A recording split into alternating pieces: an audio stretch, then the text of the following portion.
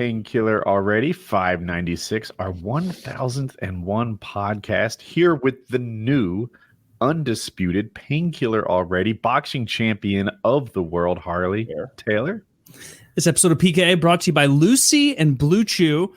And thank you, Harley, for taking a break from your difficult media regimen, being the new heavyweight champ of the iDubbz competition. Join us. I paid for the fight and watched it, and you humiliated that guy. I want to ask you a lot about it. You embarrassed him. Oh, go ahead. Harley's coming in very quiet. Oh, hello. Is that better? That's yeah, better, now I can hear you. Yeah, I was going to say, you stole from a good cause. You are going to hell. Your bank account. They did have everything up there right away. Like when the match was done, I was like, what happened here? I wonder if it's on YouTube. I searched it up. I'm like, oh, everything's here. Yeah. Everything's here. There on YouTube. Yeah, it was all there. I really had to claw my way to victory. My opponent was definitely far more skilled and stronger and larger than I was. Next creator clash, they promised me someone smaller and who boxed less. So that's more fair. Yeah. No, the truth is, actually, I always think about it. I was like, a part of me wishes that I could have been in Aaron's position to be like, I don't give a fuck. I'll fight that big dumbass. Because I watched stuff on on Game Grumps. He was like, I'm not gonna lose to fucking Harley. And I was like, man, I wish, because I'm not. I wish my balls were that big. Like, because the difference in size would have been me fighting someone who's like 6'10" and 325 pounds. So that's like the Mountain from Game of Thrones. And there's no way, I'm not going to lose to the Mountain from Game of Thrones. But Aaron did that to me. And truth is, he went in there and he came at me like a man. And he was pretty sick. He was sick. So I don't think it that he was humiliated you mean he was all. Ill? But I do think he was mentally ill. No, you said he was sick, and I'm old. It has so many meanings now. Oh, I meant he was sick, bro. Sick kickflip. Okay. I like that you said ill. I was mentally ill. I questioned it. Leading up to it, I was tripping. I was like, yo, this guy's obviously secretly been boxing for 5 years, or he's fucking crazy. Because he was literally he was all about it. He was they told me, they were like, yeah, Aaron wanted you. Aaron was down. He was seriously about it. His eyes were too big for his stomach. Yeah. Okay, all that's true. Harley beat him soundly, but at you know what I think he is? I think he's brave. And I kind of tip the hat to that guy. Dude, I don't want to get in the boxing ring with you. You're ginormous. There was it'd be a rough day. The people that were really crazy there at the Creator Clash were the people that draw cartoons. As a job, they just happened to be the wildest bunch of people that I've seen. That makes sense when you think about it. What are they being commissioned to draw? Probably horrific porn images that they have no interest in. Yeah. They came in and well, actually, also the craziest person that was there was Michael Reeves. You know Michael Reeves? Mm-hmm. He was he was in the lightweight match. I keep doing this because this is where he is. When I met him, but he was at one point I was walking behind him and he was walking somewhere. And I was with my cousin. I was like, yo, Michael Reeves is fucking bigger than us right now. Just look at him. And he was walking just such a serious walk. And he was a little guy, me and him, we look like we're part of a sick balanced RPG party. And he's walking and I'm I went up to him and I was like, yeah, there he is. I was like, are you nervous about your fight at all? And he was like, no. I'm like, what are you going to do? He's like, what do you mean? I'm going to go in there. I'm going to beat his ass. And I was like, okay, what if you go in there and lose? He's like, then I'll go home and beat the shit out of my dad. And I was like, I like this guy. You know who's rooting for him the hardest? His dad. Yeah. Yeah, exactly. He was shook. Please beat that guy up, Michael. Whenever I did boxing, I did you hit the pads and then you spar and you're sparring is nothing like hitting the pads. And it's not I clawed my way to a victory, but going into the ring and fighting is completely different. Also, I didn't expect it to do to my nerves what it did. And when I went back, I won't say who, but some people were crying. People that won their match were crying in the locker room. They were overwhelmed. It was just crazy. Cause I'm there. I'm like, damn, you do stuff on stage a lot, or you perform in front of people or whatever it is, but going out and punching and getting punched and having another guy's blood on you, I guess when you're not a combat sports fan, like he was like shook. We had people lying in the back with like oxygen and stuff like that. And you know what? I didn't pay the ultimate boxing price of like knowing what it's like to go 5 rounds and like really fight for it. And some of those guys did. Like AB and Hundar, like they had like their fight was like crazy. iDubbz's fight was really crazy too.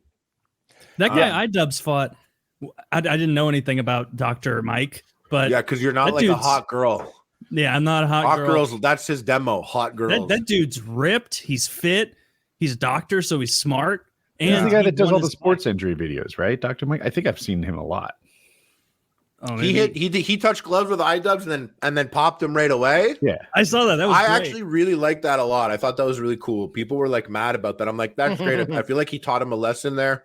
Yeah. And like, don't worry about iDubbz. That's the one thing you shouldn't do is worry about iDubbz. Like, I've never seen a guy like run this whole business, this whole event, do this whole thing, train for the fight with Dr. Mike, who's been boxing longer, and keep his composure and cool through all of it. Like he really was. He was just sick, and like Anissa was sick. They were like 2 of the best people I've ever done any sort of business with. Any sort of collaborative thing with whatever, you know what I mean? Seems like it was just like doing more. Yeah, he should. I feel like he should do more. I mean, I don't know what I'm going to do. I got offered money to box someone else. Do it. As long as it's not the mountain. Leak it. I don't know. I don't know. I don't know if I guess I can. I don't know. That'd be sick. Eh? If the doc answered, but let me be honest with you guys here on PKA.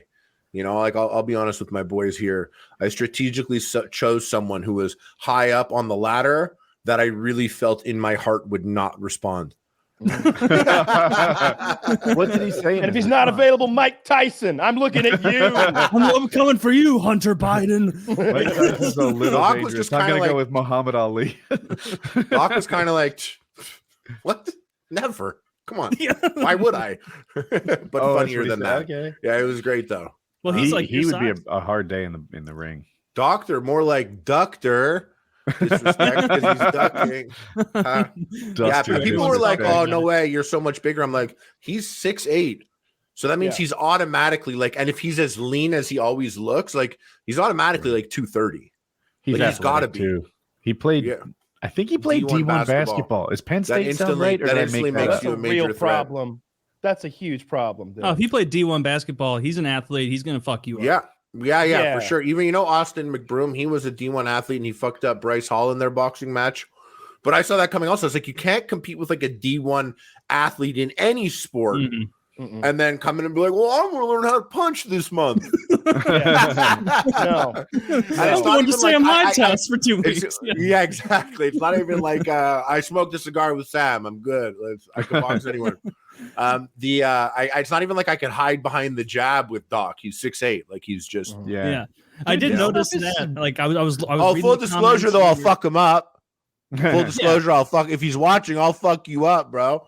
This is he played D2 basketball. Dude, boxing's scary as fuck. Fighting's scary as fuck. I don't know how many of our listeners have actually been in a fight. Even the high school fight where you knew it was coming 5 hours in advance and the guy was going to be fucking waiting for you at the bike rack. It's worse. No, this is the same thing, except that it's 2 months long. It's 2 months worth of training, knowing that fuck is training too. He wants to win just like you do. You're in the gym, nervous and anxious and getting ready for this thing, knowing that he is also in this same position, getting ready for you, and it looms over you, it hangs over you. It's gotta there's a real bravery that goes into this, and I sort of tip my hat to anyone who's done it.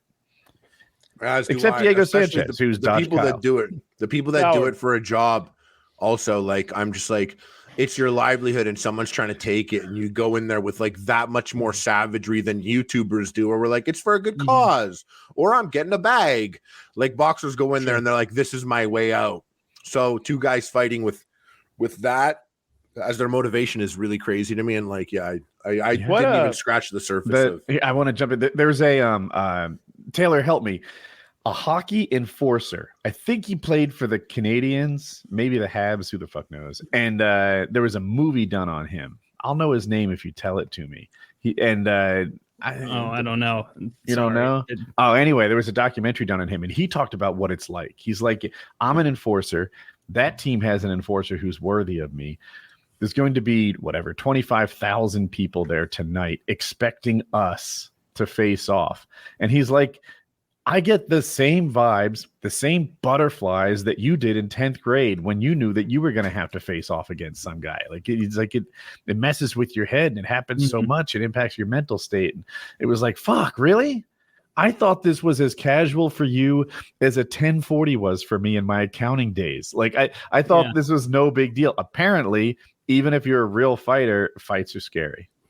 Yeah. And it does seem like based on just the NHL guys, like, there are the guys I interview where it's like, it's horrifying. Every night you go out there and I'm fighting for my job. And then there's like Ryan Reeves, who's like, I love my job. I have the best job on earth. I love beating people to death on the ice. Because he's never lost a fight. He doesn't. I would like to see him. I don't think he gets nervous.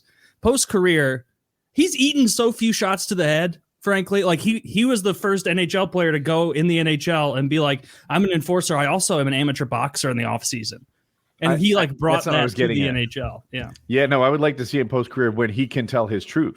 I'm not saying about CTE. I'm saying like maybe he's like, you know what? That whole time when I said I was never scared, I wanted my opponents to think that. Like that's a possibility, or it could just be reality. It's good tactics. Yeah. Yeah. So speaking of tactics, Harley, I want to dig into what the experience of training with Sam was like. There were sparse few videos. I watched the ones you uploaded. Those were hilarious. How did it compare to what your expectations were? I have more content on that coming out. Just the guy that we were filming with went with us to film at the event and everything. So there's a whole other episode with Sam coming out because I actually get sick and then we go back into it. And that helped so much. Like it helped a lot. It made me like when I went back to my coach after to work on some maybe specific strategy for the match, because Sam touched on so much. He sat down, he was like, let me tell you every single thing about boxing from beginning to end. And he told me a billion things and we kept going through it. So when I went back to my coach, we were able to zero in on things that would be good for me in the match without without the being hindered by my endurance limitations. Because fighting Sam for hours just was crazy for my endurance, because boxing with no finish line or doing any training with no finish line is crazy for endurance, because you never know when you're going to be done. So you give it your all and then you keep going. And he never wanted to go home. He was always let's do one more round. And it's past midnight. It's night. It's dark. It's one more round. He's always down. And I'm last round, I got to go. I have I have to sleep and become a person. And then he's like, okay, footwork for a couple rounds. Then you go. It was never. I have a question about Sam Hyde. So I've seen him box and he's always wildly outmatched in the times that I've seen him. Does it seem like he's using a lot less energy than you? That you're working hard, dancing around, and he's just, I don't know, casually existing in there? Yeah, well, when I went to him, that's what he said he was going to help me with. He was like, oh, yeah, I'll show you how to use energy strategically and not just adrenaline dump everything as soon as you get in the ring. But also, there's a big part of boxing, and I'm going to say things like that. Whenever I say things like that, I'm not trying to sound like a guy that knows things about boxing. I know enough to know that, aren't you undefeated? Yeah, I don't know, man. I mean, as far as we know, you can't be defeated. That's true. Now. That's true. Boy, and I win every round by TKO. But he had he was I'll be honest with you guys, I got high for the first time in a long time. Oh, I when you were saying all that stuff, fighting scary, I stopped getting high because of that. Yeah, because I would get high and then I was like, my walk-up music's gay. Oh my god! You should have never chosen. I can't believe someone so fine. The Game Grumps are gonna punch me. Oh my god! Why'd I pick It's Raining Men? What if I shit in the ring? I'm gonna shit in the ring. I would do that. Oh my god! I was panicking about the wrong things. I stopped blazing because of that. So then I didn't do all this blazing, and I got high like 2 days ago and yesterday and today, and I've kind of been like it's like me high, the me that I normally am for like the last like 10 years. So that me comes back, and I'm like, what the fuck did I do? Because it's like, you think like you got high and you blacked out, but instead like high me had sober me take control. And I was like, we're going to do a boxing match. We're going to train with Sam Hyde. And I did all this mind-blowing, weird, trippy shit. And I got high again. I was like, oh, I can't believe I did that stuff. I went to Rhode Island and I got sick in the hotel and I trained with Sam. And then why would I call a doctor disrespect? Am I crazy? Like I said something to you, Zach, in your Discord, if you could put it in there.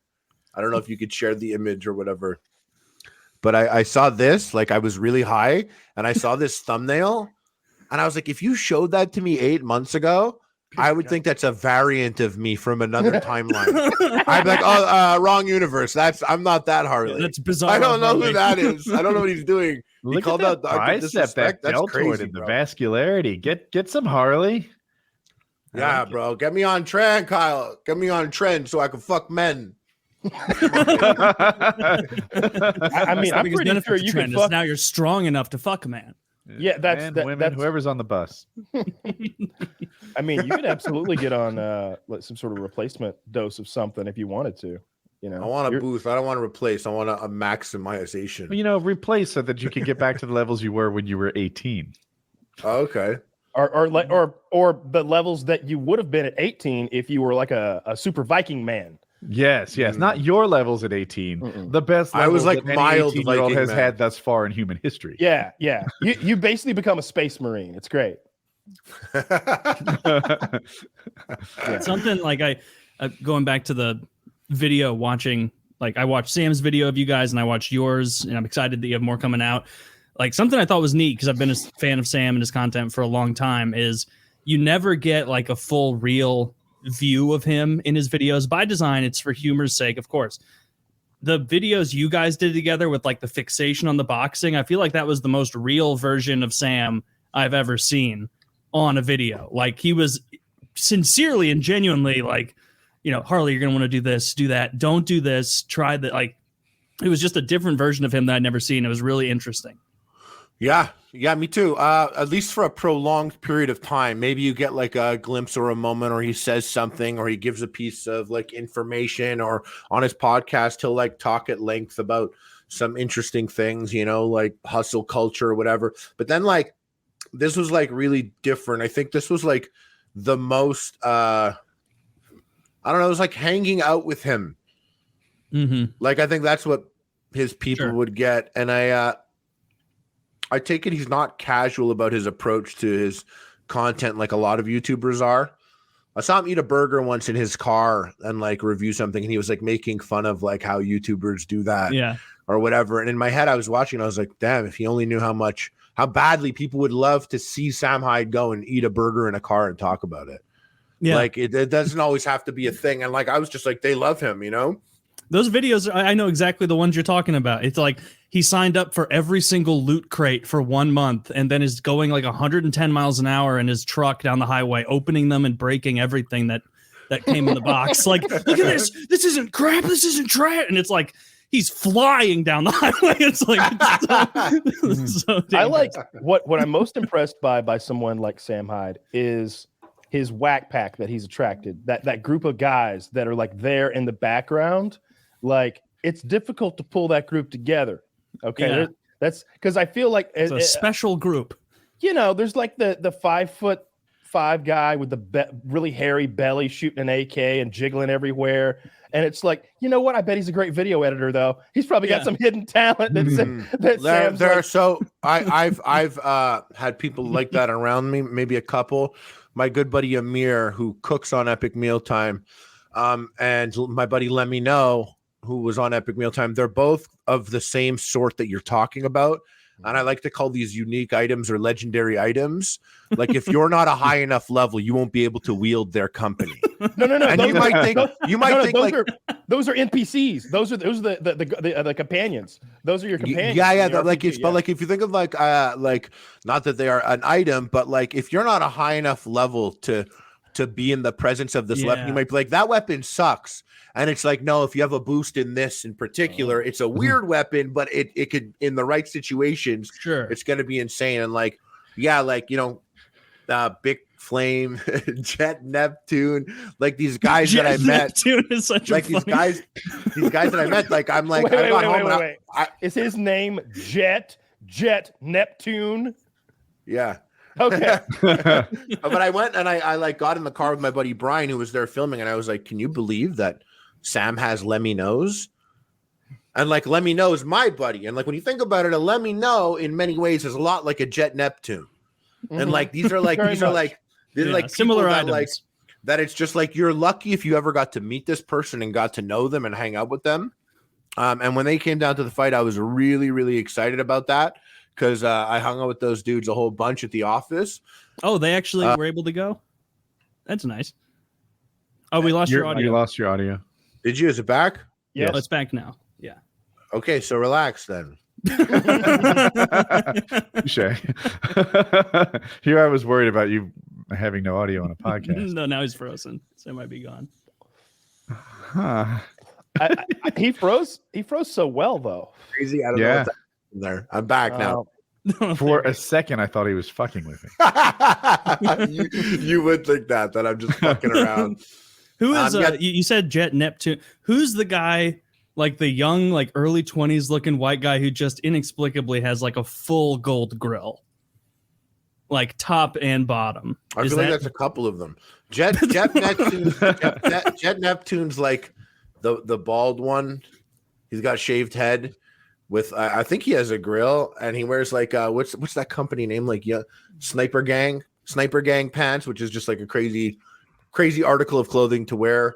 It's like Kodak Black's like clothing line. Anyways, just thing that stands out to me. Big Flame has that huge ass long hair.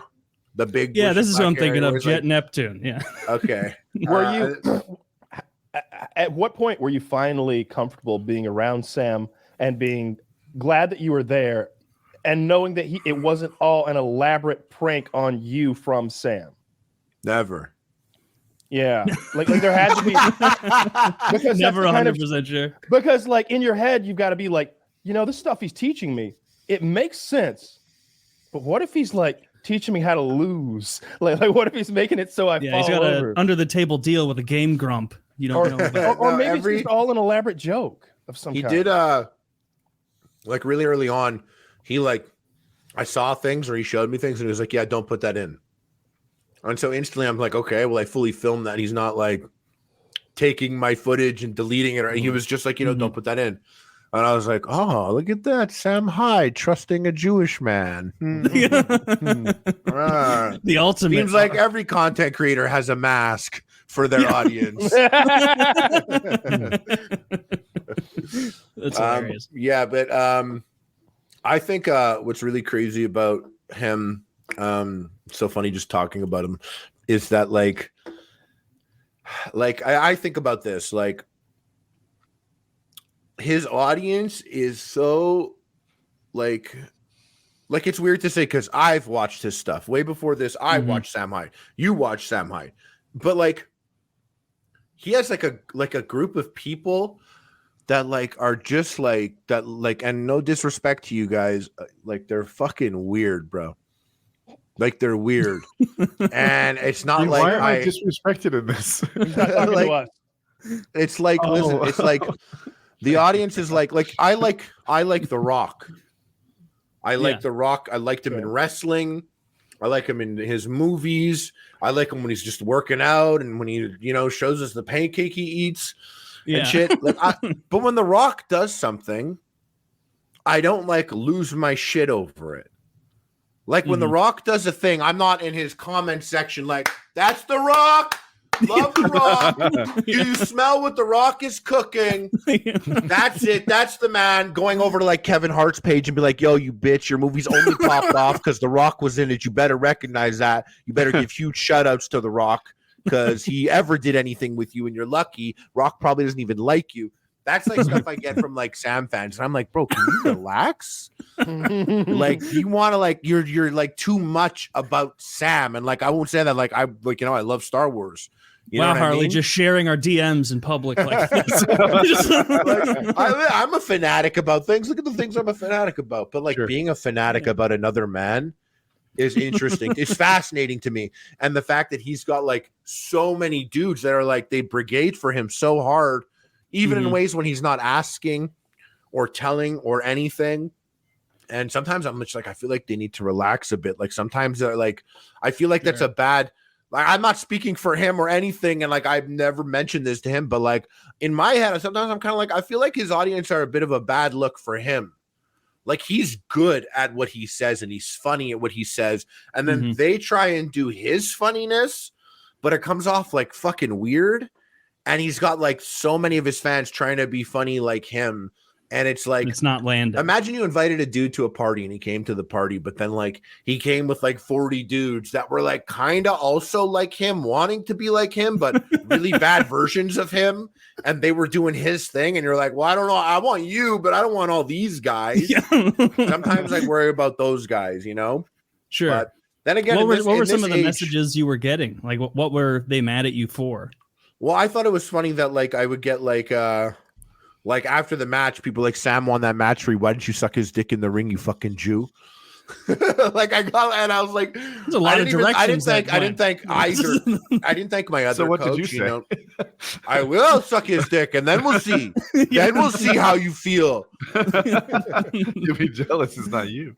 Yeah, but like they were just like, dick. it was just funny. Like I don't know, they just get amped up. They're just like amped up, and you know, I mean. I put a video up with him and it got like crazy views on my channel compared to the previous videos. So I know like for Sam, that's a good thing. Like, you know, his audience for him is a good thing. I was just like, can't they be chill about it?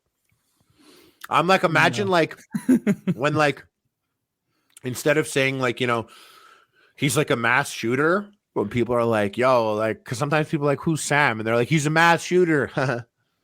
What if they're like, yo, who's Sam? And someone was like, someone who gave me a chance at life. Like, why not do his bit thing, but positive? Why spin it like he's like, you know, I feel like he doesn't need any more bad press. And it's usually his own fans that like feed into the bad press of it all. That's no like, joke. Why don't you the just spin it? Buffalo shooter thing happened. I Googled it and I found Sam Hyde. Yeah. Like they always do that. Every mass shooting. But no, this one was far more deep actually, which I just heard today, which was, I thought, extremely fucked up. And yeah, and it's made, I don't know how, I didn't speak to him about it, and I don't even like, it's like just a weird thing, but that shooter mentioned him. The shooter has like, the shooter has like a huge, like a manifesto or something? Yes, a 180 page one, and he said, this is me, and it had 2 pictures of him. So like it was like a direct reference, and I don't know. So he tried to do the meme in his manifesto. He did it. Oh no. Oh, really? That's fucked up. Yeah. See, I think that's like a super really fucked up thing. Yeah. But that's not Sam Hyde's fault, obviously. That's no, that it's guy's not. fault It's for not. shooting people. It's not, but like just that like the meme is so like his meme is attached to negative shit like this. Imagine if it just like wasn't. Imagine if like the meme was like positive, like just to flip it on its head. You know what I mean? If it was like, yeah, this guy, yeah, who's Sam Hyde? He's a guy actually that gave me 2 Ethereum in 2016. Like just something good instead of saying bad things about it, you know, or that he's like responsible for bad things. Yeah. Yeah. Let's get some more wholesome Sam stuff out there. Exactly. The meanness. Too much meanness online nowadays. Some guy was at the boxing event and he was like, yo, you're this guy you train with, Sam Hyde. I was like, yeah. He's like, he's in my DMs telling me he'll pay me $10K if I go to Rhode Island and box him. And I was like, that's wild, bro. Are you going to do it? He's like, I don't think so. Yeah, I don't think so. I'm like, he's a cool guy. He's like, I don't know, man. He's really saying some fucked up shit about me right now. I'm like, nah, he's doing a bit. Yeah, he's memeing on you. He's doing a bit. Dude, what I liked about your actual fighting when I watched it was like you had this like old gentleman style of like standing erect, and you clearly took Sam's message of like don't let that, like, keep that fucker at range, like exhaust him with your long ass arms. And you just did that, like consistently popping him every so often. You could see him getting tired, like in the real second time. round, much better than the first round. Yeah, the first round I was goofing around a bit. I don't know. I was just lost train of thought. And then my coach was just like, yeah, like the same thing Sam said. Like, I actually got a couple messages from people being like, just jab him. I was never meant to uppercut. I was never going to uppercut. But he did things that, like, just by instinct, you throw an uppercut. Like, I'm not like good at uppercuts, or I never went in this with like haymakers and uppercuts. Like, I'm going to knock someone out. I'm like, I'll just jab. I learned how to jab like for literally like the 5 rounds. I could have done that the whole time. Yeah, if I really got tired, I actually could switch to southpaw and jab with that hand. Like, I was never going to not jab. But what made you want to uppercut? What'd you see? I think someone told Aaron, maybe his coach, was like, go in there and fuck his stomach up. Because when I watched the video back, I'm like, wow, how did I not notice that? There's times where he's in there and he's like, he'll like punch me once or something, and I'm like standing there and I like uppercut because I don't have any other angle. Yeah, okay, so close. Yeah, and then just the getting offered to box again. I didn't fully get it. Can you answer again? What made you want to uppercut? What look did he give you that made you? No, he ducked. He ducked. He like goes in and like goes down, and he's like, punching your stomach, right? And you're like me. You're standing, so you're like, the only thing you could do is like punch from under. It's the only thing I could do. Okay. Can you hammer strike in boxing? Is that? Oh yeah, elbow. Oh, you mean Sam's downer cut? Well, no, not with an elbow. With the sometimes gloves even have like a white front that you have to hit with that part.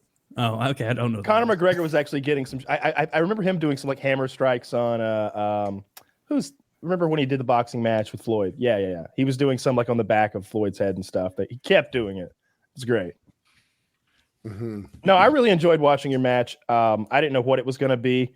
I sent you that text message like 3 a.m. I was in the gym and I was watching it a second time. I was like, Harley, fuck that guy up. That guy. I hope everybody got paid well, because that guy took a bit of a beating that night. It was fun to watch. You did a great job. But the best part of it all was the call out at the end. Like regardless of if Dr. Disrespect has any interest in doing some silly boxing thing, like, you looked cool, and you gave him his props, which made you look even cooler. And it was a perfect like post fight, grab the mic and get rowdy kind of thing. You were respectful, and at the same time you're entertaining and fun. It was great. Loved it. Yeah, it was a good fight. You could see by the end of it, like, you were 1,000,000% in control of it, and you could see you like deciding to not go as hard as you could have. Oh, there's 2 times where I watched it back and I saw, and I was like, oh, I stopped right there. Like, for no other reason than I just stopped, because I was like, his hands were down, and there was like 2 instances where I was like, oh, I don't want to like fuck him. I weigh so much more, and I do feel like I trained harder. So I'm like, oh, I don't want to do that. And I thought it twice, but I took a couple like of his punches on the side of the head or on the back, and I was like, I'm not a good enough boxer to like be able to play this game. So at the end, you'll see I hit him with this ugly ass, weak ass rock'em sock'em. I'm just like, but. And it's just like, I was just showing the ref, like, every one of these are a punch, and each one could be hard, but none of them are hard, but they're all here. And he's still turtled. I was like, it's like 12 shots in a row. Please stop this. I'm sick. I'm sick. There's blood. I'm gonna throw up. There's blood here. I'm sick. I'm not a combat sports guy. I know that. Like, I know that's another thing why, like, the boxing match I passed on, and it was like pretty good money. I was just like paid double that, and then but like, for the most part, like, it would have to be an incentive like very high, because I don't want to, like, I didn't like boxing. I mean, I love boxing. Boxing was sick. But like, punching a guy and seeing him bleed was not like, that didn't get me all bricked up, Yeah. Like, not even a little bit. You didn't get a little chub. No, like, my dick got smaller, and I can't afford it to get smaller. Trust me, my body's so big. Like, anything smaller looks weird. It already looks weird. But like, so I'm there and there's blood, and I'm like, I don't know about this. Why am I here? Why am I here? I'm mad at him. I'm like, why are you here? I should have gotten high before I agreed to this, and High Harley would have shut it down. I can't believe I got high, and I was literally like bad tripping. I was like, what did I do? This was all so weird. Why would I say Dr. Disrespect? I'm like, what's happening? Your first But I time thought being- about it. I did think about it. If I did do another boxing match, if I did get like on a big card for a boxing match, I'm going to train with Dr. Disrespect. Does he know how to box? What do you mean? The last guy I trained with didn't know how to box, but he made it work. Sam made it work. Sam I knows how got to there and he box. put me, he learned how to be a Sam knows how to boxing coach. box. This argument isn't holding up at all. No, Sam just in drop the it. video, Next time- Sam doesn't, he never boxed before. He's not a boxing coach. He loves boxing. He hits his punching bags. He goes to the gym and he hits the bags. He loves punching. He loves combat. He watches. He learns. He's always learning. But Sam never boxed. And Sam is know not a that. boxing coach. He seemed comfortable hitting. Exact, bro. Yeah. But that's it. But there's a But that's comfort it. that comes with experience that he seemed to have in spite of not being that experienced, it sounds like. Mhm. Yeah, Sam. I asked him straight up. I was like, "Did you ever box?" He's like, "No." It's like in the first episode. I was like, "You never boxed, eh?" And he's like, "No." And I kind of knew that anyways. But he's still like, I mean, like, you could still like. He didn't. When I was going down there, and people were like, "But does he know how to coach?" I was like, "It doesn't matter. He's going to be a big ass dude with boxing gloves on, and he's going to want to box me." Like what? Like it does. Like, anyone's going to learn from that more than anything. Like it's kind of like just throwing yourself in there. You know, like you Sure. throw your dog in the pool. Yeah, he's never swam before or taken lessons, but like he's gonna fucking pull it together when he's in the middle of the pool. And I was in the middle of the pool there with him. It's a good comparison. Yeah. And you got thrown in the pool and you had to sink or Over swim. and over again. You started swimming. Yeah. So now it's like if I have a boxing match coming up, chances are Sam is also probably gonna be on a card, not against me or anything, but he's gonna be in a boxing match. I'm pretty sure something is happening that I've heard of. That is almost Okay. Yeah, I don't know if I'm speaking out of my place right now, but anyways, no, Zach, not that. Much more threatening opponent than him. But he, I was like, he's going to be busy. He's going to be doing his thing. So I'll go train with the doc. That's a Division I athlete. I haven't even cleared it with the doc yet. And I don't know if I'm going to be able to amass the $100 million check it would require to hire him for a week of training. You need a tenth of $1 billion. Like you could buy Twitter or you can go train with the doc for a week. And like, so I'm just like Division I athlete. What do you mean? He's going to help me with my footwork.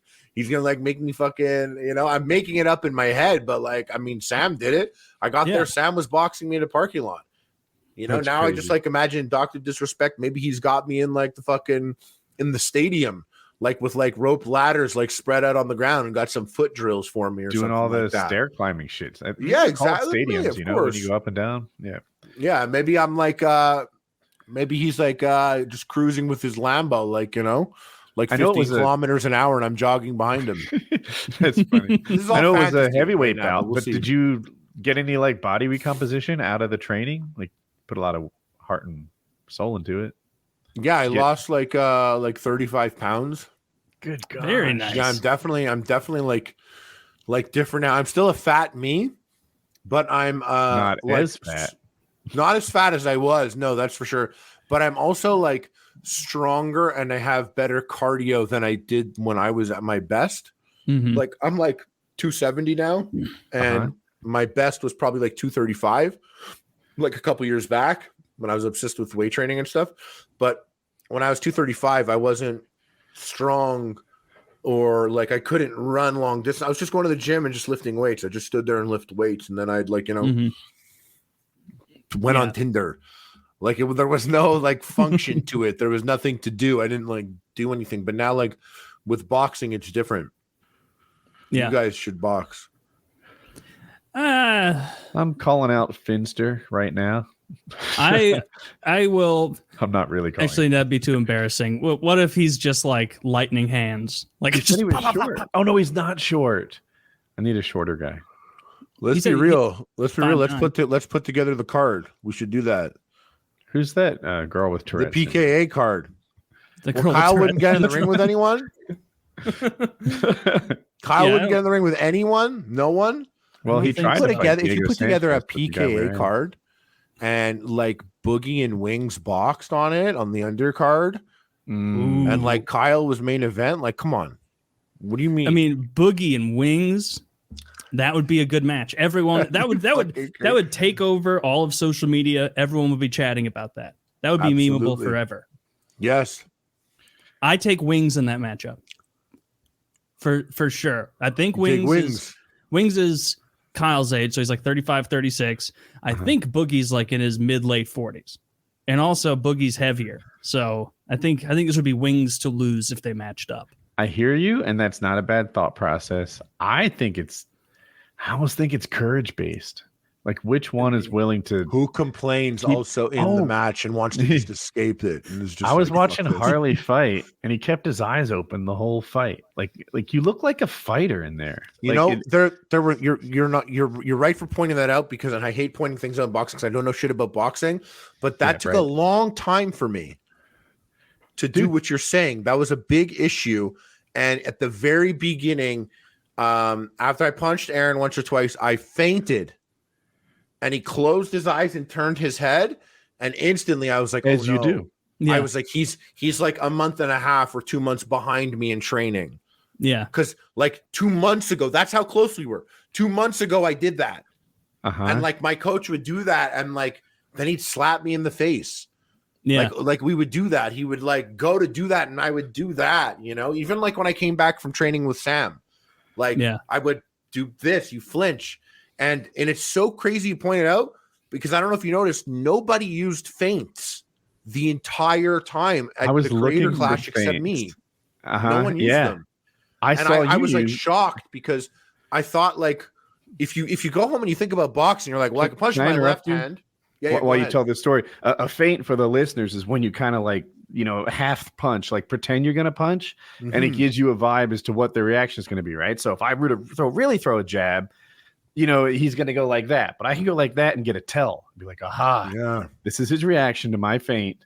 Now I know what to actually do if I throw a real one. And that's kind of like half of boxing. Well, for only me at my level, like what I've done, which is nothing at all. But like I was like, I could either punch with my left, I could punch with my right, or I can pretend to punch with either of those. You really don't have anything else. So I was like, you know, I didn't expect people to do like, you know, side steps or like things like that. People went in and people punched, and people held their fists up, and they tried to pick their punches, but no one really like faked it. No one really did the feint moves. And I was like, so surprised as every match went on, you know? And then I think maybe they know, because like when I feinted on Aaron, I watched the fight back. He started to feint back at me, which I was like, oh, so maybe he wasn't thinking about it before, you know? You're training him. Yeah, we was happening. That thing. Well, a couple times I didn't step up to him a couple times. I thought his arms were down, like his arms were like here, and I was at a distance where I was like, oh, I could reach and punch you in the face right now, and I'm like waited for his hands to go up, and then we went at it again. And you know what, that could have all backfired, because Aaron, he doesn't punch, like he's not like, his punches aren't a lost cause. You know, like I got hit on the side of the head, and I was like, oh, if that got me like across the nose, like I broke my nose, and then tomorrow sucks because why? Because why? Right. Yeah, he's dangerous. Did a YouTube boxing thing. You're dangerous, Harley. You look like a fighter to me. Like you were fainting, your eyes were open, your posture was right. And I'm like, that's always my fear. Like they're going to go in there and they're going to be like, I saw Woody fight, and I've compared him to Floyd Mayweather, and fuck Woody's slow. And I'm like, all right, well, you're right, kind of, but you're used to watching Floyd, you know, like, but I was looking at you and I'm like, this guy, he has courage. His eyes are open. He's using feints. He's managing his energy. Like, that's what I saw when I watched you fight. And I was like, fuck, Harley's a problem. I don't want to. That like, Harley, if like, you see me, please don't hit me. I don't want that turn of the century style. I liked that. Yeah, put up your dukes. Yeah. Because the biggest fear isn't losing, right? It's embarrassing. It's being seen with your shirt off. Yeah. Yes. That was a big deal, right? Same thing. That was a big deal to Aaron and I, actually, the shirt on thing. Dude, unironically, that would be one of my main things. I'd be like, well, yeah, I'd probably get my ass beat, but I'm gonna get my ass beat fat. We do the first PKA does the first ever shirts and skins match. Why did I have to be skins? Dude, it's actually We flipped the coin. this is just bullshit.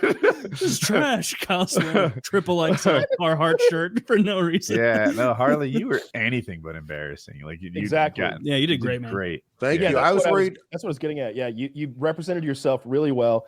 From beginning to end, there was nothing about what.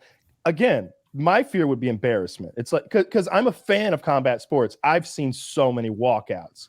It's important to me as a fan that you don't stumble on the way out or anything. Oh my god! Also- everyone's fear.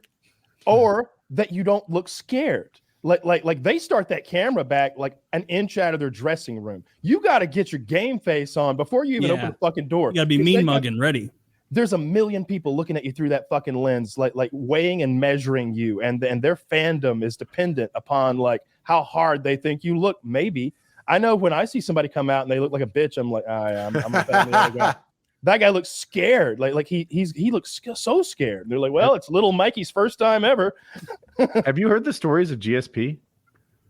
Remind me. GSP, George St. Pierre, for people who don't know, was one of the greatest UFC fighters ever. He fought at 170. And he'd be in the back room. I wish I could do his French Canadian accent. Oh, it's but so good. he's like, I don't know why I do this. It's so scary. It's dangerous. I really don't even want to fight right now. I'm not mad at him at all. He's fine. Could we just agree not to? It's like, dude, you are the baddest motherfucker at 170 who has ever walked this planet. And he's scared. And he's got a formidable opponent. He was champion, it seemed like, for most of his career. So everyone he fought was very good. It's scary. It's so scary. I got some UPS package delivered earlier, and they're kind of expensive. It's gym equipment, and but I didn't want to like take them in, so I'm leaving them on my step.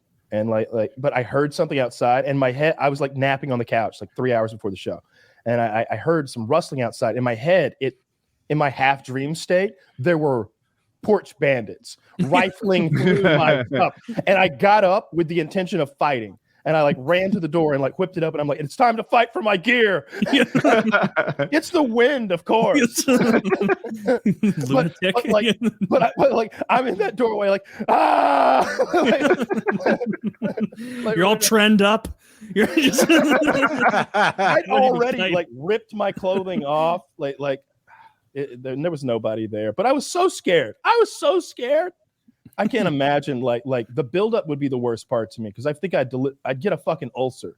Like when something is like gonna happen now, I can maybe compartmentalize that a little bit. Not great. I have panic attacks, but when something is months away, like when I had that trial and all that legal shit like looming, when it's looming, it is you can't get rid of it. It's like being wet and not being able to get dry. It's just always there on you. It's just always like in the back of your mind, a little cold, wet, damp bullshit that you can't really wrap your hands around. Mm-hmm. That's how a fight coming up, I think, would feel to me. And like your point of like, you're in the gym working out and you think like he is too. I would be so obsessive if I had an opponent. Mm-hmm. I would be so likely to be like, we're going to have to go to 2 a days. Like there's no way. And I feel like by the end we'd be like, he might be doing 2 a days. He could be. There's no way he's doing 3. Can we do this? Can we make it so that my opponent doesn't know he's my opponent until the day before the fight? Yeah. Yes. That's what I want. God. I would like it more if it was a secret, like who your opponent was. That would be interesting. You're talking about stress. That would be more stressful, wouldn't it? Yeah, Not you as like weird walk to out me. and you're like, now you're fighting the Bradley Martin twins. Yeah. 2 at once. Yeah. What's that? What was the child molesting YouTuber, the Duger guy or something? He was on TV, remember but what you're yeah, talking about. I do know what you're talking about. The I thought he Duger, started on YouTube. Like you maybe might they. be right. That's what I wish they do. You know how they have prison rodeos? I've never been to one. I've never been to one either, but I know they exist. Like for Oh, anyone I thought who you got a doesn't. blue ribbon. Yeah, that how they have that event And where on they the chase pedophile chase. Yeah. That's what it was. That's what it was. Kyle's looping up Slippery Joe over there. Got him in 15 seconds. Yeah, you tie him up in the middle of the yard. Dude, that's the coolest event in the whole rodeo. Like, I think the rodeo is pretty lame, if I'm being honest. Like I feel kind of bad for the animals sometimes, but there's one where you like chase down a calf on a horse and you lasso this calf's foot. while it's running, and you like trip it up, and then you jump the fuck off, and it's called bulldogging. You bulldog it, which means you tackle it, and you get its head in a certain way, so you sort of like get in a headlock, incapacitate it, and then hog tie that motherfucker, which is a detailed thing. It's not like you got him restrained. Like, no, that's not good enough. You got to get like 2 loops and then a hitch, and then 2 loops and a hitch or some shit, and then hands up, and it's timed. That one's cool. That one's like a whole athletic event. Strapping an asshole on a bull is not necessarily the bull thing is fun, but like I know what you're talking about with the bulldogging or whatever, because that'll be an event that comes on when I'm at my grandparents and my grandpa's watching rodeo, as he often does, and I'll watch that, and I'll see a guy do that, and like he'll like throw it, get off tie, and the time is running, and they'll be like 7.2 seconds, like hands up, and I'm like, well, that guy must be the best guy on the planet, and then the announcers are like, disappointing score from Roger Stevenson here, you know, and my grandpa is just like, these Brazilians are so good. He loves the Brazilians. He thinks they're the best at dude. That event, I know this event too. They lasso it, they jump off the horse, and then they tackle the thing and tie his feet. It is bullying. It is bullying. They outweigh their calves, right? They're doing it to baby cows. They got no shot. They're that like baby 75. cow doesn't want to play this game. He wasn't like, oh, like the dog show. Those dogs are fucking happy. Those dogs at the dog show. The camera's fucked up. They're having the time of their life doing the agility thing, prancing around. Everyone's clapping. These dogs are like, all these people love me so much. Yeah. The calves, it is not their best day. No, this is a completely different sport you're comparing it to. Look at this. That is a. Well, see, look at that. That one has some horns. Look. He didn't even bother with the I've always seen him lasso the thing first. He just jumped the fuck off. 1 foot in the saddle still. That'll we joke around sometimes about how some things just aren't sports in our opinions. And I guess it is a bit of gatekeeping. Although in some situations it's like, come on, it's just not a sport. This is a sport. He's transcended to a sport. Yeah. It absolutely is a this sport. Is like very impressive. A fun sport. I like to go to elementary schools and just beat the fuck out of children. Look at that diverse crowd. Dude, everybody got the hat memo except for far left guy. All right. To be fair, on the point of diversity, I think I saw a brown man, sort of He's on Brazilian. the right. I think he was. That's a laborer. Yeah, that's just in the area. They caught him. Did you ever do a kids rodeo as a nothing like that young guy? I did a couple. Like we grew up with like cows and stuff, but my dad had no interest in that rodeo stuff. And to me, like I'll be honest, especially in Georgia, the guys who were so there's country and western, right? Georgia's country. Yeah. Oh, okay. That's how I feel about it. Like if we're being honest about what we are, like we're country and western, you know, it's west of us. We're on the fucking East Coast, boys. Like, get that fucking cowboy belt buckle off and those boots off too. Put some work boots on or go west. Like, you look silly. I think the guys around here that like try to be cowboys, they cosplay as cowboys, and these same like hillbilly redneck fucks would like mock some like femboy who's dressed up as like, I don't know, some weird anime character. I would too, because anime's lame. But they're doing the same shit. You're dressing up as your favorite fucking cowboy. Yeehaw over there. Like those guys don't know how to bulldog a cow. Are you saying I look silly in my coonskin cap? when I had one. You know what America's largest cosplay organization is, without a doubt? Harley Davidson owners. Harley Davidson owners all dressing up like they're in some sort of Hell's Angels club with their fucking leathers and their chaps and their badass skull caps that don't protect your head. You guys are all cosplay. You're a dentist. That motorcycle is $35,000. And those people aren't your play toy. Like I've always tried, like despite like the characters that I may have portrayed here and there, I've always tried for like me as a person to never be cosplaying as anything that I'm not. Like when I would go, when I bought my motorcycle gear, I was like, okay, I am not Speed Racer, Evil Knievel, or the Marlboro Man. I'm me. So let's find some shit that looks like me and some stuff that I like, and let's not try to be anybody. All three of the men in that picture are wearing leather vests. Mm-hmm. And it looks hot out. They're wearing leather vests. Like what? It's not safety equipment. It's a cosplay thing. Another diverse group of people. Harley That Davidson bike in riders. the foreground was probably $40,000, $35,000 new. People talk about paramotor being like a rich person's thing. $35,000 is 4 paramotors. That's true. That's true. This guy probably rides this bitch to work though. I doubt it. At the bank. I doubt it. At the dentist office that he owns. At the yard. That backseat he looks manages so a local Chase. Doesn't it? Yeah, that backseat looks sweet. really comfy. I want to I would hold on to any of you on that backseat gladly. I kind of wish my backseat had that or what's called a sissy bar, which is a backrest. Because now before I hit the throttle, I have to like make sure my passenger's ready. I refuse to put anybody on my bike. I'm like no one? No, never. I will never do that. No, I don't like that idea. I don't like being. I don't want to be responsible for them. For one thing, I feel like I'm already doing an irresponsible thing every time I put my helmet on. But that's my decision, and I don't like some dumb girl might not understand that she's taking her life into my hands every time that we like skedaddle up the road to like see how loud it is. Yeah. Like no, we'll watch a YouTube video. It's really fucking loud. Listen to it on my laptop speakers. Yeah. You're just like, if you want to ride a bike with me, then you need your own bike.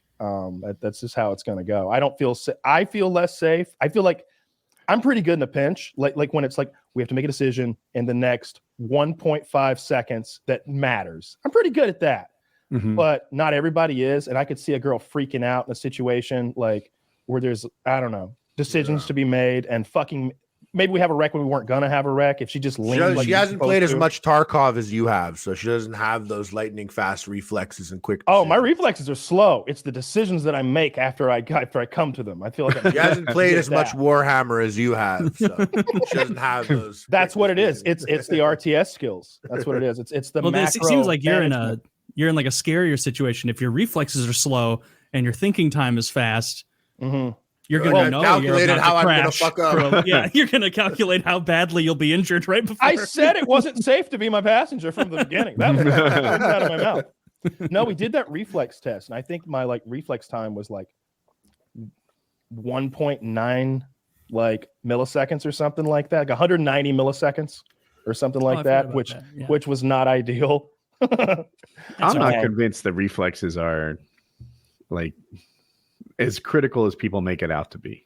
Like for what? In video games. Like everyone's like, oh, my reflexes, right? Kyle expresses his surprise. Cool. I think like making the right decision and getting on target quickly is essential, but not how quickly you decide to get on target. Like that stuff is all sort of done in advance before you even engage. If your mouse skills are good in that you go straight to target, but your reflexes are a couple hundredths worse than mine, you're a better player. Yeah, I agree with that. And then like the highest tier of like gaming sense is when you see the guy not take the fight.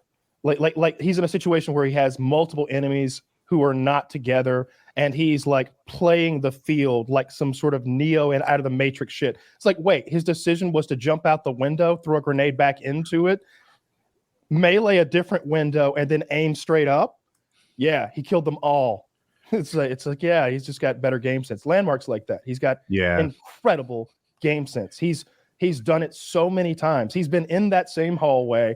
And he's had 1,000 fights in this hallway.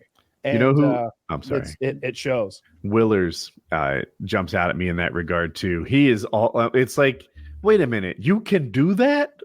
I didn't even know that was one of our choices. And you're jumping on dumpsters on top of trucks. Like I can never. You could go there, and to you, that's the logical route.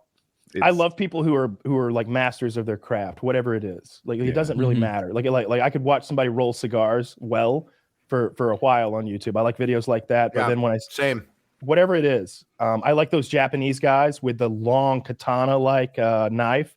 And they're cutting up the sushi, the tuna, the giant tuna, and those tunas are worth like tens of thousands of dollars or something crazy. Like they're. I always feel like I'm being lied to when they say the price of those tunas in those videos. I know. They'll be like, "This is a $75,000 tuna," and it's like, what billionaires are you selling this to? Well, I didn't even know how. It's actually they probably just own a sushi restaurant and they weigh 1,000 pounds. It's an expensive sushi restaurant or something.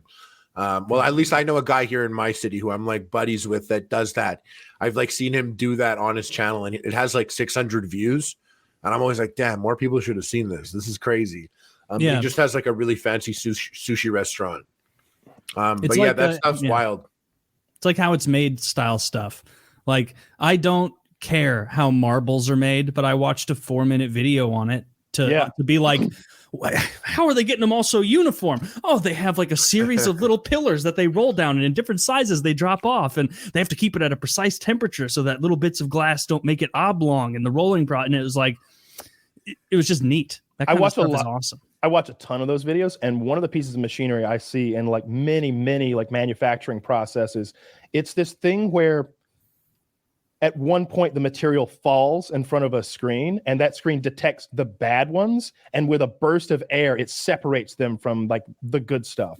So it could be like wheat falling, and it's like any rocks or fucked up kernels, it's just like poof poof poof poof poof. But it does it with, there's like a system that's exactly like that. I'm sure it's the same like software for sure for like every industry, whether it's tomatoes or wheat, or they're making like plastic little pieces that go into something. There's that same machine. I really like watching those videos, like especially when you're stoned, right? Because it's like you can just kind of absorb that. You don't need to have any big thoughts.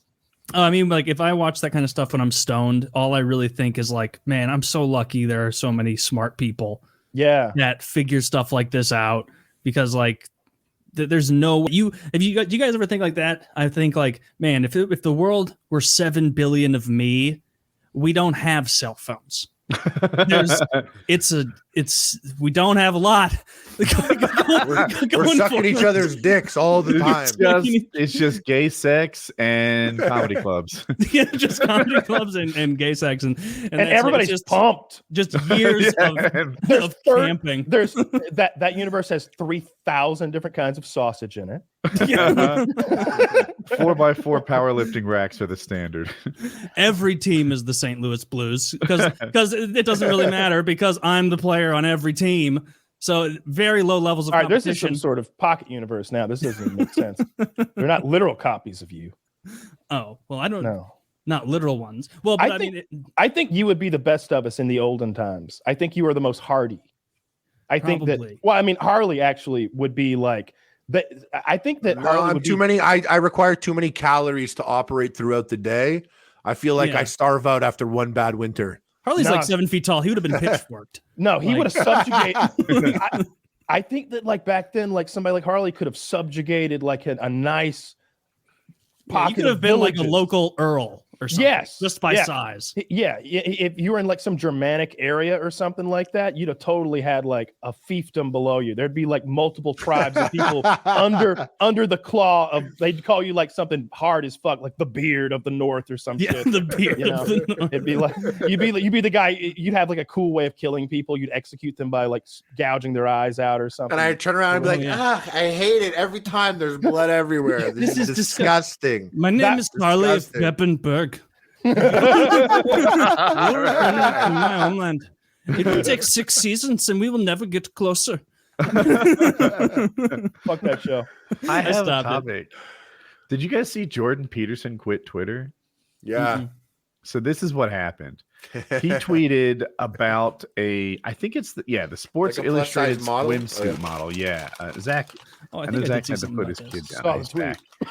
Can you there's the article. You have to click stories continues, and then you can see this woman in her swimsuit. She is the cover of the Sports Illustrated swimsuit model of a swimsuit issue. Of course, that issue is usually the cover is like some super hot, mega hot chick. And he writes, "Sorry, not beautiful, and no amount of authoritarian tolerance is going to change that." So I'm waiting on Zach to open this. He's still his Twitter is still here. He tweeted that he was leaving Twitter, that he gave his password to his staff and told them not to give it back to him or something like that. Oh, he'll be right back. Yeah. I'm leaving for real. Here's my password. Don't give it back to me no matter what, ever. Oh, there she is. Yeah. So, and you can see his tweet at the top there. I'll say it again just to get it right. Sorry, not beautiful. No amount of authoritarian tolerance is going to change that. So I'm torn. on one hand, Is he gay? What do you guys think of her? She's obviously pretty. She has potential. Is he gay? No, he's Do you not think gay. he's gay for that? This woman's busted. Come on. You think he's gay for that? What are y'all being so quiet for? Clearly, he's not. First of all, like Jesus Christ, look, that's a pretty lady. That's a pretty Yes. lady. I wouldn't. Yes. She's not a freak show or anything. She looks great. No. She shouldn't be on the No, Kyle. No amount of authoritarian Russian propaganda can get me to believe that she's great. She's made up as well. Look, they've put so much lipstick on this pig, Woody, that Her face is pretty. Undoubtedly, her face is she pretty. needs to lose 25 or 35 pounds or something like that. I don't know how tall she is. I don't even think today, she needs to lose it. I know a couple boys that would be much happier with her as she is right there. Absolutely. Like this is a lot of people's ideal. But the issue isn't whether she's hot or sexy or fit or not. None of that is it. It's does she belong on the Sports Illustrated, which I thought was about sports being illustrated, swimsuit edition. Because I don't think that this woman plays any sports. I'd like to know. Like maybe I'm wrong, but she doesn't look like she does. An Olympian or something? I think the swimsuit edition. I don't know. Is that what it's about? Isn't it about? Yeah, What the is- swimsuit edition if not hasn't that, then traditionally what? been about sports. The swimsuit edition is just hot chicks, right? When Kathy Ireland or Christy Brinkley or whatever the ladies of old did, they weren't athletes. These are just the hottest people on the planet making the cover. I've never seen a single illustration in that entire magazine. Not one illustration. No. Stay on topic. So the angle that most people are taking is that Jordan Peterson is a bitch for quitting Twitter. Right? This is Mr. Clean up your room, have a backbone, how to be a man, etc. He gets some mean comments on Twitter from He's how to be a man. Yeah, he's all I think about. if you're really a man, you would jump at the opportunity to have sex with this woman. There's a certain logic to that. Yeah, all women, I guess. You can tell any woman, yeah. though, right? The question is, What do you mean a is Ziploc bag Jordan filled with gummy Peterson- bears and mayonnaise, like warmed up in the microwave? If you're a man, you fuck that. Yes, we've all done it.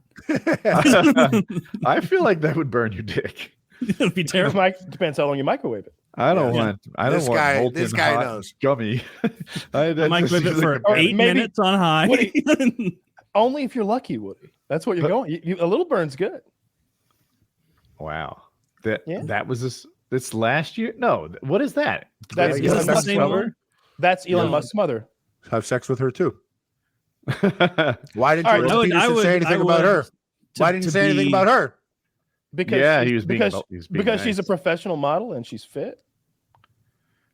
And And she If is you good have for to her choose age. one, Like, this is. I don't want to have and this also, conversation. There's, Really, there's nothing But if wrong you with had to getting choose older. one- There's if you had nothing to wrong. ch- Oh, I choose Elon Musk's mother 100 times out of 100. for sure. Yeah, that'll get me for with sure. the richest man on earth. Yeah, Or I it'll guarantee get me in No, very that's bad- not part of it. That doesn't count. It's just straight up like, what are you doing? You know. Elon Musk's mother. I want to. If I'll you tell have you sex with something, if- Elon if- Musk's mom, he is either you're going to be best friends. It's not about Or- wait. It's not or there's Elon gonna Musk. be a You don't get problem. Elon Musk. You just get her or this one. This one I or want that her. one. I want Elon Musk's mother. Because Trust I'll me, tell you make sure. something, and I like even before this conversation Okay, ever Elon happened, Musk.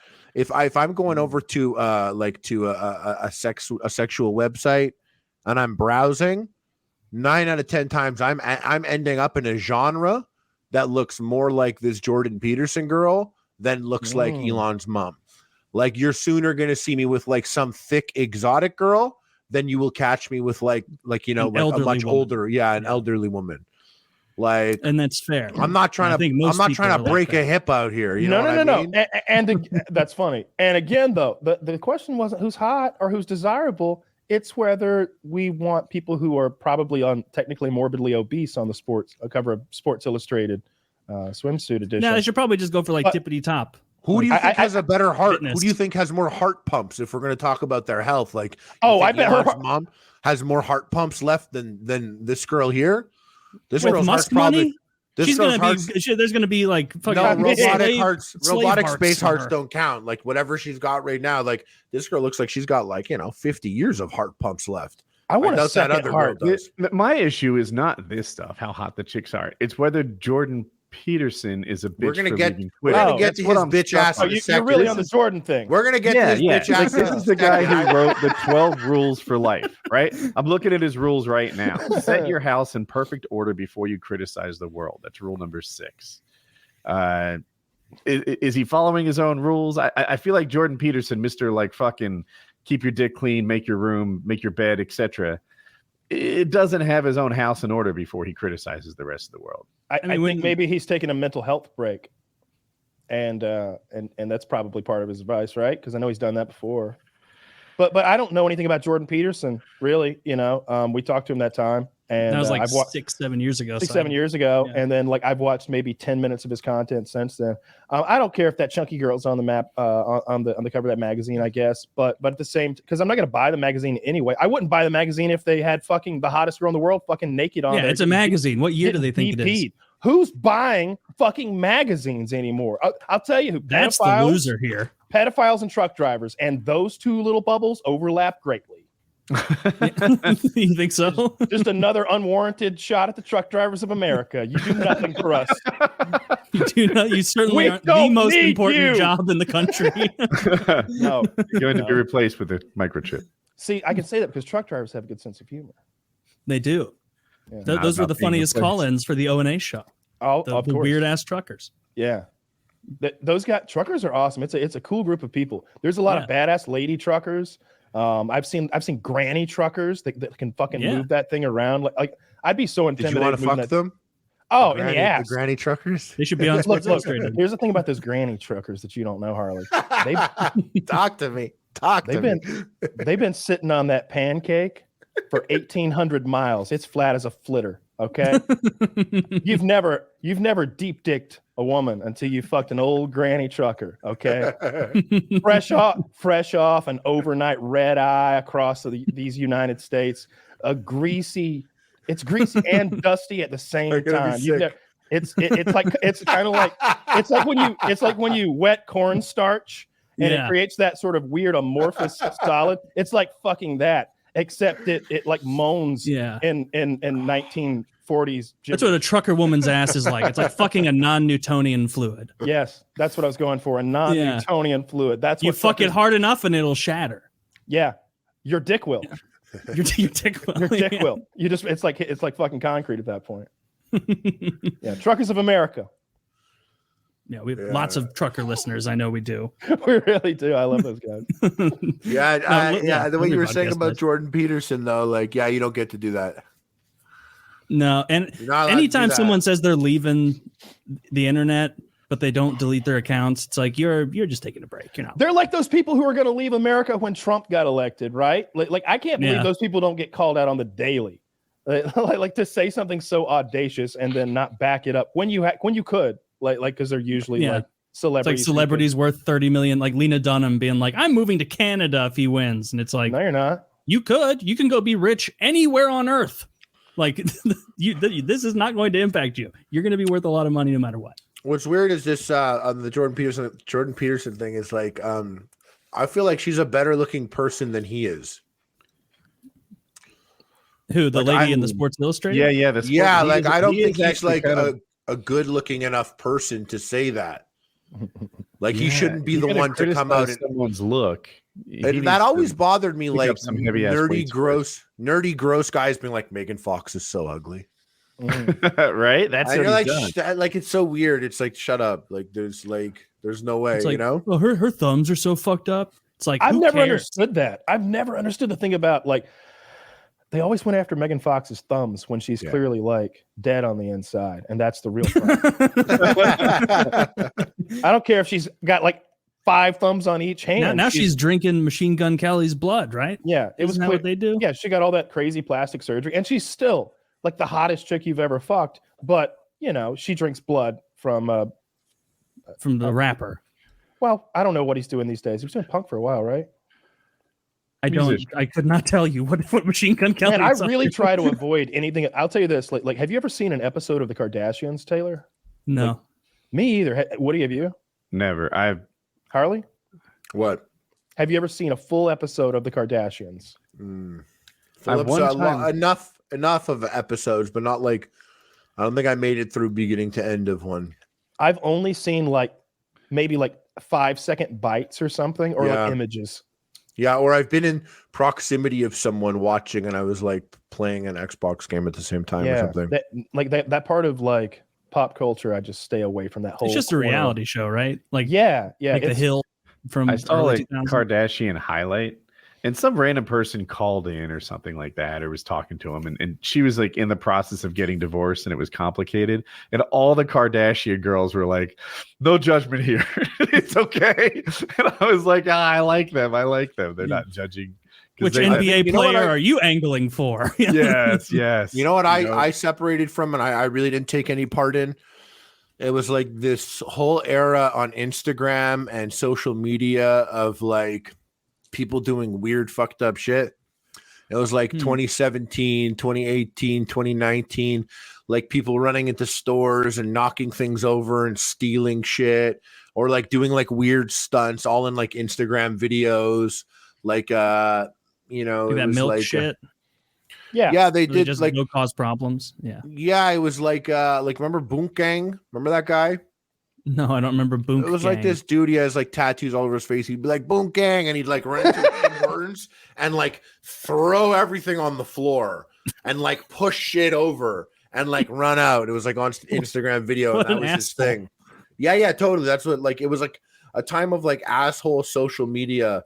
I'd hate that. Things. I hate it when you leave a mess for someone else. I'll tell you what I did like though, like when Vitaly would like dress in that like black suit and be like the Russian assassin or whatever, and like drop off the briefcase and be like, "This is for you," in the Russian accent. They'd be like, "What do you mean? This is for you? You take," and like leave them with it, and then see what they did. I saw another version where a guy dresses up in like, I don't know what you call that thing that Saudis wear, the full like the thing that looks so comfortable that like. You can wear it in the desert, like what is that? It's called? Like a sheet. They're nightgown. Yeah, I don't know. They're in like I bought one.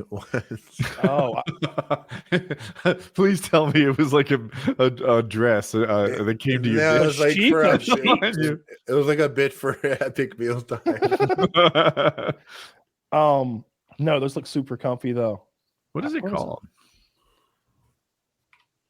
I know my Moroccan friend, he was like going to some party one night. A thobe.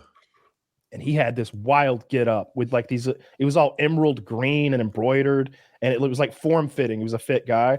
And then the shoes were like came up and curled back toward him like a fucking elf out of a cartoon or some shit. It was awesome. We don't have anything like that. We just put on a suit. Right. Well, we could wear a thobe. Dude, you show talking. That's what I was getting at. That the guy throws on a thobe and he walks up and like throws like a gym bag at people on the street and runs away. And I like it. Invariably, they are terrified and run. It's pretty fun. We were talking before about like just your reaction time and stuff, and I was trying to remember what it was called. But like quarterbacks take this test called the Wonderlick. Yeah. You know about that? I feel like you three guys should like take that on one of your like off days and then just bring in your scores and like analyze them just to see who would be the best quarterback of you three. Cool. I don't know what is this test like? Like it's like average? You have to know when to skip the question. I think when you get one wrong, that's when it stops counting your score. It's like 6 minutes to answer 58 questions. And the questions are things like manipulate is the opposite of which of these words, and there's 4 words there. And like you could skip questions, that's fine, and go back to them later, but like you have to know when to skip, and when you get one wrong it stops counting it. And like it just so happens that like good quarterbacks tend to score high on it because it's like quick decision making stuff. Cool. No, I feel like I'd fuck that up. That sounds fun and also not embarrassing if I make a 0, so I will do it.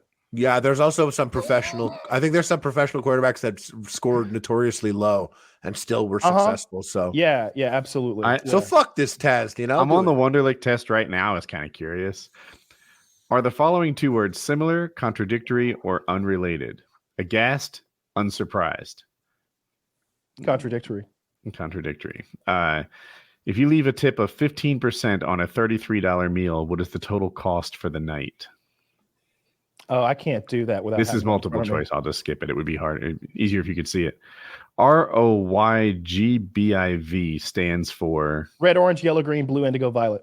The colors of the rainbow is one of the choices. So I'm going to give you that. Quarter of inch is equal to, and then a decimal 0.25 inches. It's an IQ test. Mm-hmm. And Harley points out that it's timed. Like I don't know if I'm on pace to finish this or not. I think I am.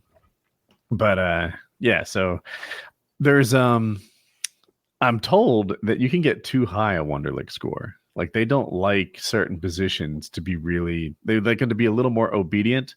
And they have found that if you crush it on the Wonderlic and you're smarter than the coach or independent thinker, that's not what they're looking for some positions. Some positions. A soldier. Yeah. And I don't know where exactly. Not maybe lineman or something. It's like they don't want you to contradict and hesitate because you think you have a better plan. Like just because you think that guy is getting past you, he is not your fucking assignment. This guy was. That guy doesn't even matter anymore because it was a fake. Don't you know?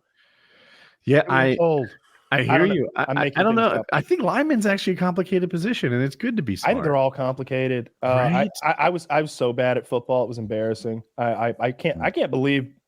I must have expressed interest for my parents to put me out there. I don't know what the fuck. Like I wish I could you're go back. Country strong. What do you mean? You're country strong. Of course you go into football. They just got to see it out. You're American. You're American country boy. You absolutely have to go into football because there is a chance that you get on the field and you're magical. And I understand why your parents did it. There's just they had seen me run. They had seen me run before. They knew. They should have known. My mom was like, he runs like Forrest Gump. He's just straight up. They were right putting you in though. Like I'd look at you. I'd be like, our kid looks like he gets mad sometimes. We should put him on the field. See what happens. Forrest Maybe you're like fucking crazy ass linebacker or something. He was a great runner too. I looked. What she meant was he looks retarded when he runs. That was just my mom's loving way of saying it. I think. My dad would get mad when I was a kid because I ran very gay. Like as a young boy, I was flipping like this when I was running, and it like frustrated my dad to no end. Steven like Seagal. I remember, you ever watch him run? He runs like that. I run like Steven Seagal as a child, and I remember just like looking off the soccer field and seeing my dad just like, oh. And I remember once like my grandparents or some like I'm like 5 years old, like 5, like I'm like actively looking over, seeing him disappointed in my gay running ass, and I remember he was that face of disappointment, but also I remember. We like saying goodbye to my grandparents, maybe family friends or something. And he got onto me for this like 10 times in a row before I got it, because I would wave to people goodbye like this. Oh, I'd say goodbye. And he'd be like, stop waving like that. And I'd be like, what? And I would see like them going like this. And it didn't compute. And I'd be like, yeah, like I just kept waving like that for a bit. And like he really didn't like that I waved like that for probably a good year.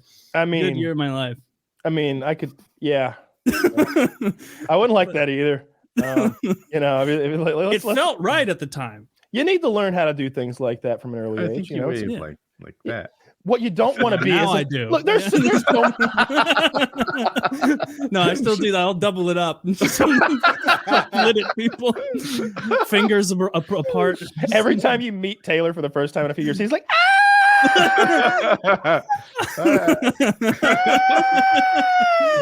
That's what it's like. And then we do each other's nails. Inflatable guy at the car salesman. Yeah.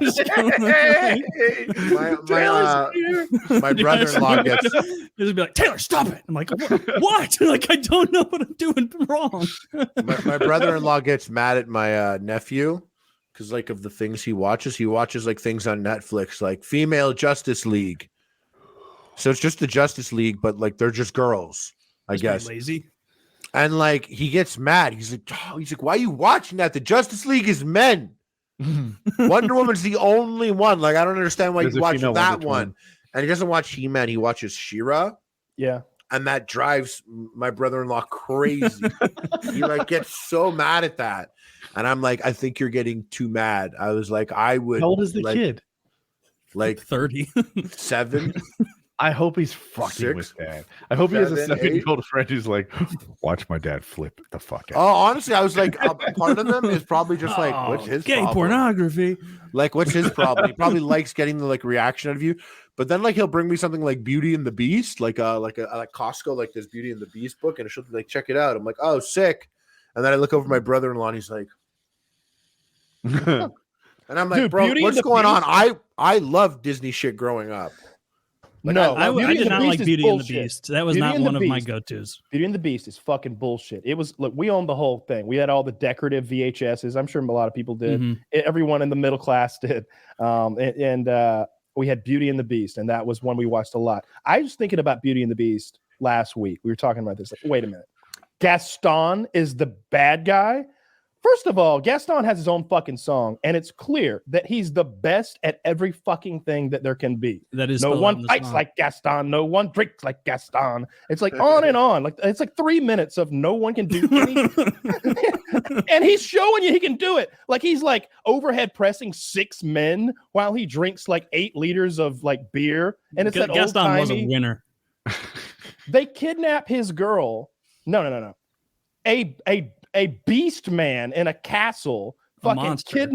kidnaps his girl and fucks her with his dog dick and with all of his like demonically possessed belongings, keeping her prisoner in his fucking evil man castle. It's like She can't And even then- escape because his dog dick is knotted inside her. exactly. It's They're all actually cop- hot when they're- you they're describe ass it to like ass. this. They're They're ass to ass ass. to That would have been great if in the final scene when Gaston has shown up to save like not only his love, but like the cutest girl in the village or whatever. Like everybody's like, the monster took Belle or whatever. And he's like, I'll lead them in to save her. And like, I wish when he was on the side of that castle, beating the shit out of that dog man, that she was knotted, being drug along behind.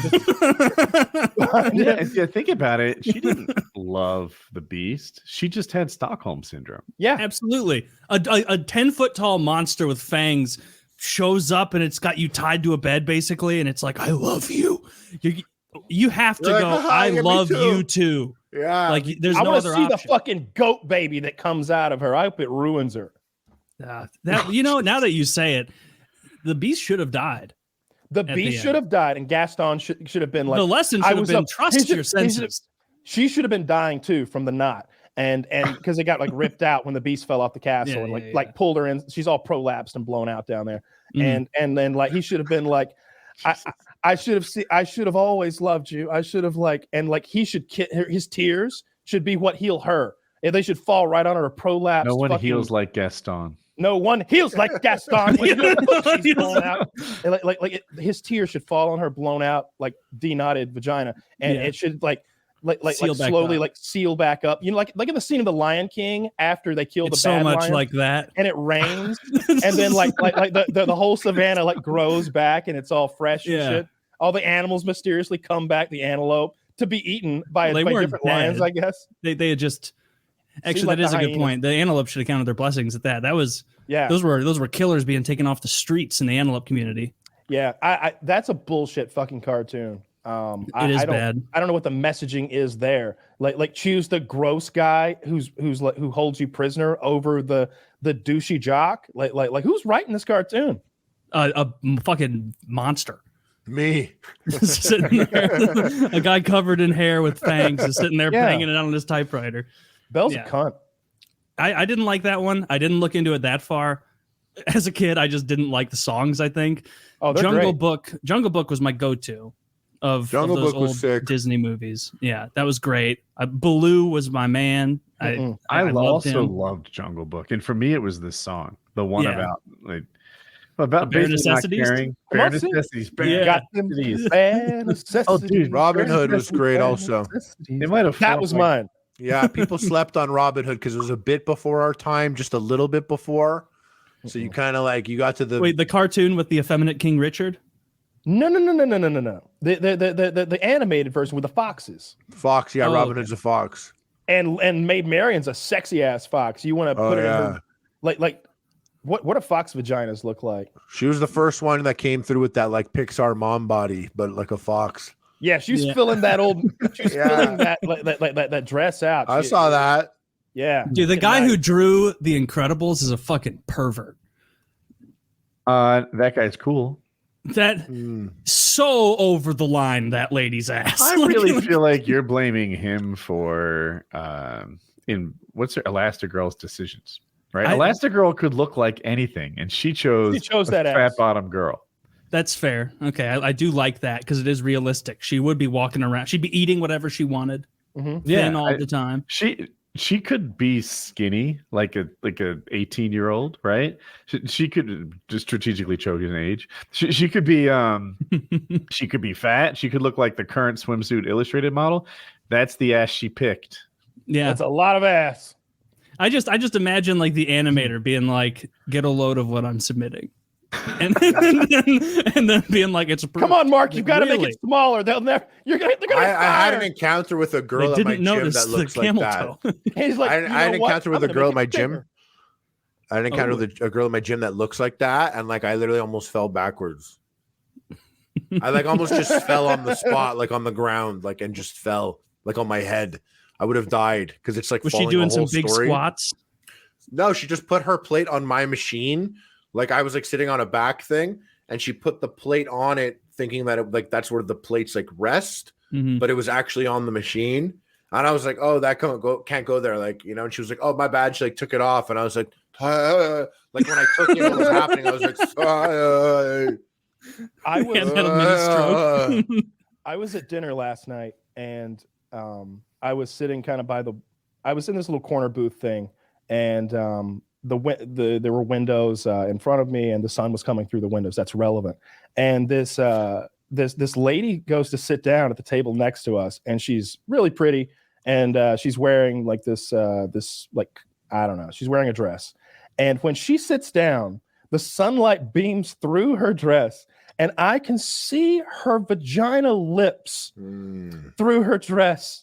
And I like sometimes the Lord smiles on you. I whisper to my date, I'm like, I could see her pussy lips. And she goes, she's not wearing a bra either. Did you let her know? You're not allowed. Well, yeah, of course. I tapped her on the ass, and I said, "Ma'am, are you feeling a little breezy? It's a little clammy in here." No, that That was wild. That was a fun start to the evening. I had a good time. And it stayed visible the whole time. No, she was for one brief moment when she was standing in front of the window before she sat down. Like the sun shone through her dress and made it transparent to the point where you could like see through her dress. Yeah, lucky. Yeah, nice. You were like ditching the date. Let's go on this. I'm going to pursue this. I'm like, she's coming with us. Nah, she was with her. She was with her mom and dad. They're coming too. How old was she? I don't know. She was in one of those little booster things. What ages are those? Like she was unbelievably rude, playing with her food the whole time. Get this. She cried in the middle of the restaurant for 40 minutes. 2-year-old. Oh, that's horrific. Oh, what's the deal with the I've been told that there's a shortage of baby formula, which as someone who despises babies, it's like, things looking up. But right.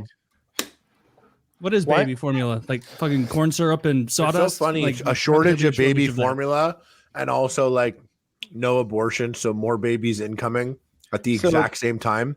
You've seen that there's a shortage of baby formula. I'm not sure why. I know part of it is I sound like I'm knocking Trump, but Trump made some sort of rule saying you can't import baby formula amongst maybe other dairy derived things from Canada, having to do with protecting our own industry. It was never meant to like hurt babies. At the time, there was no shortage. And I'm just trying not to be like as wholly anti-Trump. He's not my guy, but let's be fair about it.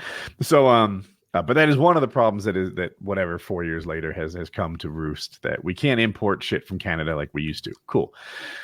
Right now, they just passed a bill in the House, 23 million. So this, on the scale of the government, is tiny little bill to give baby formula to babies of poor families. and like 192 Republicans voted against it. Thankfully, something like 8 voted for it, along with 200 Democrats, so it passed. But I'm like, why are we voting against this tiny little expense to feed poor babies? I heard that, and it made me. What my first thought was, I doubt Republicans are trying to hurt babies. That's not a good look. What else was in the bill? Help me understand. Help me understand. Like, I'd love to know. Like, honestly, like, look, if you're against babies, that's not a position that I can't get on board with. I'm okay with that. If you're literally trying to starve some babies out there, like I've been saying week after week, we got a lot of fat babies out there. Start when they're little, and they'll stay little. Okay, you wait till a problem gets big to start, weight loss. It's right. Start you early. need to start. Everyone would do better. Almost all Americans would do better on a calorie restricted diet. Why not begin in utero? In the womb. Yeah. That would be the issue that got me out into the streets. If they were like mandatory calorie restrictions for Americans until I've never been to a protest, never been to a political rally. I'm organizing shit. I'm like starting Facebook groups and trying to handing out Cheez-Its to your fellow protesters. Then the day comes and I like stay home. It's like everybody else take care of it. I don't understand what would motivate most. Right? It wasn't. I'm going to make up numbers, but if I'm 80% right here, it's like 192 to 8. Yeah. Republicans were against giving baby formula to poor babies. There's got to be some reason. Maybe the argument is babies should work harder. They're mostly freeloaders, right? They don't do shit. They don't pull their weight, and maybe it's time babies started working harder. They don't do anything. I don't know. I don't know why you'd want one of those things anyway.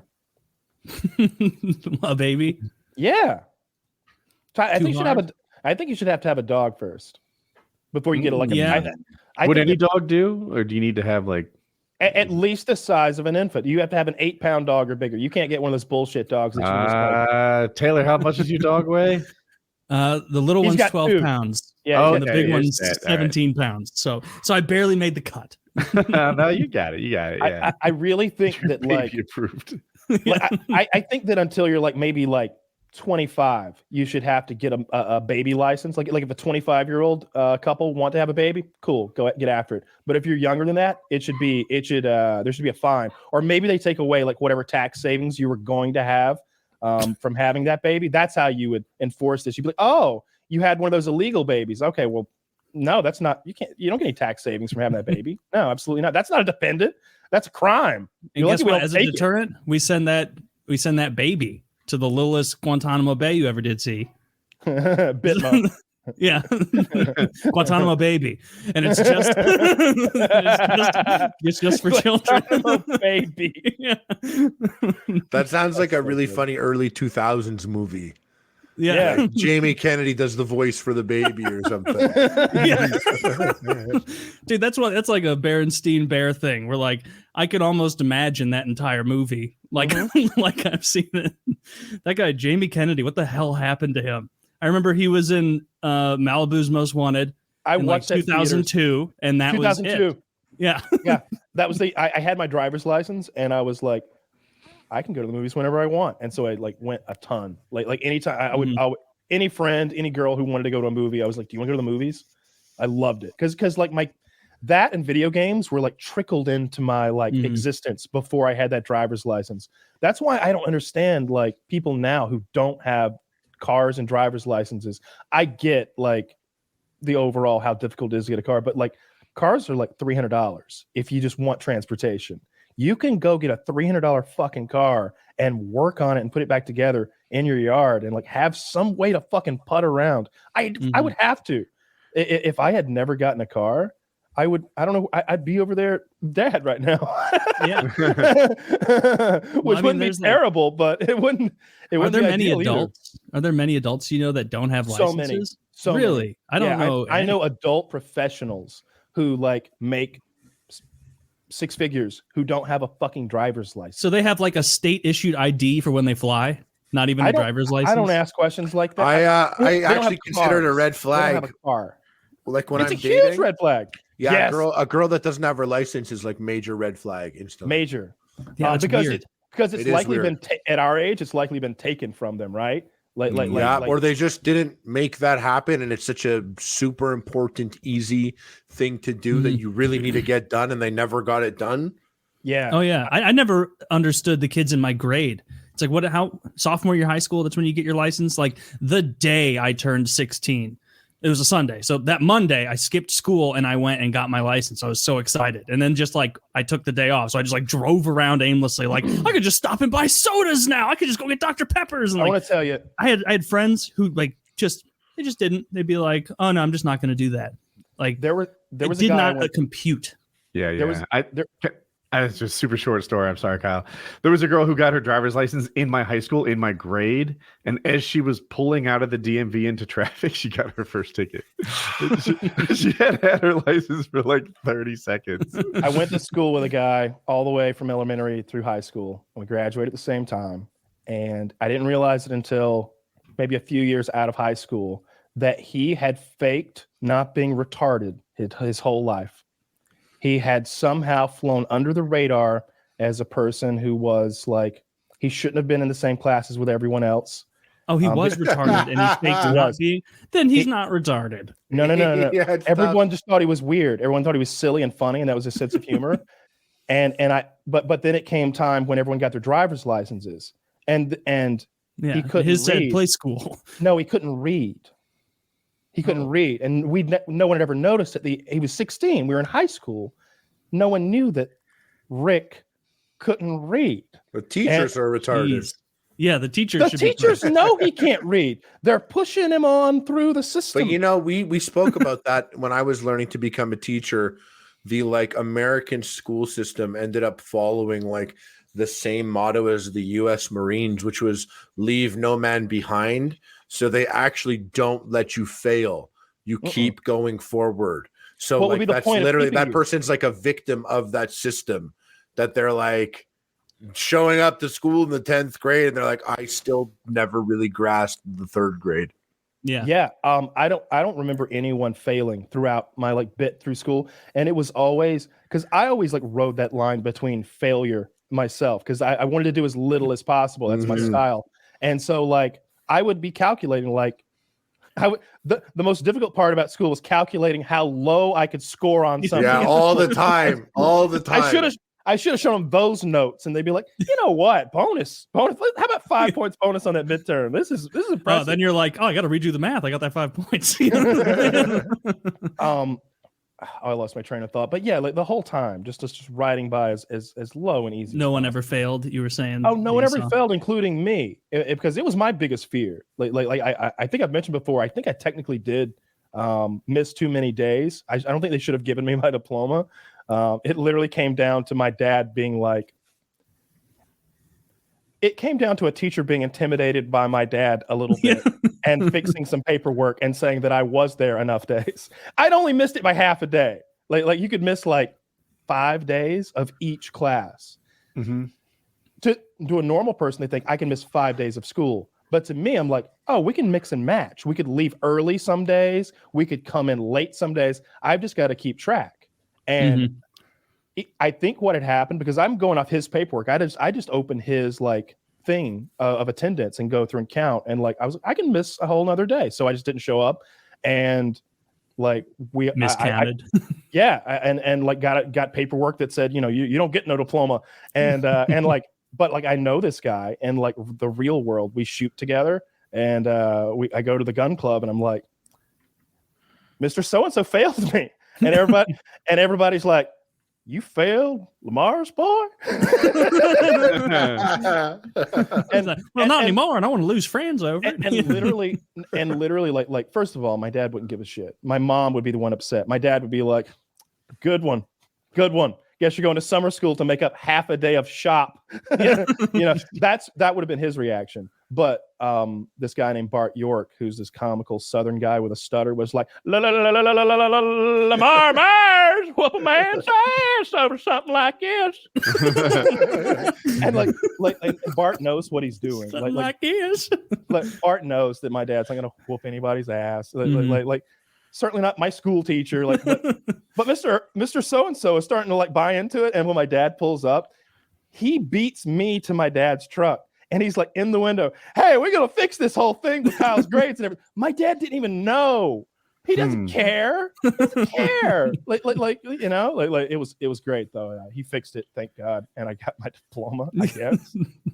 So you're technically a high school graduate. Technically, I am, and that's all that counts. That's all that counts. Yeah, I don't remember anybody failing either. I remember that one guy I went to 8th grade with, who on his diploma it said "Thank you for participating in the 8th grade" instead of "You graduated," but he didn't even get held back.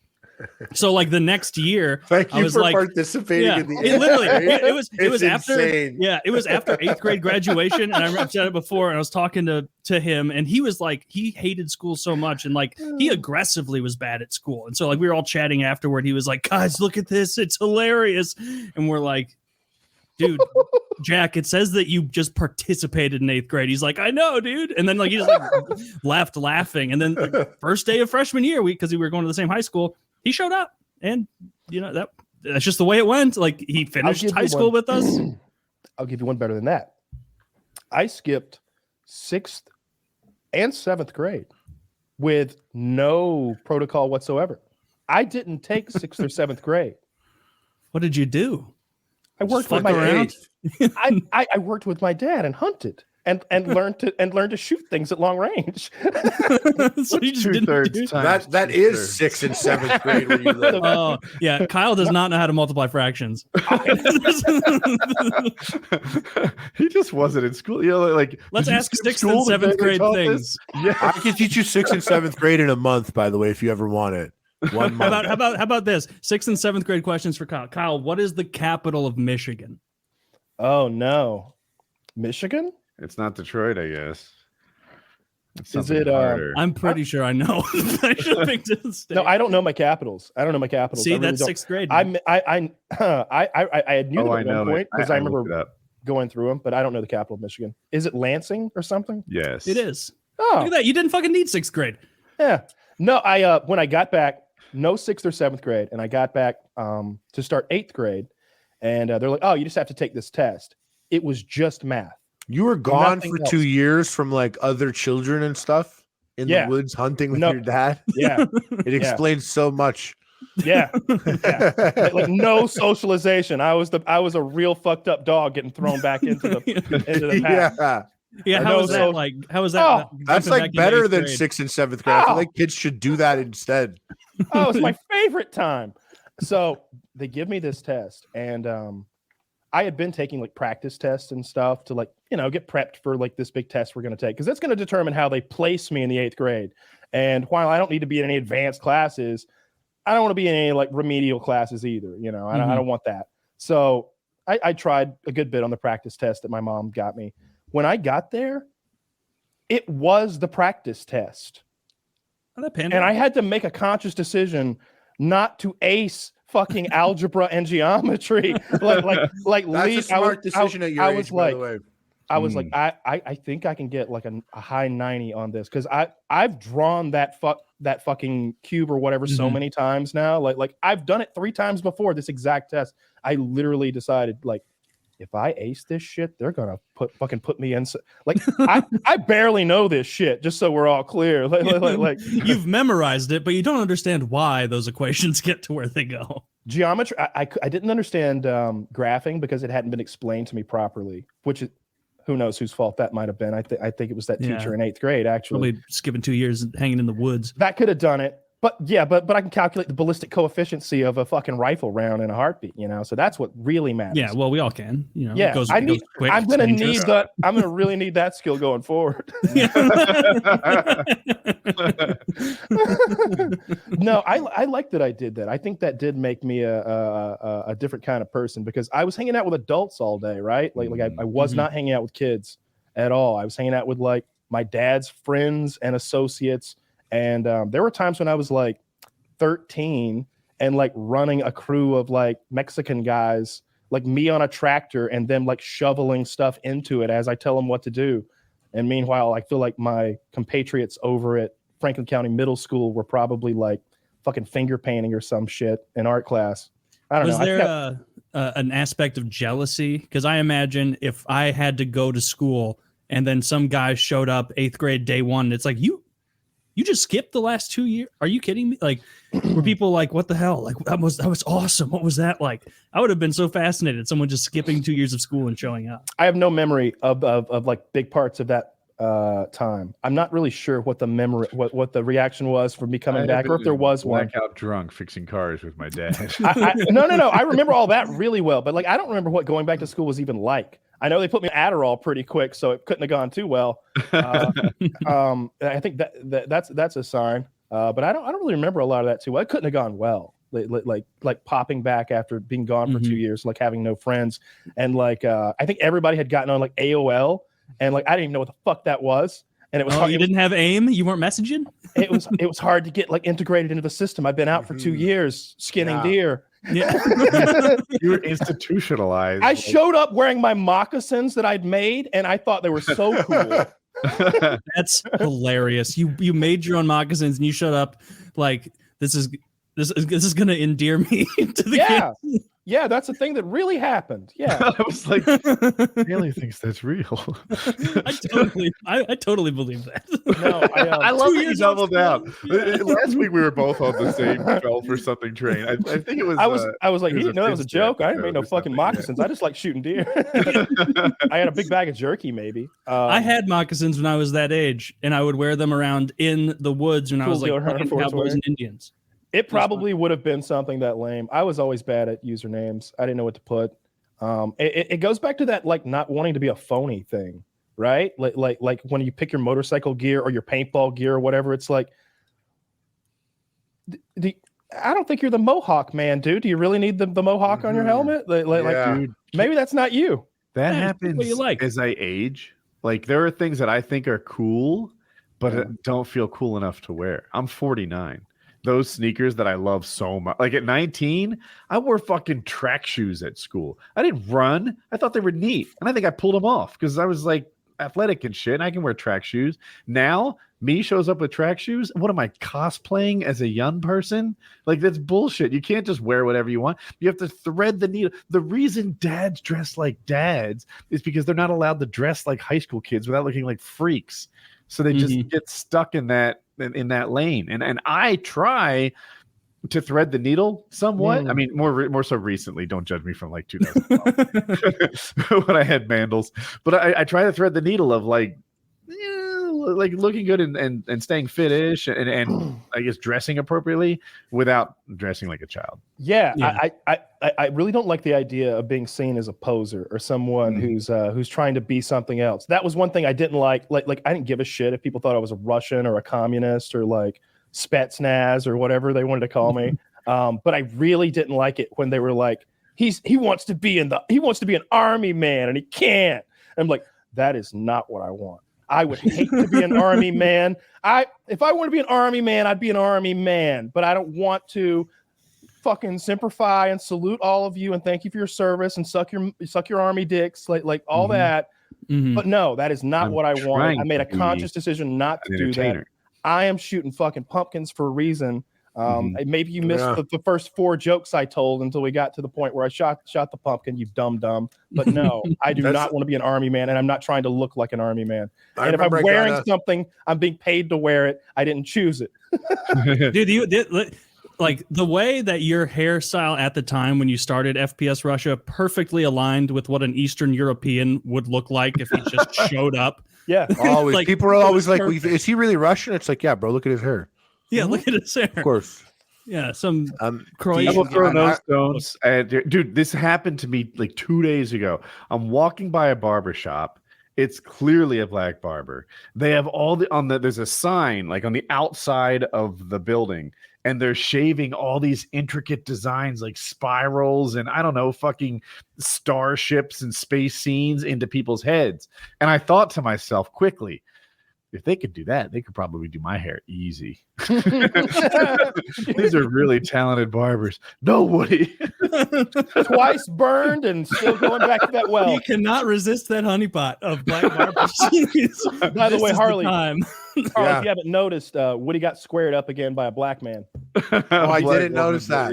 Yeah. It's I funny got because another Amir bad walked haircut. into my buddy Amir walked into a barber shop like that with the same mentality, and he walked in and took like 2 steps, and they looked at him. They're like, "It's not for you." And he was like, "What?" They're like, "This place isn't for you." And he was like, "Okay," and like just turned around and left. And I was like, "They could have cut your hair so easily, but they just didn't want to." Yeah. I was like, "Your hair is like easy shit." Especially Or since if you're just like yeah. you're like just do it loose on the sides or whatever your dumb like recommendation would have been. It would have been easy.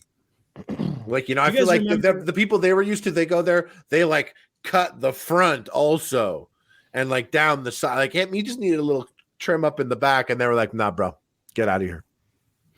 And, on the gun thing, actually, I remember like on a vlog, I got like an airsoft gun.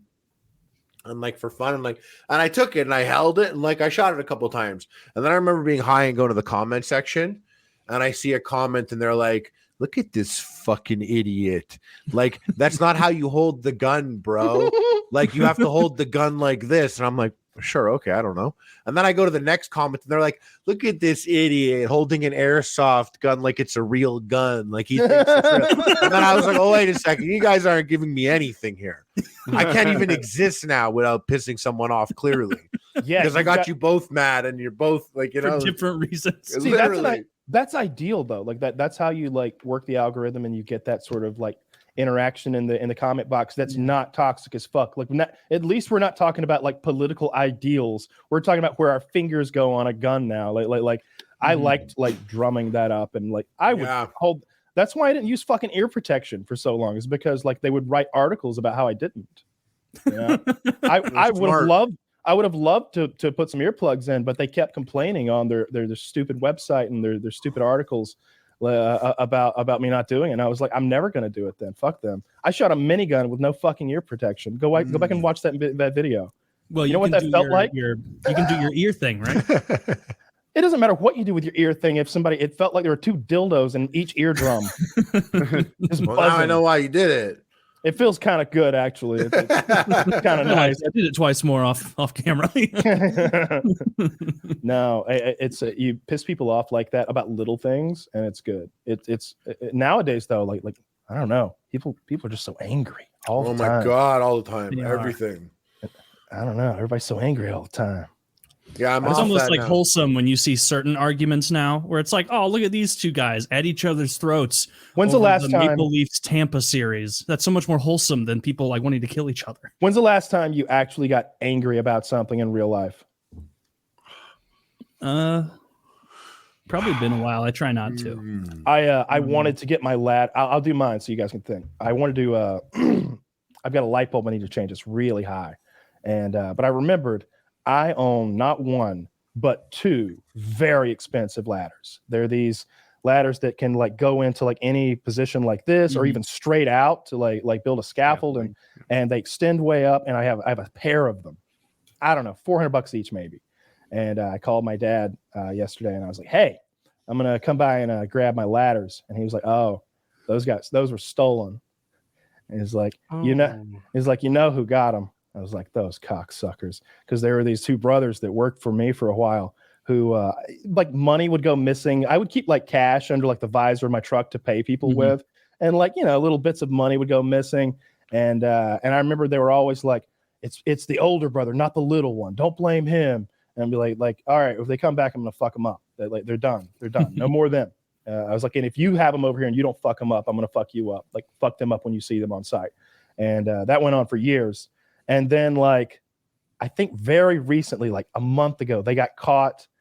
They broke into a house, and the people had cameras. They were on vacation, and the people are like in fucking Hawaii watching these cocksuckers rob their home, and they're like, 911. Yeah, there's 2 fucking cocksuckers robbing my house. And they're like, "All right, we'll go get them." And they fucking pulled up and caught them in the act, and they're so fucked now. And I'm so happy, but I'm so mad about those goddamn ladders. I'm so mad about those goddamn ladders. That is like, very annoying. You know how they say, like, what is it? There's a couple ways of saying it, like buy it nice or buy it twice. Yeah. When I bought those ladders, I was buying it nice. You're buying it twice. I never in my life expected to need another fucking ladder when I bought those ladders, because I remember being like, "Fuck, really?" But you didn't anticipate those two hoodlums and robbing you blind. Yeah, and those motherfuckers probably sold them for like $100 or something to some pawn shop or something. Real upsetting. I don't like that. That made me angry. Best thing I can think of recently, I got probably angry is not the right thing. I got very mad at myself when I accidentally stabbed myself on that piece of equipment. I just was like mad at myself and felt really stupid and was like angry that I ruined my workouts for a couple weeks. But that was more of, how, like, what did you do? I was helping move a big box with a metal piece that was jagged sticking off, helping the UPS guy get it up into my garage, big giant box. It's a leg press machine. And I pulled to help him get it off of his pallet jack. He put it on there wrong. And I accidentally stabbed myself in my right forearm and very, very deep. I could see like my meat and everything, and it was bleeding a huge amount. It was the worst I've ever cut myself. It's impressive. Yes, it was impressive meat. And I was mad at myself for that because it wasn't like it was if I were a smaller man, I could have just cut my whole arm off. Thank God I'm so massive. I do a bunch of arm carries for my forearms. But yeah, I was just mad at myself for like the week following because it'd be like, oh, I'm going to work. No, you're not, idiot. Dumbass. Like, because you had to get down there and like a ape just throw your body around it and pull because you felt bad because the UPS guy's still standing there. And it's, you're not thinking at the time, like, this is his fault for fucking up the pallet jack. At the time, I'm like, I'm wasting this guy's time. He's up in my garage. Let's get this done. And then in retrospect, afterward, just looking back, like, you fucking idiot. Like, also, he's on the clock. Like, he's on the clock. Like my UPS guy is so chill. I hate feeling rude to people. Like, I want to expedite it. The first FedEx guy, because I've been working with them a lot this week, like with getting that Titan equipment back to them. For those who don't know, I bought a whole like assisted dip pull-up machine thing. And looks very nice. You guys building gyms? Everyone's building gyms? Yeah. Everybody's got gyms. I'm a trendsetter. My gym's done because it's tiny. Woody has an excellent gym. Woody has an excellent gym with literally he's still going to have the best gym out of all of us, like when we're all done, because he's got that like $6,000 or $7,000 trainer, and that thing is awesome. And then what kind of cage or whatever do you have? It's not impressive. I it might be X-Mark or something. It's just a 2x3 inch, power rack, but it does what I want. It has the right attachments. I'm halfway considering getting one of the ones that bolts to the wall to get that extra like little bit of room saving. I just don't know if it's worth. I place a high value in shit being set up. Like, I want to walk up to it and use it. I totally understand that. Like, I would be annoyed, like, I have to set up my little gym. I have to unhook the little banisters or whatever, the posts, and move it out and reset it. Oh, so I'm not thinking of the one that folds up, although those are pretty sick. Like, that's the They're one sick if you want to park your car in the garage. Of course. Sorry, I interrupted. Of course, yeah. But like I was thinking of the ones that just like instead of back posts, it's mounted to your wall. But it's a standard like cage. It's just saving you, I don't know, some amount of space. I thought about upgrading my, I guess you call it a squat rack, that whole 4-post power rack thing, a bunch of times. But I just like mine. It's not good. Like, it's not like it'd be impressive if you guys saw it, but it's more than strong enough for my weak ass. Yeah. I really like the pull-up bar. It does every grip you can imagine, and it's the right diameter. I'm kind of choosy about pull-up bars, and this one I like. And my dip machine is just 2 posts that go on the side of the rack, so it takes up as much room as like a microphone. Like it, and I value that. Everything's so overbuilt. I was looking at reviews for different cages, and one of them was like the con for this one was, if you're lifting more than 700 pounds regularly, this just can't handle it. And I was just like, who? What? Okay, so the mountain can't use this rack, but everyone else can. To be clear, 700 pounds at once or all together? All together at once. Oh, at once. You ever look at how much weight you move through a workout? It's like 10 or 20,000 pounds. It must be a lot. Yeah, it's got to be a lot. Yeah, I've never really thought about that. It's I never thought about that either. That's cool. It's always over 10,000 pounds, like 10, 15,000, like just off the top of my head. But if you're, I'm sure it's a lot of weight that you're. If you visualize like moving that, building that like mountain, that's kind of cool. But some of these like power racks, you're right, they are so over. The one I have is overbuilt as shit. It's 3x3, which is too much, but apparently all the attachments are made for that. It's like, I was gonna say it's like buying like a Lamborghini for like a daily driver, but like genuinely, it's like saying the Lamborghini isn't enough, and you need a car that can go 410 miles an hour. And like, there's no way to use it. There's no way to ever even use a third of its max capacity in any way of your life ever, no matter what happens. But do you want it? Because that's all we're offering. Because it's this or something made of paper mache. Like, I think I'm gonna get a smaller rack. Like I'm gonna get maybe the 2x2. The little Titan one, like whatever that is. I'm gonna see what Coop says is the best one and get that one because so you haven't bought your new rack yet. No, because I'm not. Here's my advice: when you buy your rack, also plan out your plate storage, because sometimes the rack does that, and you might like a 6-post rack that does your plate storage, or you might like trees that stand independently. Just figure out what you want and plan ahead. Yeah, I right now I've got 3 sets of weights, 2 sets of bumpers, and a set of irons, and they're just kind of cool sitting where they are most of the time. Where are they leaning against the wall? They're all on machines. They're all on machines or on barbells, and I really don't need to manipulate them too much to get where I want to be on any given exercise. Just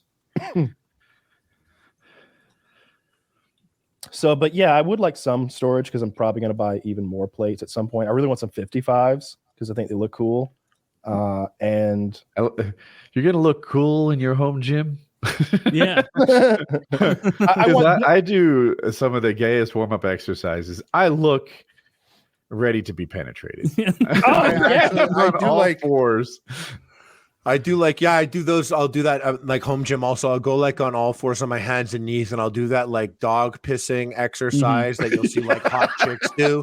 Like I did that a lot training for boxing. Like, and I was like, I would never do this at the gym, bro. I do a similar thing, except they kick my leg straight out instead of all that. I do both of those, and like I just do a lot of that stuff. Do you have your booty bands on when you do it? Yes. I don't need some guy being like, I bought booty bands. I'm here's begging for it, bro. No, I always see girls at the gym. They put those like bands around their butt and their thighs for when they do squats. You know, making them and like flare their knees out. Leg day is just thigh master and shake weights. I bought some of those bands. I think tonight's pull, but tomorrow I'm doing legs. I'm gonna throw those bands on when I do squats. I really like that Titan safety squat bar. I like having the ends right here, and you can really the weight is so far back. It's not as what I really wanted was a Mars bar, but that's a $700 candy bar. I can get those for like $1. Yeah, they have at the gas station near me. What is a Mars bar? Mars bar is just matter of factly. It's a really high end like safety squat bar. If Can you show us, Zach, the Mars bar safety squat? I've never bar? even heard of Mars. Yeah, Does it by Elite? It's cool. I don't recall who makes it. I've just looked at it a few times. It's Mars with 2 R, like Mars dash bar. Oh, it looks like it's from Titan Fitness. Yeah, $800. From Titan Fitness, $800. Yeah, it looks this doesn't look much better than their regular safety squat bar. But it's I think it's putting the load even further down your back and letting it. I think a lot of people struggle keeping their spine straight. Not bending too much. I mean, you're going to bend some. I think you're supposed to. I do my best. I have sent videos of my squats to people, and they said it was okay, but I still feel like they all want you to lift with your back really vertically. And I'm like, how do I not fall over backwards? Like I have to lean forward to get over my feet a little bit. Oh, well, if you're over you want to be like over your feet anyway. It sounds like you're doing fine. And people are built different anyway. People have different like hip flexibility and stuff. Like whatever feels right is what should be. Yeah, I have outwardly flaring femurs, so like my squats just look fucking weird. Yeah, like my feet have do you to do like outwards. sumo squats? Exactly, sumo squats help me much more than anything else. Like I feel better with sumo squats. Mine are more inwardly facing, if anything. I do a lot of like I need my toes pointed pretty far out. To like feel comfortable in a squatting position. Same with deadlifts. You ever watch Knees Over Toes on YouTube? Yeah, all the time. That guy's sick. You should watch like what's that, Bulletproof Silver or something? There's some guy. No, it's Bulletproof Back. It's that guy. Where he has all those videos about how to bulletproof your back, and he's doing like crazy hyperextensions. And he's like, "You think my hyperextensions are cool?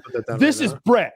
He's a personal trainer to the stars." Brett's like 6'5" or something, but sculpted like a 6 foot tall man. Like somehow his proportions are right. And he throws on like a barbell with like maybe plates on either side, maybe 45s, like 135 pounds on his like in a squatting sort of thing. And then he does hyperextensions with that. like his legs and thighs are locked in, and he's going full down and full up. Like Good Mornings, I think they're called. Right? Yeah, but he's not standing. He's locked into the machine, so he's at an extreme angle. He's in one of those hyperextension machines, so he's bending down at the waist fully, and he's coming all the way back to like erect spine, and he's painful. And he can hold it back there. He's like, yeah, these are pretty extreme, and he's just cranking them out. He like cranks out like 8 more or something. It's absurd. It made me want to get a hyperextension machine and start cranking them out. See what I can do.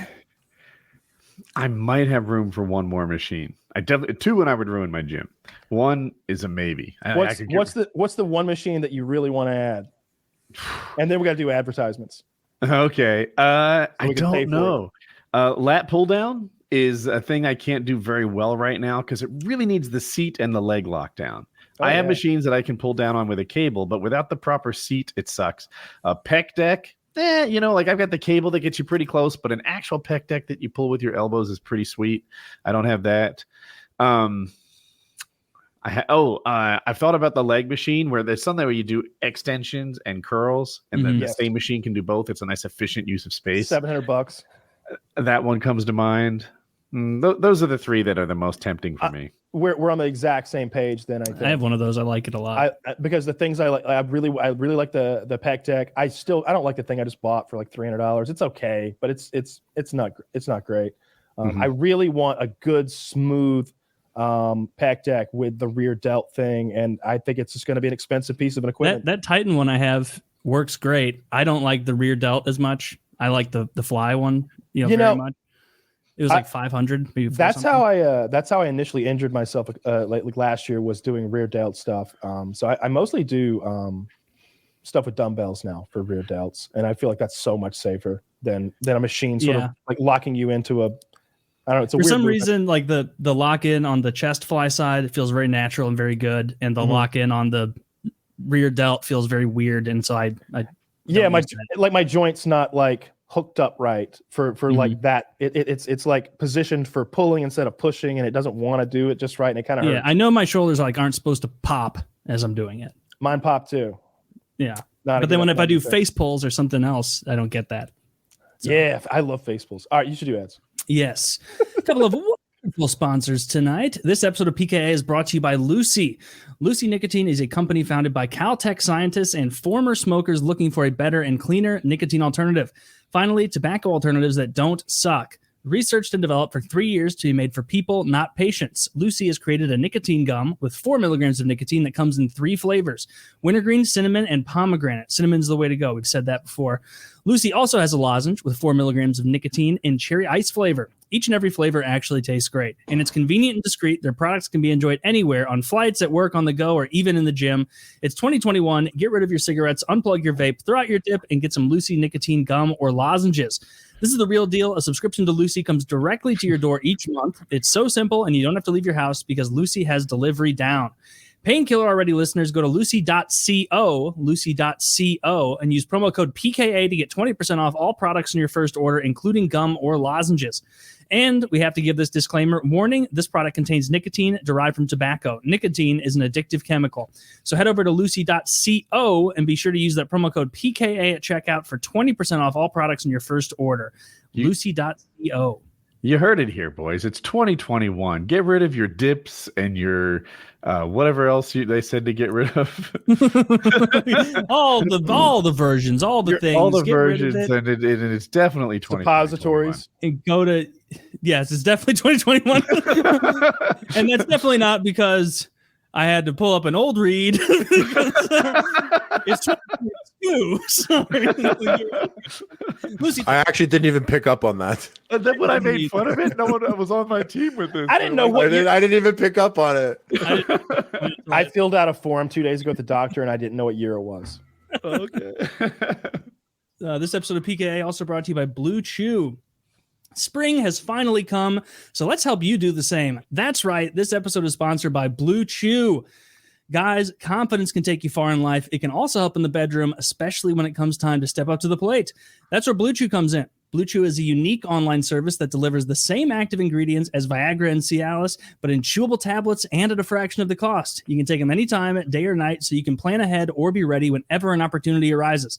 The process is simple. Sign up at bluechew.com, consult with one of their licensed medical providers, and once you're approved, you'll receive your prescription within days. The best part, it's all done online. So no visit to the doctor's office, no awkward conversations, and no waiting in line at the pharmacy. Blue Chew's tablets are made in the USA and prepared and shipped direct to your door in a discreet package. So if you could benefit from extra confidence when it's time to perform, Blue Chew can help. We got a special deal for our listeners. Try Blue Chew free when you use our promo code PKA at checkout. Just pay the $5 in shipping. That's bluechew.com, promo code PKA to receive your first month free. Visit bluechew.com for more details and important safety information. And with our whole hearts, we thank Blue Chew for sponsoring the podcast so much. So thank you, Blue Chew. The finest dick pills that you are ever going to try, and some great guys for sponsoring the show. With hard dicks. With hard dicks. They're often no one's walking around the Blue Chew offices because everyone's so hard. It should have been on my trunks. I imagine the break rooms at Blue Chew have just like free dispensers of Tadalafil and privacy. Yeah. Everybody's just lock and load on my trunks. That would have been nice. That would have been the move. We didn't know that was an option. Missed opportunity. I should have invested in lock and load. How much would it how much would it have cost for you to paint your body? It says lock and load, but we want lots of cum stains. Like I have cum spattered short design. No, like you literally we're gonna drip some goo on you before you go out. Like there's gonna be actual fake jizz. Or like if it just looked like realistic cum stains on my shorts. Yeah. Well, we're gonna need it on your back as well. If like half just a puddle between your, I guess, lats. What is the muscles that make up like next to your spine? Lats, yeah. Is that your lats even in the middle there? Okay. Rhomboids? I don't know, but they'd be covered. There's like in that cum. diamond under your traps, right? That is your traps also. Before next to your lats, what is that? That like I'm thinking of your lower back. That's where it would land. I mean, I don't know. The propulsion's good. Yeah, if the person's taking lock and load, it's going to land all over that back. Everywhere. You're going to hit all the muscle groups. You're going to hit all the muscle groups. Anyway, I forgot. Lock and load. Code PKA. Buy our cum pills. You're going to like it. Yeah, and Code PKA gets you a discount on everything else on the store too. But yeah, comically large loads and ladies that think that they're good at sex when really they're just regular people. It's a mess. It's you who are good at sex. It's a huge mess, and it's all scientific. Scientifically formulated to make you bust harder and happier, and everyone involved is enjoying themselves more. So check what I did while I was on probation. He just beat off and tested out. Someone watching this episode, buy me lock and load. Hit me up on Twitter and buy me. We should just send him a bottle. We should be able to send him. I ask every time and I never get a bottle. Audience, I'm asking you. Someone buy me a lock and load. Well, see, the problem is like no one's exactly in charge of that. so all three of us are like, yeah, Harley should have a bottle of lock and load. Yeah. And then the show ends, and we're like, all right, I'm gonna go to bed. I sit there every night after PKA. I lie in bed and I get furious at my small cum load and my lack of PKA Christmas sweater. Like, those ones legitimately sold out. We didn't have any more Christmas sweaters. We didn't. No, we don't have any in silverback size anyway. I guess we messaged that guy at Derek's company and maybe give him Harley's address and he'd just mail him one. Yeah, let's hit him up. He's been. Is it like G Fuel? Can I design my own flavor of lock and load? That's coming soon. I literally know how to do that. It's going to be an unhealthy amount of bromelain. The idea that Kyle pitched last week was amazing. I've told people in real life about it. I'm so excited. It's a secret, though. Yeah, we can get it rolling soon. You know, you remember what it was? You look like you were. Yeah, I'll write both things. Yeah. Put both in the exactly. Yeah. Yeah, those are good ones. I like that idea. Yeah. See, Harley liked it. Yeah. It's brilliant. See, that's a joke that everyone can love and enjoy. Yeah. You know, Mostly men 18 to 35. You know, if we're looking at the actual PKA. demos of this program. You have to know about the PKA cum lore. to come on, appreciate Taylor. that It's a one. little more niche than that. Okay. Only males 18 to 35. Yeah. and like it's a significant amount of trans people. It would seem. I know whenever we have our hangout, they are like overly represented. It would seem. Yeah. I think maybe they just want to. Because we're so progressive. I think they're just more likely to have a camera set up for some reason. Everybody in those chats has a good camera setup. It took me a second to get what Kyle was Good throwing. move.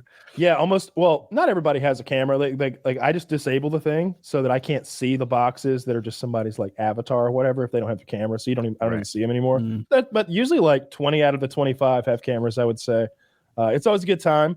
So someone gets screamed at invariably By Uh, who? by one of us. By one of us. That's one who. of us. Yeah. That's a charitable way to put that. One of us. I screamed at somebody I screamed at two people last week. Did you? I called a handicapped person a freak to his face, and then later on, somebody else was interrupting me, and I screamed at them and told them all to shut the fuck up. That I'd had enough of listening to them, and that none of them had any social skills. And I did forget about that. yeah, I just had enough of it. It'd been like 3 or 4 fucking hours of it, and it was just like, I'm not even like you ask me a question and I try to answer it, and then 3 of you interrupt me, and I'm like, okay, well, I'll just hush. And then you ask me the question again. I try, and this repeats like over and over, and I'm just tired of hushing. And at some point, I'm like, you paid to like come talk to me, right? Like, the fuck are we doing here? Yeah. I like the hangouts. I think they're funny. I love the hangouts. And Woody always screams at somebody. It's like Screams all are- but guaranteed. I don't Yeah. scream. I just talk sternly to them. Yeah, yeah. You hand out the mutes and fucking. He's like, I who am- did that? I'll fix them quick. And you see, like nobody knows exactly what was done, so everybody's scared now. Here's what happens. Like someone will get into like a heartfelt story or just like have the floor and we're all riveted to it. And then some other fucking social skill idiot will start like wrapping Christmas presents in the background. And it's like, I'm on it, guys. Who is it? Did you spot it? You know, or some asshole will be like driving a tractor, mowing his yard during the hangout or whatever. And it's like you need to be silenced. Why do you think you can do it? There's a 25-person conference call. Have you not done this at work? Have you not done this at school? Shut the fuck up. Be quiet. We all have to listen to your background noise. I thought it was. I am the deliverer of server mutes, and it is a job that is appreciated, mocked by you, but appreciated by the rest of the fan base. It's the only way things can get done in a call like that. And it's not like it's chaos the whole time. Don't imagine 20 people just talking over each other. No. But it'll be exactly what Woody described. Someone will be talking about fighting cancer, or they'll be talking about how like, you know, they had to kill somebody in the war or something. You know, it'll be like a heartfelt thing that like 99% of the people who are present are like, oh, cool, a thing is happening. Let's listen to this guy. And then somebody pops in who wasn't paying attention, and they're like, I've got hemorrhoids. Hemorrhoids in the morning when I wake from my sleep. What's up, boys? What's up? It's often an attention seeker, right? like, you know, this guy has the floor and he's talking about like how he got hurt, or this guy has the floor and he's talking about, or maybe just be an entertaining story. And then someone else wants to make it about them. And it's like, yep, you need to be quieted. I did think that was really funny this past month's hangout when that one guy who was like in a tractor, like taking care of his farm, he mixed himself up on when he was muted and when he wasn't. And he apparently was muted, like sitting in his tractor quietly, like thinking we were ignoring him for like 20 minutes. And then he got tired of it, unmuted himself, and promptly started mowing his lawn. And so all we got was out of nowhere, just and they're like, dude, what the fuck? He's like, you talked to me the whole time. And it's like, you just unmuted by the sound of a fucking giant diesel engine. I don't know if you guys get many DMs from the guys in the 50 Discord, but I get so many of people who have gotten like fit over the last year. There's a lot of them. Yeah, that are sending me their own little garage gyms and stuff. and it's really cool. They'd be like, all I've got is like 400 pounds of dumbbells, a bench press, a squat rack, a barbell, and some plates. I'm like, yeah, you can become Mr. Olympia. You got it all. Good. Like what you don't need anything else, really. Yeah. Not really. And some of those guys is just like, it's like, oh, what else do you do with your day? It's like, well, I became a multi crypto millionaire when I was 20. And so I'm working at Waffle House. Yeah. So I put it all in Luna and now I'm destitute. Dude, I feel so awful. How is Luna? So crazy. Is Luna at 0? I saw we talked about last week, KSI, right? Didn't he lose like millions? 23 million or something? 2.8. My friend bought 100. What was it? 2.9 million. I thought it was like that, like 2.8. Let's go with yours. I'm not very That's confident. A lot of millions. My friend bought $110 worth of it, and he's like, a week ago this was $650,000 worth. I wonder if he's up or down. Like he was instantly up 40%, but that's like $50, so who cares? Yeah. And but I wonder how he's like. No, he's not made anything. Are you sure? I've never seen a line just fully flat at the bottom. But he bought it at the flat, I think. Oh, I don't know that. Negative 100%. Oof. Yeah, I'm looking at the same thing. That's I like that. I like that. 1 week. Look, he caught the bump. He got the bump at 0.000134 cents down to. Oof. This is really sad. I can't imagine that. We were talking last week about this maybe, and it was like, this is when you have that scenario when it's like at the end of a mob movie or something, when they're packing up all the rich people's shit. They're taking his multiple grand pianos are getting wheeled out by repo men. That's happening to a lot of people because of this in particular. That's wild. It's fucked up. So I don't understand enough to know why it failed. Do you? Well, I just wouldn't put my house up. I wouldn't put my house up to buy that. That's gambling. Like it's really risky. Some people that were like, I'm losing my house. It's like, well, shit, man. I know you know now, but you should have never done that. Like, and it's just stupid to say, but like I've always said, I've always liked crypto, and I have put a whole bunch of money in crypto, and I stress out thinking about it as I'm like, if I sell it now, it'll be pretty good. It'll be pretty good, but I have it in my head just a make believe number to wait until. And I never did that with money that I couldn't afford to completely lose. And I feel bad that people risk and gambled their whole house, because I went through the subreddit and I was like bad tripping for them. I was like, that's crazy, man. Who's around you? Who's your support system? Yeah. And I even saw some people's tweets. They're like, my wife told me not to, but she doesn't get it, to the moon. Oh, and that's like, it's like a month ago. And I'm like, oh yeah. And I'm like, oh, that's fuck. I know it is. It's just funny in this instance. Because I know also because it's Luna. Dude, it was the exact argument chain you're talking about, Harley. You saw it? Viral. Yeah, where it was a guy. It was from like 2 months ago when it was like this was riding high, I guess. And he was like, just put another 40K in here. Wife doesn't know about it yet. Ha ha. And everyone that comments is like, me too. 16 grand more. Wives don't get it. And it's like, team, never tell your wife about your cryptocurrency spending. Yeah. I would wager that team never tell your wife is still going strong this week. Can't tell her if you're divorced. They're like now, diamond hands. Never tell. Are you ever going to tell? No, I'm taking it right to the grave next week. And then like crazy. And the tweets from after it was coming out, people being like, I can't believe this is happening. I've lost everything. I had $32 million and it's now worth 97 cents. Like that level of change, it's just insane. Like it's scary. Like I can't, like I get what you're saying, Harley, but I see why people would be tempted, because like, and I saw other people like online being like, I put in like 10 grand in Luna and I don't know to keep holding. This is like as it was falling, I'd be happy with like a 2x return. And it's like, then you've never invested anything, dude. Like you'd be happy with a 2x return on something you put in 2 weeks ago. Like if that was your mindset going into this, like you've been doomed from the start, man. That's risky.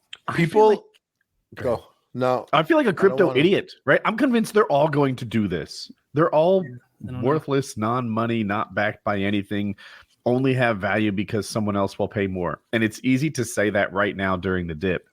Maybe a smarter man would be buying right now. I don't know. Like I've obviously lost opportunities to make a ton of money in crypto by staying away from it. I've lost opportunities to lose a ton of money too. Well, I was a firm believer that like the people that made big money off Bitcoin, like I was like, you kind of had to be like a crazy asshole, or like you got lucky and forgot you had it for an extended period of time. Because if you bought Bitcoin for $1 and you had like 100 and it went up to $1,000, you're kind of fucked up if you didn't sell it then. Like if you bought it for $1, you can get $100,000 and it was like literally cost you like $10 and you don't take the $100,000. It's like, bro, are you crazy? Are you a crazy person? But maybe you weren't. Maybe you forgot. Maybe you lost your hard drive. Maybe, but I feel like a lot of the big Bitcoin winners were just people that are like, oh shit, I still have that. What's it worth now? What? Are there any? Is it still possible to be a big Bitcoin winner? This is a very volatile thing that goes wildly up and wildly down, and is at 30,000 right now. Can you make a lot of money buying Bitcoin at 30,000? Yeah. No idea. Yeah, you have to put your money where your mouth is, because the answer is yes, right? Like I'm so sure that it's going to go up to 50 again, but not sure enough apparently to go through the trouble of buying some right now. That's funny. That's how everyone is. I feel like Bitcoin goes up to 500K and then Bitcoin goes up to 1 million. Zach says that it's going also, I have to say I'm the bacon idiot. I don't know jack shit. Don't listen to me. Zach says it's going to double or triple with the confidence that only a dude in his 20 has. I knew what stocks and bonds were going to do when I was in my 20s as well. Now I know a lot more and apparently less. What's a good week for the market in general, huh? I haven't been watching. I don't pay attention to that much. Oh, it's getting smashed, right? Yeah, real bad. Like lost 1% or something today. 1.25% or something total. 1% is like the start of notable to me. Like it was over 1%. Yeah, it lost actually 0.5% today. Oh, why don't you buy $1,000 of Bitcoin? I don't know what. Why don't you buy $1,000 of Bitcoin? I would want a whole one. I know that's the feeling, right? But yeah, I'm going to tell people I'm into Bitcoin and I bought $1,000 of it in 2022. I have I'm kind of a Bitcoin guy. I've got 1/30 of a Bitcoin. 0.000001 Bitcoin. You know what I really want? I know the whole point is that it's cryptocurrency and it's not tangible. I want a fucking Bitcoin though. I like in Tarkov.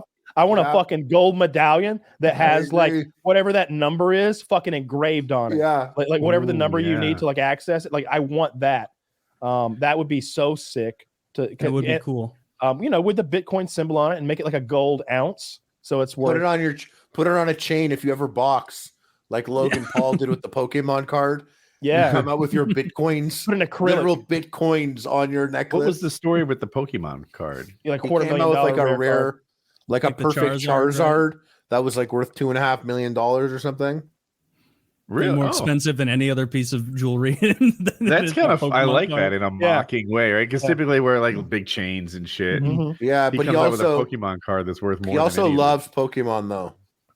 Okay. Clearly, yeah, he's got a $2 million card. Oh man. You could say whatever you want about like the whole YouTube boxing thing, but him going to WrestleMania and beating Rey Mysterio Jr. is like, to me, just as crazy as him boxing Floyd Mayweather. Like a WrestleMania appearance, and he fucking killed it. I don't know if you guys watched his wrestling match. He was hands down one of the best celebrity wrestlers ever. He like did it. Like he fully did it. Like he was an excellent wrestler. Like it was incredible. Amateur wrestler, which it really blew my mind though, seeing him in the WWE. Like he was just so good at it. He's one of those guys. He's just like, this is like an insatiable person, right? This guy's never going to fill the void that he needs to fill of success. He's going to have to be president. He will run for president. He'll probably end up being president in like 12 years. And you're going to like be like, guys, like to your kid or whatever. You're like, this is so fucking weird. This should have never been the timeline. This is where Logan Paul and I are wildly different. I ran a Minecraft server for a few years and fucked off. Just started flying my lawn chair. Yeah.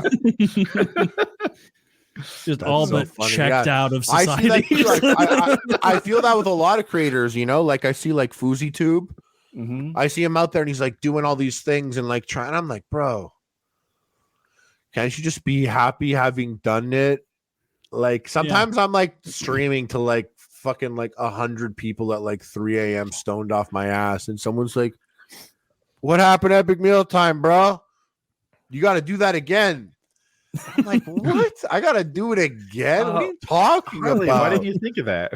Do it again?" He's like, "Yeah, bro, you gotta bring it back." I'm like, "I gotta be like a top 5 most subscribed channel again? Why can't I just be happy that that was ever a thing? Why'd I have to go back? Don't out be and sad that do it's it over. again?" Be happy that it happened. Did you reach top 5? Yeah, at one point, Epic Meal Time was like 5th most subscribed on YouTube. Oh, But that was before the Vivo days and like the celebrity days and the late night show days. Dude. Like Ellen wasn't there fucking it up for us. I think it was 9th. I got to 9th. You got to Something like 9th. that. I there was a web page, VidStats. I don't even know if VidStats. Yeah, I is remember still a thing. that. And it It's listed Social the Blade top now where people 100 go, but- channels, and I badly wanted to be a top 100 channel. Like Will of DC used to do this thing about channels that made it in and out of the top 100, and I wanted to be on his show. I don't know why. It's not that big an honor for Will of DC to say your name. You guys, I'm sure, have been mentioned by him constantly. But I got to 105th. That's like where I peaked out. I never made the top 100, but I was close. But I wanted to hit the the one that was like most subscribers gained in a day. You wanted to see that fucking bar where it was 500 subs an hour.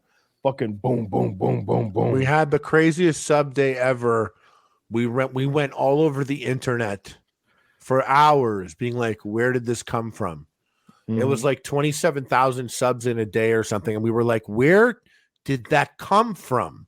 Yeah. We were like on Reddit typing in Epic Mealtime. We were like just trying to find out what it was. I never found out the biggest sub day, never heard who mentioned us or what it was or where it came from, or if just YouTube like pushed us to a shit ton of people.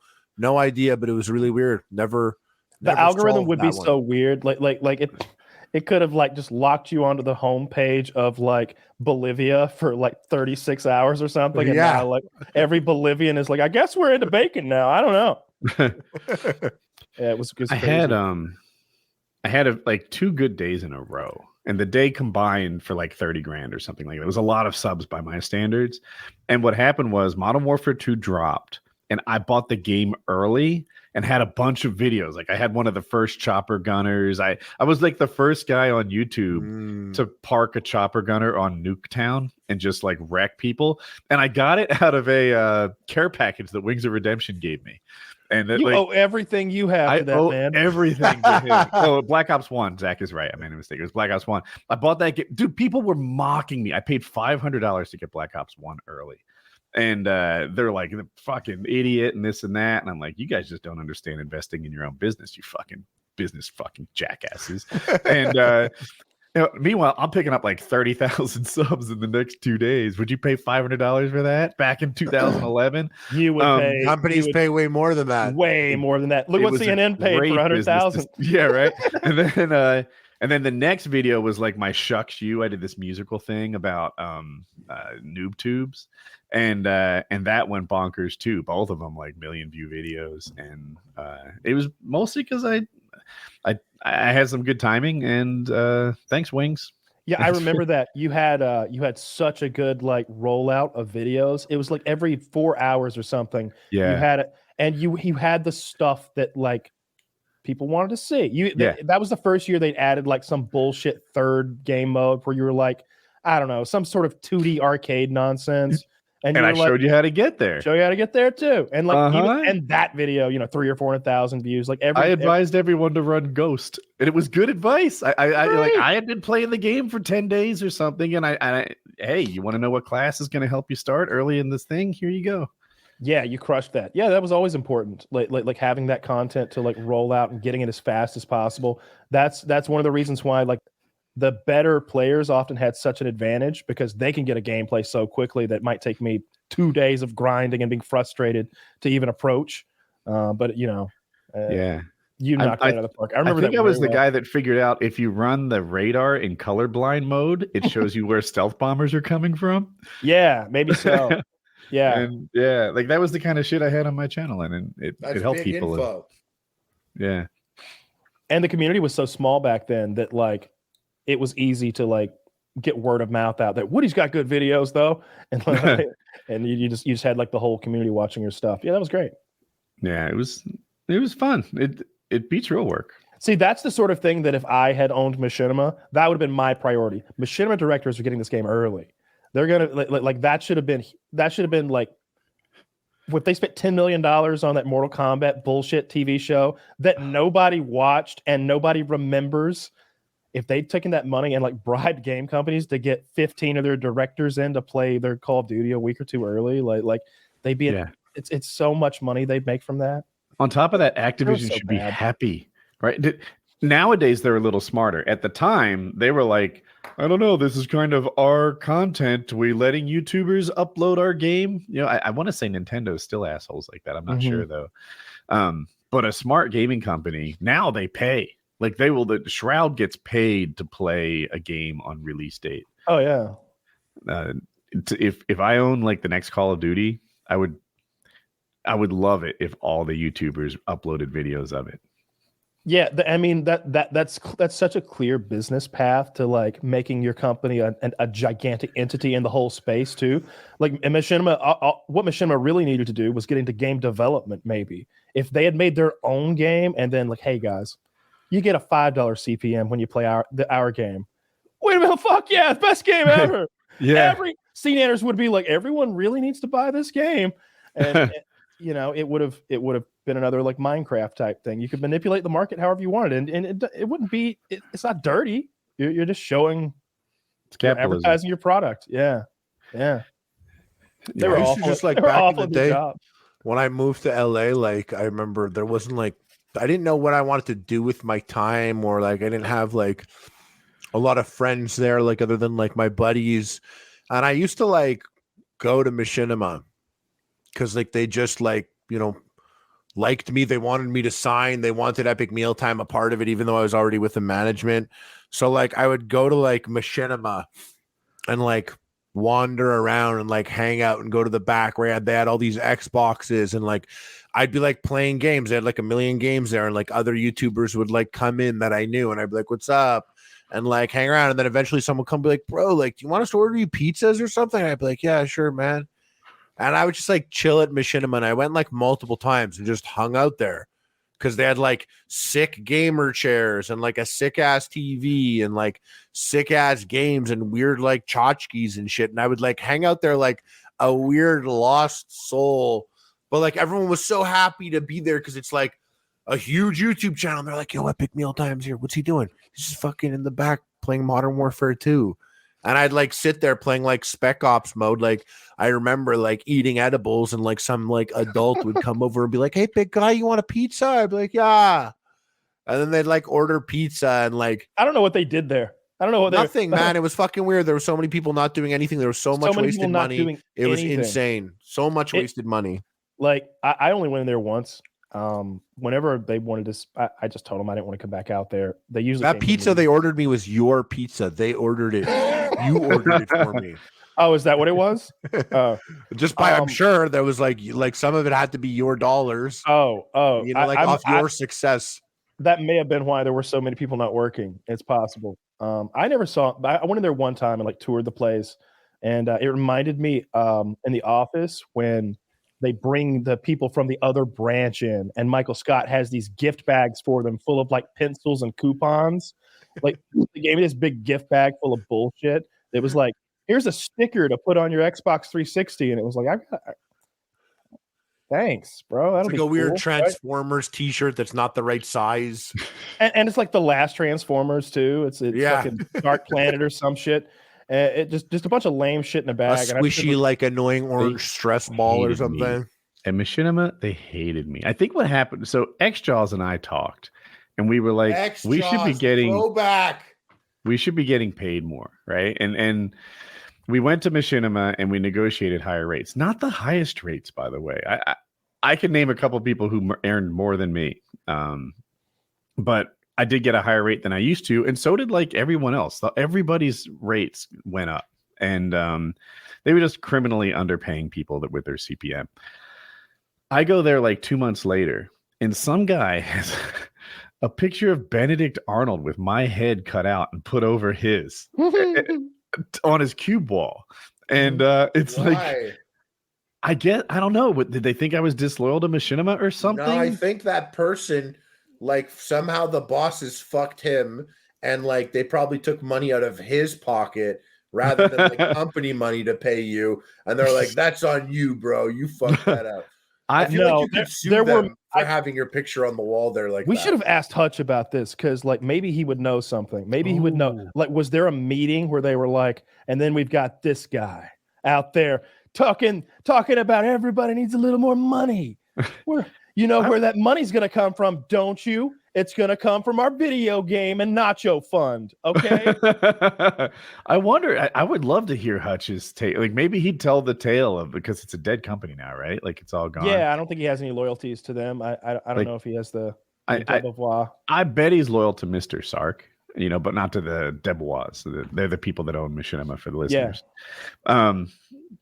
But yeah, like, I don't know, like, why did they all hate me? They treated me like nothing but. Yeah, they treated you great. Yeah, they hated me. They loved me to death. Debois liked me, as far as I know. Like, I met with them sometimes, and I talked to them. Like, we had some meetings about like things he didn't realize were important. I was like, I want to be able to calculate my pay. I hate that it's a surprise every month I earn, because they did this stuff like the CPMs were irregular. You couldn't tell what you were getting. You didn't get paid for mobile, but you did get paid for desktop, and it was weird. You couldn't just look at how your channel did and know what you earned this month. Now you can, but can't believe we didn't get paid for mobile ads back then, right? And I'm like, why aren't we getting paid for mobile ads? And it was like half the views. But then there were mobile ads. I told people to get off their phones. I made it a thing, and they did. This is probably not the topic for listeners, but phones started getting ads, and we didn't start getting paid for it. And I'm like, why is that happening? I love my viewers so much, those FPSRussia viewers, because like I would say stuff like, I'd be like, yeah, hey, you're welcome. They're not paying. He's talking about me right now. Watch on your phones. So don't watch on your phones, because this shit's expensive. Like, I would kind of spell that out. You know, like I'd be like, hey, I don't want your money. Okay. I want you to click favorite, because we're about to shoot $500 worth of tannerite that I spent 20 minutes burying with a dumb hillbilly who was dumb enough to wrap it up with me. Here we go. And then I literally make like a mushroom cloud in the valley. And it's like, yeah, he really did make a mushroom cloud. Yeah. I can click favorite. That video got 250,000 favorites. That's so many favorites. That day it did. Yeah. I don't know. Who knows how many now? Favorites was just like something FPSRussia was entitled to. Like, every once in a while, I had, I don't know, maybe 3 favorited videos like on the homepage ever.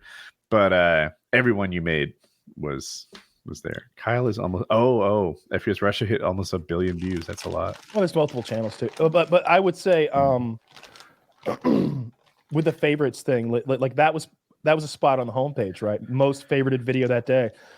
So getting that spot was just invaluable. Yeah, I needed that spot. I wanted to be checkerboarded across your homepage as much as possible. So what happens is you get most favorited video, you earn a spot. And then you're like most viewed in whatever category, animals. And then there's just most viewed entirely. And by getting on maybe the first 2, it enables the most viewed. But if as soon as I get enough views to be in a better category, if I change the category of the video and refresh it, I will in about 4 hours from now pop up as the most viewed in a more advantageous category. So I can leapfrog from, there were 3 tiers of categories that got different amounts of, the big ones were like entertainment and music and video and stuff like that. And those got the big thing.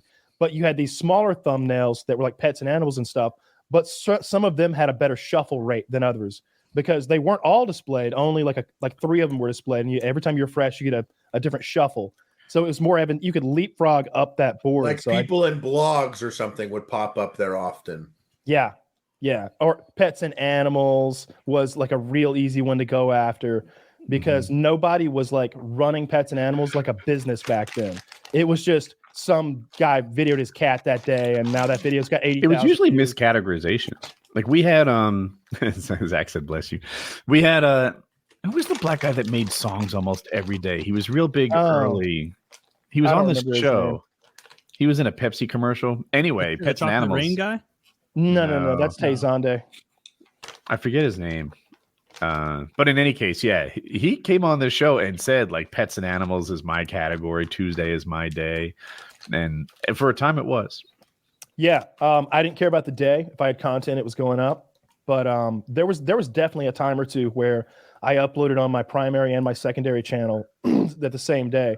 And because of like me like tricking the algorithm a little bit, I was able to appear in 2 categories simultaneously for maybe 4 to 6 hours at a time. So the same video in multiple categories, like owning them at the same time because of the way it worked. And so you'd hit refresh and like legitimately like 27% of the homepage was me, like of just like YouTube's homepage, because I own so many of the categories. Man. And that was beautiful when you could like pull. You uploaded on a Sunday once, or a Monday or a Sunday, and it was a pop-in video. I forget what it was, but it was such a pop-in video that it was still on the front page on Tuesday.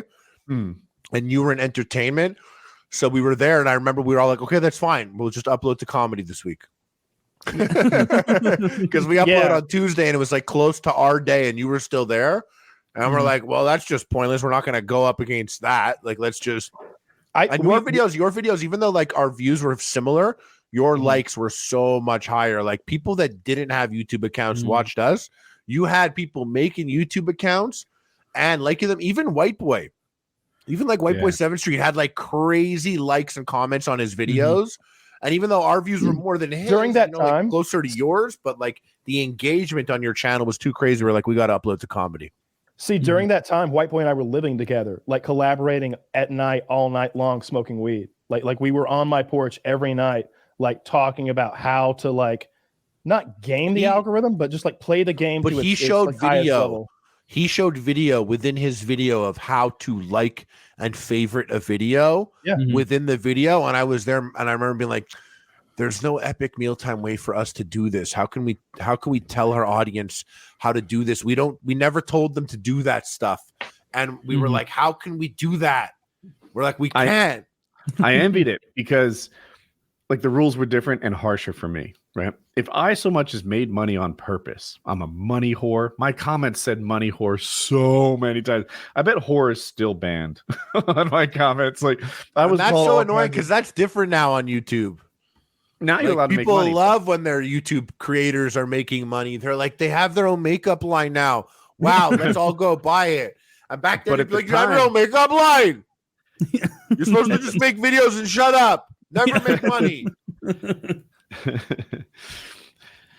I tried to foster like a community that understood that like I've never saw those people. I don't like the word fans. I always use the word viewers. Fans almost seems a bit demeaning to me in some way. Like because whenever I meet someone who watches my shit or anything, like I treat those people like friends. I've always tried to do that and like reply to comments and treat people like I would want to be treated.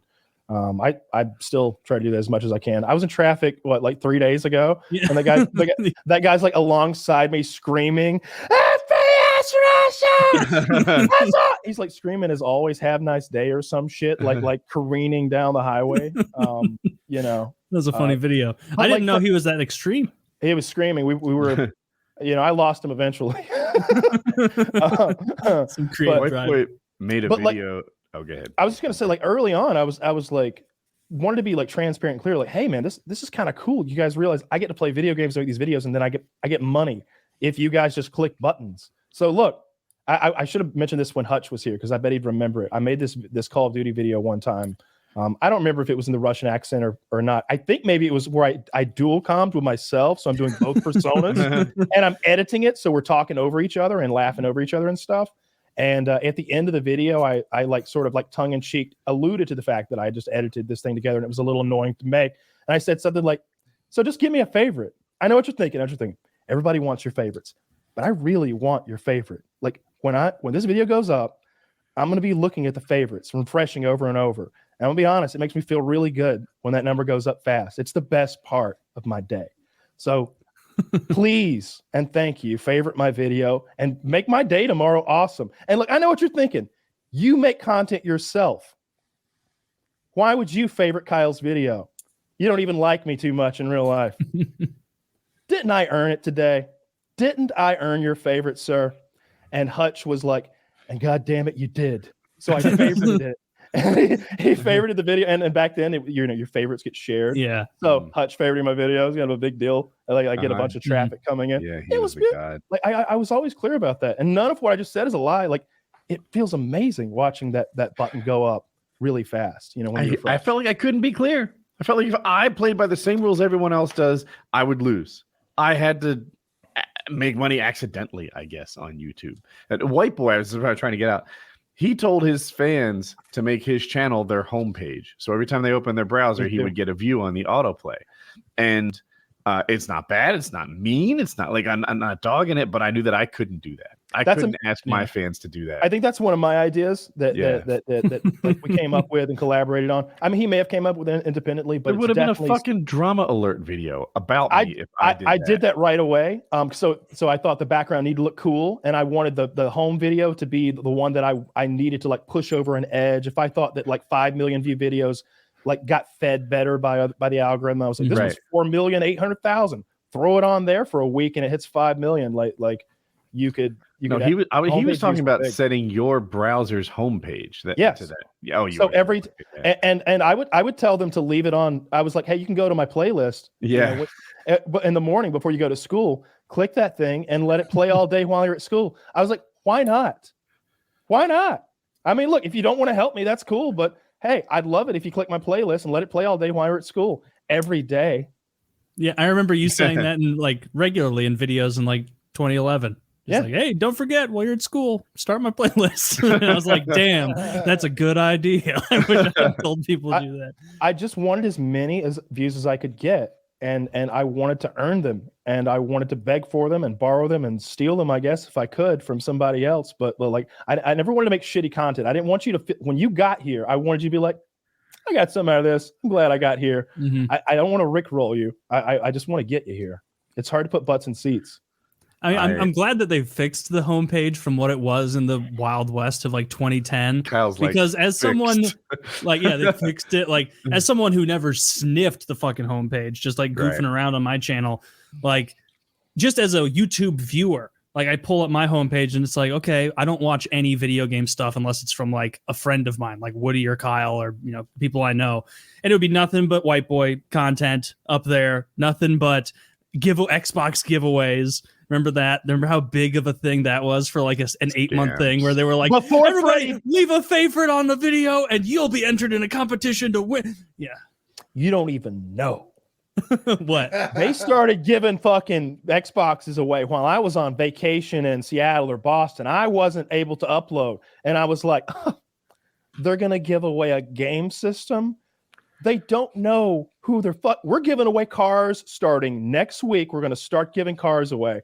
And Freddie W was like, came down with the morality police and he brought all of his friends with him and shut everybody down from giving things away, like shamed everybody. And I was like, all right, if they're not going to do it, I don't have to do it.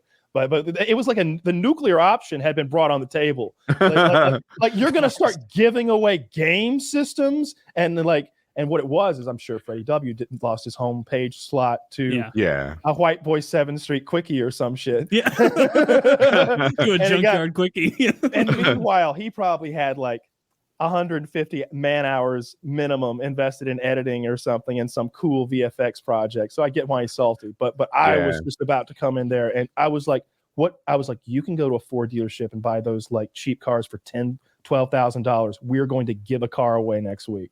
Like no sweat. And then everybody stopped. So we need to. We should have been more hardcore.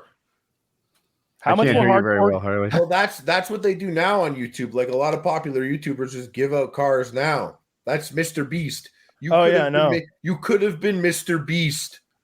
Yeah. 8 years Mr. before Beast. Mr. Beast. I don't know if it would have. I mean, I don't know if it would have worked because it was like YouTube size and like how big your channel was limited by how much traffic YouTube was getting. It just seems like it gets so much more traffic now. Like we had the faucet. You would have been. We had the faucet. Dude, we had the FPS faucet turned beast. all the way open. I'm convinced of it. You Because go to there was like no more to houses and get. give them guns. You like give away guns to people. Oh, You're like giving homeless people guns. Now that's a Giving guns to the idea. homeless, a social experiment. You're talking about my other show, Bums Night Out. Now that is a show that I brought up many times, and I'm going to tell it again. That's where you take. There's 3 homeless people featured on every episode. All right, we're talking about 22 minutes of television. That's 7 minutes for each guy. Okay, this is well thought out. Okay, True TV. Look at this. Okay, I can make this happen. And keep in mind, we're gonna all the cities. You start in Atlanta because trust me, ripe for this. Yeah. Bums Night Out. You have 3 homeless in each show. Okay, you have one guy. You're gonna give him between $1,000 and $10,000. I don't know which makes the best show. You're gonna say, here, sir, here's $1,000 cash. You have to spend this tonight. Okay, this is your night out, and have at it. We're gonna follow you around and do what you will. By the way, we will provide a limousine and drinks and a couple of ladies who are going to hang out. A homeless lady that you doll up. We throw a few little things in because if you just have them on the streets, like nothing happens, right? You got to get them in a car and you got to have like a little bit of the night is like you need like a violent one. Is like programmed. Well, I figure that each episode you have one guy who blows it, who goes to town like drugs and hookers and rock and roll or whatever his like dream night is. Put it in Luna. He puts it in Luna. I looked it up. My friend lost everything. I asked him. Then you've got another guy, another bum, and he's smart, right? He immediately gets that gym membership, right? Mm-hmm. So now he's got a shower and a locker, and he's going to like somewhere where like he can get a suit for like $30 or something, and like he's putting he puts his life together. You're gonna have that feel good story, and then you're gonna have the guy who like dies of an overdose 30 minutes into his night out. You're gonna have a hard time finding a lot of number 2s to round out your first season. Look, it's reality TV. We can we can guide them through that. That one looks like Taylor. Have you noticed the successful homeless guy is the same every week? How has he not lost weight? Like, it's just... no, that would be a good. That's a good show idea. I think it'd be a lot of overdoses, a huge amount of fentanyl. Guarantee one an episode.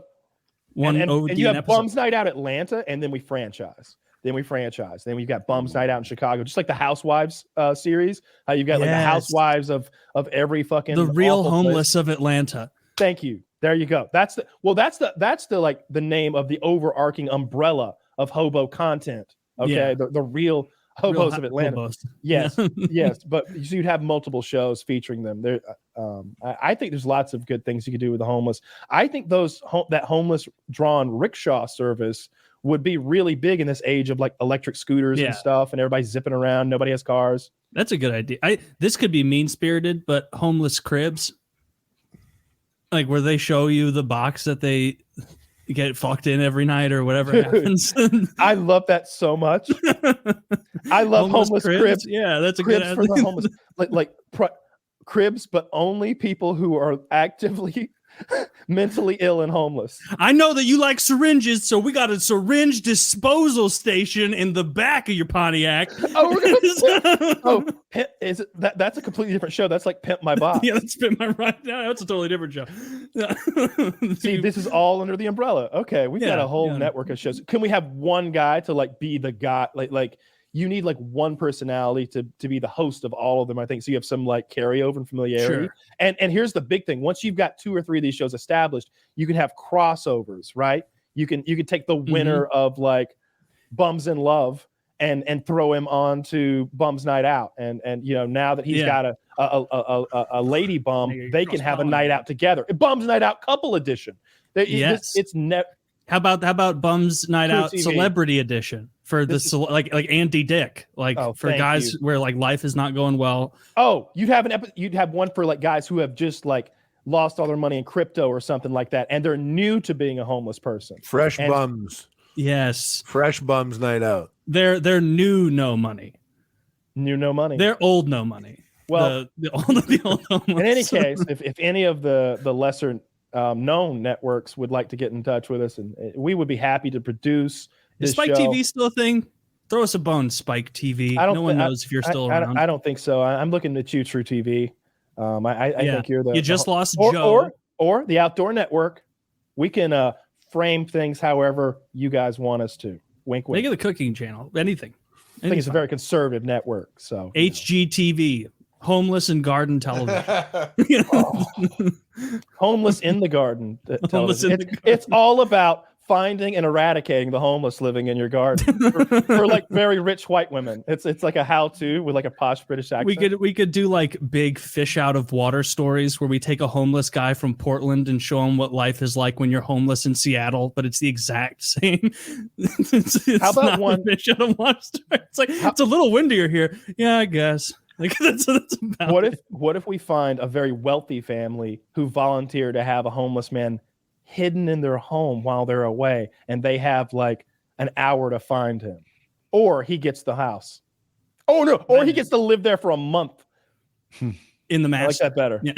I don't. You're going to have to add a little bit of an incentive for the hide and seek family because they're not going to volunteer. I like $50,000 to do it, right?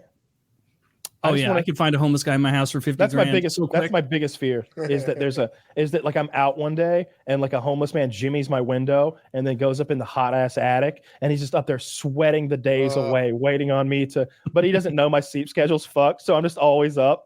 And he's just up there dying. Starts to stink in your house in a couple months because there's a rotting homeless man up there. Oh, that'd be the best. That's a bizarre thing to be afraid of. Was there a movie that happened in, or like it happened in real life? What's that movie? So the calls coming from inside the house. What's that called? Yeah. Stranger calls or something. I watched that the other day. It's not a good movie, but yeah, he had like raped the children to death or something. Like while she was down there worried about the fucking phone. Oh my God, that is not how I remember that movie. Yeah. Like the whole time. I thought it panned out. She's like having this whole like conversation with the guy over the phone, and he's like, "Are you where?" I can't remember exactly, but he's mocking her and like making it clear that he can see her. But really, he's been in the house the whole time. He's already raped the children to death, and they're like a bloody muck of like pulp up there. And like when the cops finally arrived, like. You know, that's the scene. Like this was all happening. Like this all like he'd already massacred the children before the family like went had been gone very long. So like really dropped the ball as a babysitter. Yeah, like didn't even check on the kids once. No, he kept. That's what he kept telling her. That's what he would say. I think he would go, "Why haven't you checked on the children?" Like he kept saying that. Yeah. Oh, did you guys see now Parasite? I'm remembering it. Yeah. What is it? Parasite? That was the Korean movie that was an award-winning Korean movie, and it's like people just living in another person's house, kind of. Mm-hmm. Yeah, like in the walls and stuff. It wasn't very scary though. No, that was like it was a fucking drama. Weird. Yeah, it was weird vibes, weird bothersome vibes. Yeah, it did have weird. I liked when they just got like fucked up in the living room, like enjoying a little taste of the good life. Have you seen Witch? The Witch, the one that looks like Vitch. Yeah, the Vitch. Yeah, I've seen that. I like that a lot. I didn't see that. Oh, it's excellent, dude. It's like 1600s, and this guy gets banished from his like religious community for I guess going too hard in the paint for Jesus, and him and like his like daughter, son, and wife are like super Puritan out in a field at the edge of the forest, and they think there's a witch in the forest, and they think the witch has stolen their baby, and it gets real creepy. It's very much like Hereditary or Midsommar, something like that. That's got that real creepy feel to it. But then like a big payoff at the end, like a big like punch in the face payoff at the end, where it's like, fuck, shit has hit the fan. Oh no, now they're flying. Like yeah, as far as witch movies or like demon like that kind of movie goes, it's a good one. Really, there's a lot where they missed the mark on that. I haven't seen Midsommar. I didn't know that was a spooky one. Midsommar is made by the same guy who made Hereditary, and it's got that same really like that girl with the unfortunate face. Yeah, it looks like Amber Heard pouty face. Yeah, the whole movie is like in broad, stark daylight, which is, and it's just it makes you feel really uncomfortable. It's like an awkward bad trip. Like for me, like it reminded me of like. I don't know, like being like high, like back in the day, like in the 10th grade, and like an adult yelling at us because we did something wrong, and we're like, "Are we gonna get in trouble? Is this strange man gonna hit us?" Except like, it kind of like that turned up to 10. like I didn't like that movie. Like I didn't like how it made me feel. Midsommar, you're talking about? Yeah. Same. That movie like hurt a little to watch. Like it was painful to watch in a weird way. Like it very uncomfortable. Hereditary, on the other hand, I liked that movie. I thought it was good. I hated it when I first watched it. I think I was thrown off because I was expecting this whole thing about the little girl, and then that gets blown out the window 20 minutes in, and I think maybe that threw me off, and I didn't like it. But then the second and third times that I watched it, I've like really grown to appreciate it, and it's a complex story with lots of hints that they do. That director is like something, I can't pronounce his name or remember it, but he's one of those guys who peppers in so many visual clues. In Midsommar also, he did. And you'll be like, oh, there's a thing there. Look, it's right in front of us the whole time. Yeah, he did that in Midsommar also. I saw like 15 things you missed, and I missed all of them. I was like, I didn't see any of those. Yeah. And Hereditary was like really scary for me because it was like, I don't know, family was scary. It was like all family related. I just thought that was like so creepy. You could feel that tension between the family. It took the place that should feel the most safe and made it feel like you were always on the razor's edge of like pain and anguish and like familial confrontation, like that fight that you don't even want to have with a sibling or a parent. It's like I fear the fight we're about to have because no resolution will be good. They're always like in the right in there, like on the verge of that, and it's just uncomfortable to watch them. Yeah, were you scared by it at all? Like, there were some things that like creeped me out. I definitely like would look at like the darkest corner of the room and be like, God, I hope my mom's not hanging in there. Yeah, dude, I did that last night. Last night, I went out in my garage where I guess I'll call it my gym, and like flicked the light on. And the first thing I did, because there's a little dark corner where there's like a cubby to store stuff by the water heater, I looked up in that corner, and what I was looking for was a woman crouched in there like in Hereditary, in the corner. I swear, I looked, and as I've always been like that though. Like as a kid, I told myself to always check behind the shower curtain before I took a piss, because in my dad's bathroom growing up, you're like pissing, and to the left is like the shower curtain. You can like reach over and grab it and slide it, and I always checked, and I told myself as a kid, one day something will be there, so be prepared. I don't know why I told myself that. I told myself that when I was like 10, and every this day, and I almost believe it. And so every time I'm in a bathroom, I check to make sure that I'm not about to get ambushed or something. What's the plan if there is a knife-wielding madman behind the punch? Well, it's clearly a fight to the death. Just be killed in a more scared way. We're gonna get our hands on that knife first. That's the first thing that's happening. Oh, I would really like another really scary movie to watch. That's our knife. That's our knife until he proves different. When I saw Hereditary, there was like a whole thing. Spoilers. Okay. It's okay. There was this thing, like they talk about like King Paimon, the like one of the princes of hell. And so like after the movie, I looked it up, like, oh yeah, how could I summon King Paimon if I wanted to on YouTube? Yeah. And I ended up getting all this instructional shit about like King Paimon. If you want to summon King Paimon, he's a good one to summon if you don't want like if you want to do something successfully money-wise, you want to summon King Paimon. If you want your enemies to fail at something that's important to them, this seems very King generic, Paimon, very Pixar. Yeah. King Paimon. He's a king. And I looked him up, and like then I like pulled up like this like video that was like a mantra like chant to summon King Paimon, and I'm like really high at home and like it's playing in this dark echoey voice like on YouTube, like in some fucking like Latin or some shit, and it's like blasting, and I'm like smoking, and my dog is looking at me like, bro, are you fucking stupid? Like my dog's looking at me, sees the TV, he's looking at me, he's like, I don't know anything, and none of this sounds right now. Yeah, I'm the dog, and I know this isn't. It was good a for bad you. trip. I was like, I shouldn't. I'm not entirely convinced that there may not be some demons. You know, it's Taylor tells me all the time that there are demons and that I should be afraid. Oh yeah, they're out there, man. If there were a way to summon a demon, though, I think I'd be down. I think I'd summon one up because I'm going to be honest. They'd be tricky and they'd take advantage of you. That's racist. Against demons? All right, let me explain. Yes. Think about this for a second. There was only Spiritualist. It's clearly prejudiced. It is. All right, listen. Hear me out. Okay. There's only one like source on demons, right? Yeah. God. There's the source of like God in the Bible and what those guys wrote down. Of course, I really thought you were going to say a biased. supernatural TV show. Yeah. It's my Well, source. damn it, Dean, do factor in. Okay. I'm just saying that, like, I'm not sure that they're so. You know, Harley, your own people have been written about by white men before, and I've seemed to have read something that you guys were sneaky and mistrustful, and that maybe we shouldn't do deals with you, like, you know. But that's all lies. That's all lies. Clearly. Yeah, So I'm pretty sure every group on the planet though had a problem with demons. Like, no, there's no group of happy. Oh, That's what a Nazi would say.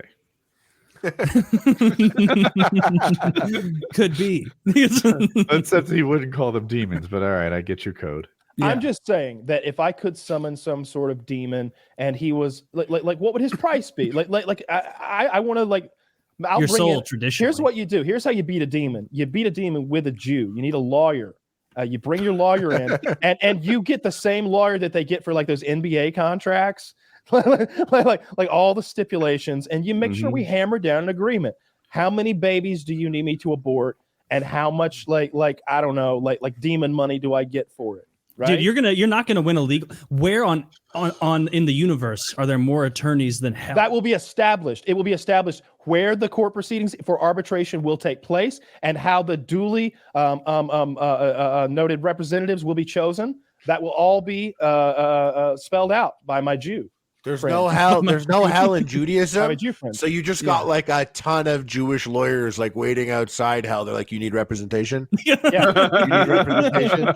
Yeah. Like there's no hell. So they're like, I can't get in there unless I go in there with you. So you have to retain me as your lawyer right now. And it seems no like hell, not bad. No heaven either. You know, evens out. It seems like blood sacrifice is usually big with them. But I'm guessing that I could get like some meaningful amount of like karma, if you will, out of a demon for just killing goats and stuff, cows and things like that, and like saying some chants like this, I spill this blood for Pazuzu, in the name of Pazuzu, flow into the empty vessel that is my friend Taylor. Take hold of him in the night when he is weak, bring it on. When he is soddened and full of salted meat. When I'm sodden, I'm all wet. I'm from sweating. I've eaten so much. Yeah. That's when you're weak. Flow into his open, salty pores. That's how I crawl into bed every night. He will be a powerful vessel for your essence. He will allow you to take the innocence of many. That would be good, but I think you would want to start with a low-level demon because, like you said, chickens, maybe not even a goat. See what kind of demon you can get. What kind of special bus demon for a couple of chickens? See what kind of power he imbues. Because the powerful ones, if movies have taught me anything, you got to murder someone. Usually, it's got to be a virgin. It's got to be a young female virgin for it to be a creme de la creme demon, or you can get like shitty ones with animals. I don't remember if I'm just thinking about movies. I just want to like I'd like to like be able to like clean and press 350. Oh, I bet a little demon could do that. Yeah. You don't need a think of the power of the real demons. The real demons can like change the weather and summon lightning. Who's the demon of gains with a Z? Oh, mighty gain lord. just clogging your toilet by emptying out a sacrifice of whey protein. I was gonna say I'd make a big circle around me in whey. Don't let the gains goblins get you. They'll steal your lats right off your back. I'm like, I've got one of those incense burners, and it's like burning creatine or something. You have like all around. You have like a whole. They're like, we also have lock and load. You have like a whole demon summoned, and he's like, "You have summoned me," and you just give him a needle. You're like, "Yeah, I just need you to inject me, please." I just need you to pop this in You my can get eye. out of here now. You're good. I kept hitting this nerve, and that's it. I just wanted. Oh, that it's the proper worst. buy. You ever inject yourself, Harley, with anything? No, but I look No. forward to one day doing it. Dude, you gotta get on With board. you. It's time now. It's time now. I guess you're right. Not if he's getting into Like if you're gonna be a professional That's athlete, true. let me say this: like you're already in the middle of this fitness thing. If you added tea to the mix, like you get triple the results. You could be fucking enormous. Only at your house. Okay. I'm coming over then. You're Yeah? gonna be the next whiteboard. And I'm not gonna- you want me to inject you? Is that it? I want you to inject me. I want you to inject me. I want you to do everything. I want to do everything you're doing, and I also expect a new shower installed. Oh, yeah, I'm gonna for the higher. The bar ceiling. has been set. The bar has been set that if you're training someone, they get a new shower. So Do I also have to raise you like $10,000 on Kickstarter and edit a bunch of videos for you? No, I'll do the video thing, and I guess we can just give me a place to stay, and we're good. I've thought about how funny it would be. Like this is like before like Kyle was doing the fitness thing, or like right when you revealed, like. Because of time constraints, when I could never happen really, but I was like, it would be so funny to like manufacture with Kyle like a fitness boot camp for me to go there and like be all positive about it, and then just be like the most insufferable prick to you the whole time, like straight up like refusing to work out, like sneaking, obviously, like very obviously, DoorDash arrives in the middle of the day. We're working out with the garage door open, and like DoorDash arrives with Popeyes. They have like a 10-foot sub. I'm like, oh no, the rest of the party just isn't here yet. Ever since I did the Sam thing, I was like, I can't upload a fucking lasagna next week. So like, what am I gonna do? And I was sitting there talking about it with my partner. I was like, it'd be really sick is like we kind of did this vibe here that was like interesting, and we did something cool with like Sam, who's like a guy that not many people have like contact with really. And then I was like, if we did something with Doc, that'd be sick. And then he was like, then you also got to hit up the PKA guys. And it was like, even if like I went with Duckter Disrespect and he showed me how to golf, was just interesting to me. But then he was like, what would you do with the PKA guys? I'm like, I don't know. How do we all get into the same city at the same time? What is the activity they can impart on me? What can I learn from all three of them other than Very like little. blasting fucking heavy loads of my I was own literally thinking circle jerk. You read my mind. That's where my head went. What could we teach you? How could we mentor Harley? Honestly, if it's not Magic the Gathering, I don't know what I could possibly teach you. Do you want to be marginally better at archery? Maybe just a little bit, just a little better than you are now. You can go from day one to day two in just one day. Yeah, you want pub stomp, fucking Magic the Gathering people? I'll do that. That's about it. That's great. What could I teach Harley? I want to go midget tossing. That's the perfect activity. It's midget tossing. It could be something honestly that you don't even think like maybe you're like I said, Sam never boxed. And Sam never coached boxing, so you could do anything. I'm going to teach you to drive a race car. Yeah, do you have skate? I haven't skated in 12 years. Yeah, Woody, show me how to ride a motorcycle. I'll teach you to drive a race car. I've never done it, just like Sam. Kyle actually already showed me how to shoot a gun. To be honest with you, a little bit. First time I ever shot a gun was with you. Okay, yeah, and it was like a Desert Eagle into the woods. Probably, yeah. And like a shotgun. You want to start? Yeah. Dude, it'd be fun if you came over here. I was worried. I was like, what do I do? You're like, just fucking point it over there and fucking pull the trigger, bro. Relax. I have a motorcycle for like kids to learn on. You would look hilarious. No, that's not. I said next time if I ever walk in the ring, I want to like get onto like a little mini motorcycle or cart dressed like Waluigi, and I'll do like a Mario Kart entrance.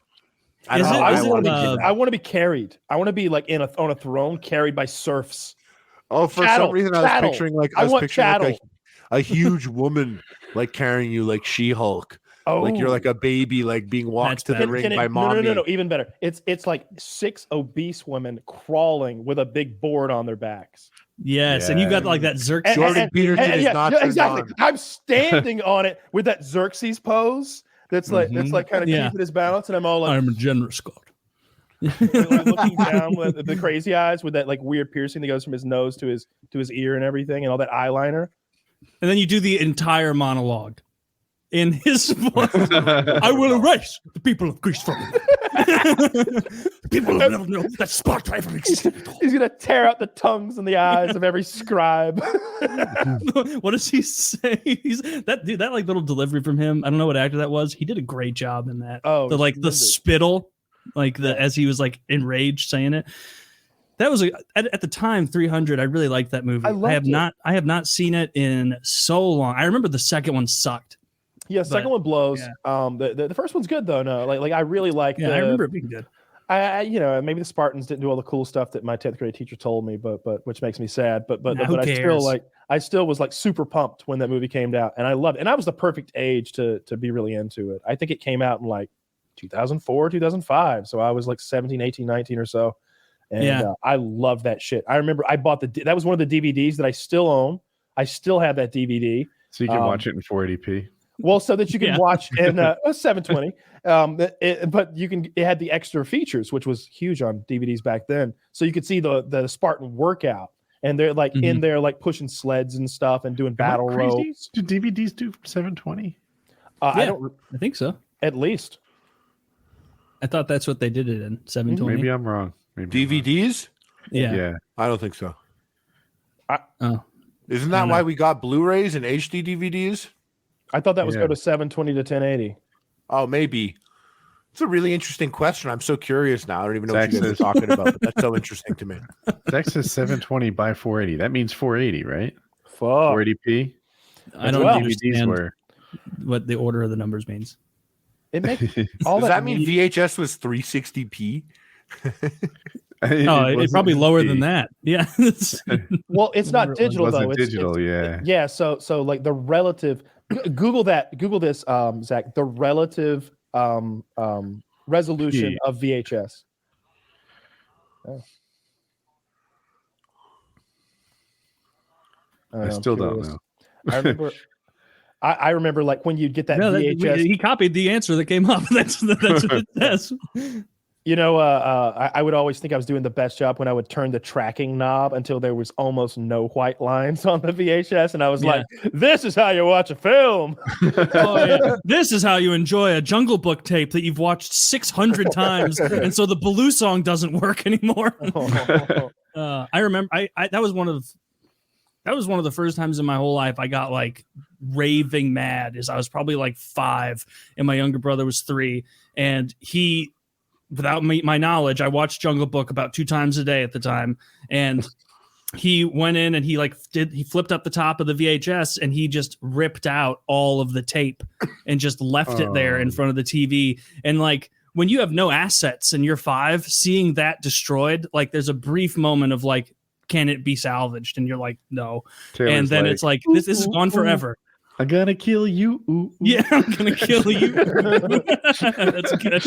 Yeah, but like I just remember like feeling like I'll never see Jungle Book ever again. Like because of this the last remaining copy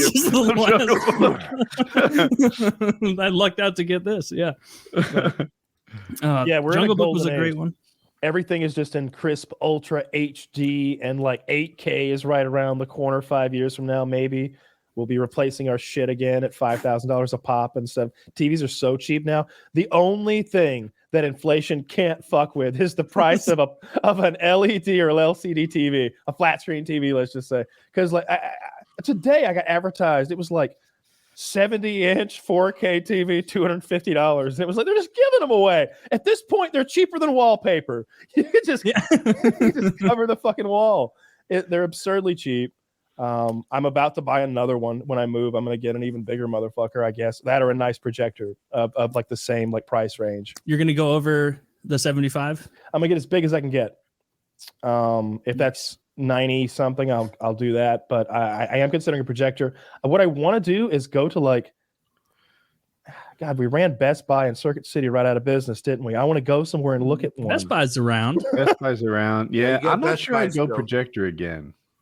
Like you really have to put your room around it, and you have to turn the lights off, and blackout curtains. You can get big TVs now. So here's the without thing getting a about me. projector. I already keep like the room black, like during the day, like my bedroom, like it's completely blacked out. I don't even use real light bulbs in there. And I use those like star light bulbs that were on Reddit one time that look like you're looking into a galaxy or something. They give off almost no illumination. I'm constantly tripping and bumping over things. It's awful. Why did you buy those? It's real good lighting if you're having sex. It's But only that. Yeah, I feel like I'm in a submarine and we're on lockdown mode because the Soviets are right above us. We got the red lights on. Everybody's creeping around. You're in U571. Yeah. To me, so you might like that, but to me, a darkened room is pretty awesome in the short term, and in the long term, I call it a depression chamber. Like, I need to get outside and find some joy. I'm a cave dweller, and so Same. but I need to see like. What I want to see clarity and brightness. I don't want to be able to look through the image and see the background, if that makes sense. Like I feel like I can almost like look through like what's being projected and see what it's being projected on a cheaper system. And it needs to be fucking bright. And I don't want at any point to like be like, oh yeah, I'm looking at a wonky little projection of something that's a little bit like washed out because it's not bright enough. So if I can find something like that, then I'll do that. Or I'll just buy a big ass TV. I don't care which. Big ass TVs just work, I suppose, and there aren't multiple pieces, and they just mount to walls. So that's probably the smart thing to do. I like a projector in a lot of ways, but it is a pain in the ass, and every so often I'd realign it, and it feels like the light bulb goes out once or twice a year. It's not maintenance free. Yeah. I know the one that was. I wish you could like buy one out of a movie theater. That would pimp as fuck. If you could get like that big boy reel, and then your whole mission would be to like get those reels of various films. They don't use reels anymore. Reels of YouTube videos. I want the old one. I want the reel. That's how you get it. There's no way you can buy like a movie theater. I want the FPSRussia reel. Like the whole playlist of your channel. Extra flammable. 2011 YouTube. Oh man, it's funny you say that because I dug these old like memory cards out the other day that are actually branded FPSRussia memory cards because we sold everything. And it's got like outtakes, and what it's really got is my whole mission to Paducah, Kentucky, to learn how attack dogs work. It's like it's like a 20 minute long... So it is just a dog that attack you. Oh wow.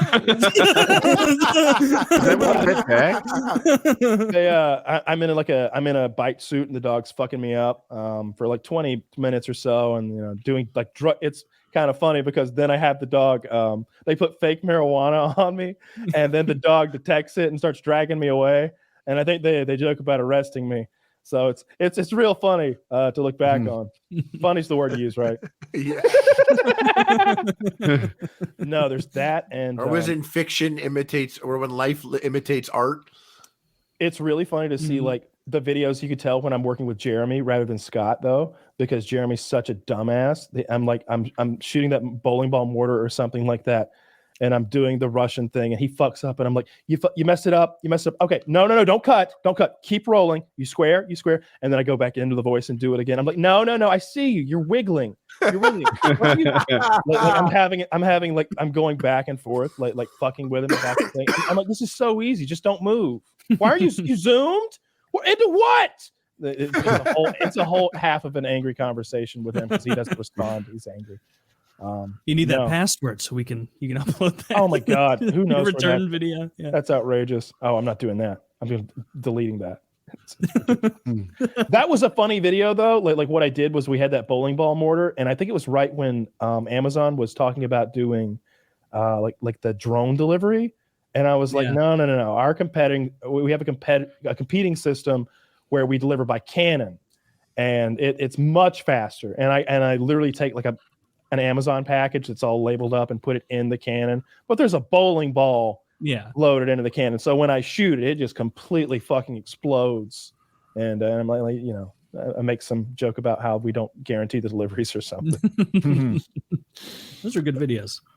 Those mortars are fun. You can buy those to shoot like blanks and just lob things around from any size, from bowling ball to like I think 20 millimeter or no 40 millimeter probably. These little like soda can size. You drop them in the tube and they shoot a few hundred yards and into a field. Never used a mortar. Never had the opportunity. Not that I've turned it down. You can order them off the internet. You can just order a mortar off the internet. Yeah, like on the legal Not internet. here. I don't. Yeah. think. Amazon. Where sells maybe. everything. Let's see if we can buy a mortar off Amazon. Amazon. You're getting a lot of mortar and pestles. What do you get when you buy a mortar? Are you buying just the tube? You'll get the tube, and you'll get some rounds for it. You know, the rounds. So you actually have mortars you can fire. So they don't explode on impact. It's like lobbing what 3 am I paying pound. for? It's like lobbing chunks of iron. But there's the charge is a 12 gauge shotgun shell that's in the base that you load up with however much powder you want for distance. And when you drop it, it hits that 209 primer in the base. The shotgun shell blasts it, and you get a big explosion, and it launches the mortar. Would it be pretty meters. easy to make it like a bomb on the other side, like an actual mortar? Who knows? Who knows? Okay. I wouldn't know anything about that. I never even considered such a wild, Dastardly thing. such a dastardly thing. Huh. Wouldn't want to speak on it. Wouldn't want to speak on it. No, Definitely no footage exists of that. goddamn right. Yeah, like the only crazy thing that we ever recorded that we didn't use was that time where I stood next to the target and they shot it with the cannon. Yeah. She was like, "That's too dangerous to upload. That makes you look bad." And I was like, "All right." I don't know where that is. I wish I could find it. Oh, and here's like I hate saying this because like people are gonna be like, "When's he gonna find it?" I'm pretty sure I have the footage of you getting shot point blank in the face in paintball that time. Because on one of that's these right. That was supposed to. Yeah. like I went through it and combed for like 10 minutes trying to find that moment because I remember when and where we were when it happened. Still, we were in this indoorsy thing, The and building. Yeah. yeah, and there was like some of that wackadoo like carnival ride shit like out Yep. that door in the sunlight, and those were our enemies, and Woody got blasted point blank by a friendly teammate as he was passing through a doorway, and it was a Woody swells up good when he gets popped in the face. It's a talent. Yeah. Yeah, I got shot, I think, in the forehead. And like I had a face mask on, and I might have even had something to protect the top of my head. Yeah. But there was a strip of vulnerability that And he then there's shot the me time- from like 12 inches. And Yeah, there's that one time was you get it. shot in the chin. My face mask, my face is just a little bit too long for my face mask. And Taylor, there's- it would be like if you were introducing me to hockey and like the first like let's say we were doing the first 10 minutes, someone like high sticked me in the fucking face. And you were like, well, I mean, that does happen in hockey, but it never should have happened to you today. It's insane that someone did that. Yeah. And then like 10 minutes later, like some guy puts me in the boards full force, even though I don't even have a stick. I'm just figure skating. You're like, this is insane. We got to get out of here. That's what like me introducing Woody to paintball was like, because he just kept getting these once in a lifetime injuries that I was just like, I've never seen that before. I'm so sorry. Dude, that guy put his barrel to your forehead. It was so close. It was like a foot away. And what was he? He just like blind firing out a doorway or something as I was coming back, sort of running from enemy fire. I had done something like I had pushed to the enemy and then I went to go back to like safety. And as I was coming back to safety, I got shot hard. And it like, dude, By the way, there's your answer, Harley. I'll tell you what, Harley, if you want to play paintball sometime, all of us do know how to do that. And Woody won't do it, so we'll. so he'll be able to watch us. I'm sorry. I just remembered you don't ever want to play paintball again, and that is a perfectly fine thing because you just look. We just spelled it out. It doesn't go well for you when you play. Have you seen the Ice Poseidon video concept where he was Bubble Boy pushing the big wheel around? That's how I want to play paintball. Just inside my bubble, trying to roll it uphill. We could. I bet. Here's just a thought. And look, I don't like. Don't run with this idea and be mad when we never play paintball again because that is what's most likely. The most likely outcome of all the things I'm about to say is that we never play paintball again.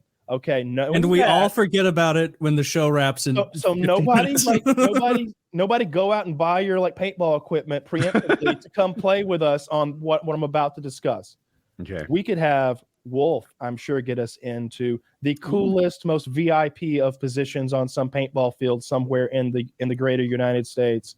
And there would probably be a scenario for like where Woody could use his paramotor to do like a flyover with paintball guns, and that could be his entire thing.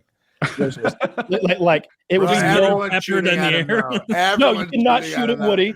It would be clear. Oh yeah, people will totally obey that. How high can a paintball go, roughly? How high can you? We would want to test 18,000 feet. not that high. You could absolutely. You could have Woody doing bombing runs with like some sort of like powdery mixture that like goes poof when it hits the ground and makes like a kill area. So that being, he could be the Nightwing. Okay, finally fulfilling my dream for him and becoming a supervillain. That would be cool. And then I do like this idea. But that could be a thing. Like we could totally do a paintball event where we have people show up and stuff. But I really despise. There are winter paintball events, and if we were going to aim for something, my idea would be to do it like in the winter. Like I want to do. Where dressing well is fun. Where dressing well is fun. You can always take layers off, right, to cool off. But like at a certain point, like you're fucking burning up. I hate the summer events because like we melt. It when you're in 100 degrees with all the gear on, like keeping you hot, it's just too much. You can heat stroke out, and like none of us are like getting any younger. Look, let me just yeah, right. Like, but we are all like fucking athletic enough to play paintball. Like let's not pretend like we're not. Like we can all. We're not gonna like have an issue playing paintball. We got a professional athlete down there in Harley, and then the three of us who are like undefeated boxing champion of the internet. Like 3 days don't go by. Like we're physically capable adults. We could beat up most podcasts hands down, and for sure. Yeah. Well, I would take Spit and Chicklets over us if we were. All right, I'm looking at you, H3H3. Any podcast with less than 3 members, we're gonna fuck your ass up, dude. Bill Burr. No chance. We're taking on Ethan and his poor wife. Who's so I love sweet. that. I love that part before like two groups do battles in some movies when like they pick who they're gonna face off against, and like I would immediately be like, "I want the girl." The girl. You're like, wait, Kyle, I don't think we need to focus on her at all. There's 3 guys. The girl's all mine. Don't worry. I'm gonna be in reserve. Immediately go for that Goldberg style spear. Who are the other podcasts that like we would end? I don't even know. I can't name that many other podcasts. Oh, that alt-right seeming podcast that YouTube is Louder with Crowder. No, it's the Locust Eaters or something like that. Lotus Eaters. Impulsive, isn't that the one with Logan Paul? Yeah. Well, not him. It might be a problem. We might need more guests that week. Oh, all right. Yeah, depending on unless Logan Paul does that show with like a couple girls, a paralyzed like veteran or something like that, then like we're in trouble. No, you guys should box the Get Off My Lawn podcast. Oh, and then Woody has to box Gavin. You know, we need to shut the fuck up about this. Mike Tyson even has a podcast. Evander Holyfield has a podcast. Get Off My Lawn. I think I might know Gavin. You have to box Gavin right? McGinnis. Yeah, he's got a really excellent beard. All right, how about guys with like 10,000 gamer score? Amongst them, yes. Get fucked, punks. Yeah, I believe we are amongst the toughest people with 10, 15,000. At least the strongest. If they're trained, we're going to quickly change the rules to like how much to how many. No, pounds. This is a liftoff. Now it's pounds of iron moved in 10 minutes. It's 10 minutes to move as That's much only iron phase as 1. can. Phase 3 is an eating competition. Although we need to be careful there too. There's probably some competitive eaters out there with podcasts. Probably not long length. But that would be like the only way to, I think, to get all of us into one place. Because for one thing, I don't want to be like treated like one of the little people or anything. You know, I'm going to want some sort of special treatment. So I need to be pampered. I need to be separated from them. There needs to be a buffer so that I can, get away from the stink and the. If I see a poor person, I might vomit. Oh, just another person, really. I don't anyone. Just a human being in general. Try not to like touch them too much. They're filthy things. But no, more seriously, like it's just better that way so that like, I don't know. I want to have my own little area to hide away in at some points. And we could do that if we work with Wolf, I'm sure. Wolf does that shit all the time, right? He's all over the country, like in helicopters. Yeah, I and follow doing him on nonsense. Instagram. He's always doing that shit. Yeah. And Kitty still knows all those people in the paintball industry too. I love paintball. Like I always saw like what we were doing. I was trying to be an ambassador to the sport, I suppose, in my own way, because it was something that I had always loved since I was a kid. Like whatever that thing is in your life that you love so much that you go on the internet and you look at it, even though you can't afford it, that thing that you like put the whole package together and like just the way you like it. And Sex dolls. And then you close that window because you're a kid and you don't have money. Like I literally build a full sex doll all the time, and I'm like $9,000, an extra $250. If I want to be able to change the pussy to a dick. This is crazy. And if you need that sort of versatility, what do you? And sometimes I'm like, if I did have like a whole other level of money. Like I'm also getting a sex doll, like, but I'm creating it a la like Skyrim character creator, and I'm just making it the worst ever. Yeah, you're fucking a hideous, the weirdest nipples and like, yeah. But yeah, that was paintball for me. But sure. I ended up doing like I loved paintball as a kid, and I was obsessed with it, and I loved it, and I never had enough paintballs when I went paintballing, and I didn't have any of the cool shit. And then like 5 years ago, I went to go look at the paintballing, and I somehow fell into airsoft and started watching all these airsoft YouTubers and airsoft content. And I bought like some cool airsoft guns, and I love it. And I've gone a whole bunch, and I love it just as much as paintball, except I'm not greasy when I get home. Yeah, so and like it's cheaper. That goes a long way. Is that I'm not greasy, and the clothes aren't greasy, but there's more liars in airsoft than there are paintball. Because paintball, like someone has paint on, they're like, I didn't get hit. But like airsoft, you're literally just like bring a camera on your gun so that you can call people. I've watched that guy. That the only airsoft channel I've ever seen. I've seen it in the last year. It's that dude who like puts the GoPro on his sniper, and that's a lot of them. You're talking about Norvich, right? Yeah, it must be him. He's the biggest. I bought his. I bought his gun camera. I bought like one of his gun setups. Like I bought a gun setup to be just like his. That's awesome. Like years and years ago, I like PM'd him from like my main account on YouTube, and he got back to me, and I was like, "Hey, dude, that gun mount you've got is so cool." He's like, he 3D printed them himself. Yeah, that's where he sells them now. And he was like, I can make you one. And I was like, that would be amazing. And I think I just paid him like for like the media, like whatever that material was, like $10 or something. And he made me a whole gun sight that you could tell was like this cool 3D printed custom ass thing with like bolts that he'd made me a thing and mailed it to me. It was awesome. I used it for the next paintball event I went to in Joliet. Really nice guy. Yeah, I'd paintball again. I have not gone in 11 years since we went. I'm just looking at my forehead right now. It's like a target. Like it's gonna be ruined. Just your mask. Look at my forehead. Look at the shape of me. I'm gonna get hit there. Get a bigger mask. Look at his hitbox. Hitbox disadvantage. No one's choosing this character in paintball. I'm gonna get fucked up.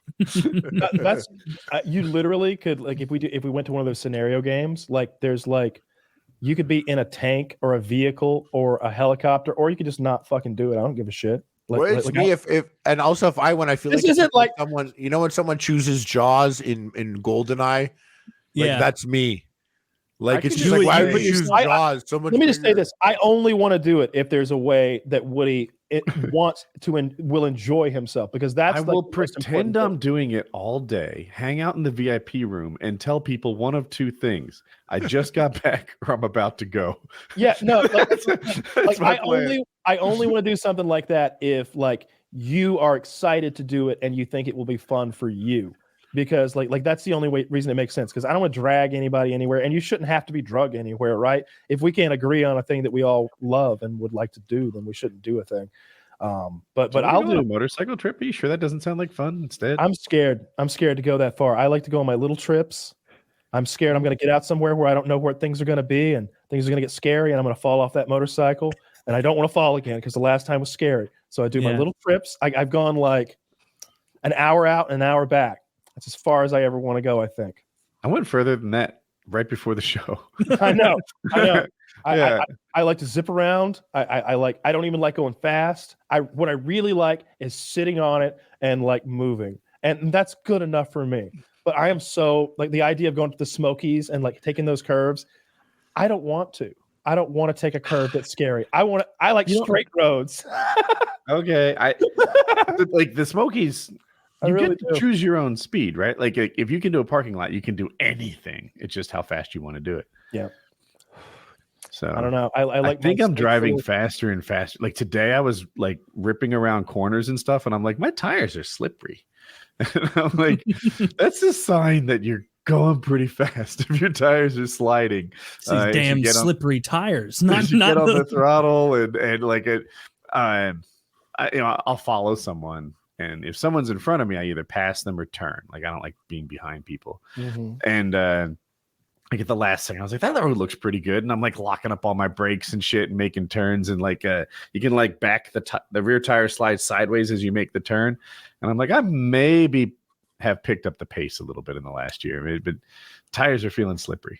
Yeah, but we don't have to ride like that together. But also like if we were going to involve Taylor in a thing too, or potentially even Harley, I know we're just like throwing this out there, but like hop on, Taylor. I can take a passenger. Your tires can't. Yeah, I totally can. I would rather I will slow down. I will. I can't think of anything I would like less than Harley on the back of my fucking motorcycle. Especially after everything we spoke about at the beginning. Like, I don't want to be the guy on the back. I'm like the worst for that. Yeah. Plus, it's like huge awkward weight. Plus, I would like to do an activity that you can do stoned. Yeah. Don't want to get good and stoned and play paintball. Hunting. That's like a blast. Anyways, I gotta put my mind to it, but I gotta find something that you three guys are gonna have to teach me over a series of epic documentary episodes. Oh, then you just okay. All right. So here's what actually needs to happen. You have to find a sponsor who wants to fund a survival trip and will pay us each what we are required to take 5 days out of our life. $100 million. That's a start. We get Dr. Disrespect to come too. It's a survival. But how would that would kind of be the funny part though when we got there and Harley was like, "All right, teach me how to survive," and we're all like, "What?" You don't understand. That's what happened with boxing. Just make sure you have a printed out file with just lots of steps that you want to teach me. We brought a file last time and we would have starved if the Muffin Man hadn't shown up. I brought guns and we had guns. I didn't shoot at a target, really. Our cameraman was from the UK, so we let him shoot the shotgun on the way out a couple times, and that was all the gun was for. You guys hated that trip so much. It was the worst. It was so awful. I like the campfires at night. We would play the dumbest games. We'd go around the alphabet with aardvark. I've already lost this game. There are no animals that start with baboon, right? Chimpanzee. We play this great game. Dog. Woody hated it.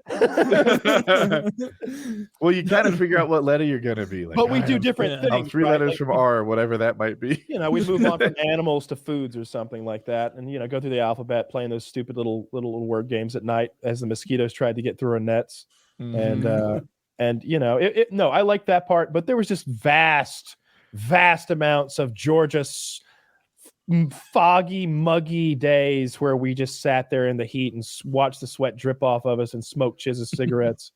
It was like Chiz and I were chain smoking the whole time because we were hungry and because there's nothing to do if you smoke. If there's nothing to do, you're just one after. Yeah. The ground is littered with them. We got them all up and cleaned the campsite before we left. It wasn't a campsite anyway. It was just a fucking place in the woods. Just a patch in the woods you picked. Near the dirtiest water you can find. Dude, I scouted that place and I thought I was Daniel Boone because I was counting the squirrels. I was like, I saw 8 squirrels within 10 minutes of walk of here. I've seen a catfish in this water that we're camped right next to as long as my fucking arm. Mm-hmm. I was like, we're good. We shoot 2 squirrels, catch 1 fish. We're good for 5 days. Like it's not a bounty, but we're gonna make cool content. I've watched so many videos on how to like gut and skin a squirrel that I'm ready to like start like scrubbing turn the squirrel skin inside out and fucking tan it out and make fucking gloves out of this shit almost. Like, I'm watching how to like skin catfish and like all the things that we could potentially kill. I'm learning how to like gut them and clean them and cook them.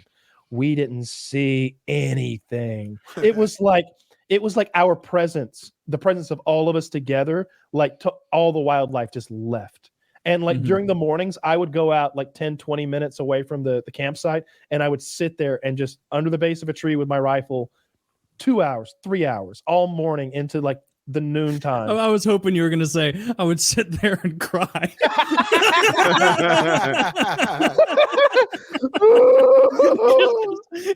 You're 23 yards from the camp. You just they can hear me and they think it's Bigfoot or something because I'm moaning and sobbing so loudly.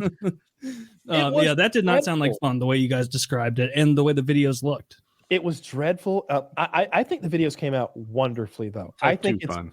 Yeah, but it didn't look like you guys were having fun at the time in the videos. I hated every fucking minute of it. When I got back, I was so glad it was over.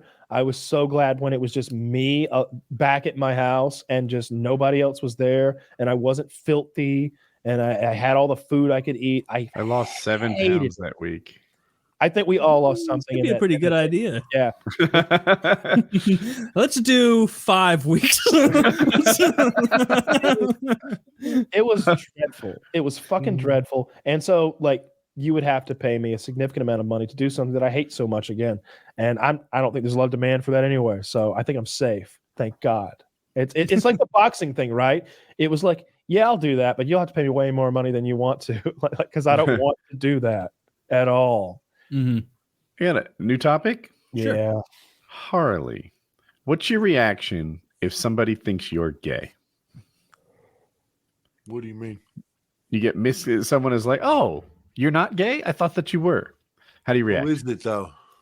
So I talked to someone all my from friends school. I had sex with a girl once, and she asked me that like right after, and I was like, "What did I do?" I was like, "What did I do?" Like I literally, we literally had sex, and like 10 minutes later, she asked me that, and I was like, "What did I do to you? What happened? What did I do that was gay of me while having sex with you, a woman?" Right, that's pretty not gay. Yeah, what was it? Yeah, so I was like blown away. She was just like, "Nothing. I'm just asking," and I'm like, "Okay, I'm obviously doing something right now that's very gay." Well, you joined me when I took my pussy out. So I was like, "Wow, so fun to do this. Love the world." I'm having so much fun. It's like a Will Smith. You see that article? He's like, I'm having so much sex with women that it makes me sick. It makes me ill. Did you see that? That seems like Harley's seen that. Yeah, he was. There's like an interview from like a few years ago where he's like, "I just have a visceral response now when I have sex with women. Just like I just get ill." Yeah, everyone talks about how his wife slept with that one dude, Austin or something, and it's like they have an open marriage. Will Smith is probably like, you have no idea. He's Will Smith. He's an A-list Oscar. He wins on A-list actor who wins Oscars. What do you think's happening though, Woody? You think he's having sex with women? Yes. I don't. You think I think he's having sex with men. Perhaps. Well, if having sex with women makes him sick. I think there's only one explanation for why he'd keep doing those movies with Martin Lawrence. He's fucking Martin Lawrence. He's fucking Martin Lawrence in the ass. Yeah, that's pretty gay. Martin's really interesting. Indisputed fact. If you ever watched that show Martin, like when he dressed up like Shanae with the long nails and everything, like I think that Will Smith makes Martin Lawrence to this day dress up as Shanae and do that. Shane Dawson stole that bit from Martin. Yeah. Whoa.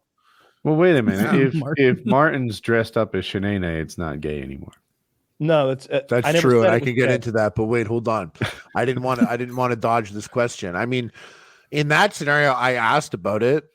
I also had a friend of mine, a girl who is gay and a YouTuber, and like one time she came up to me, she was like, "I know you're gay," and I was like, "Yeah, eh?" And she was like, "No, seriously, I know you're gay," and I was like, "Whoa, why? How do you know that?" And she's like, I just know. And I was like, why would you say that? And I'm like, am I doing something gay right now? What am I doing that's gay? She's like, nothing. Just I know.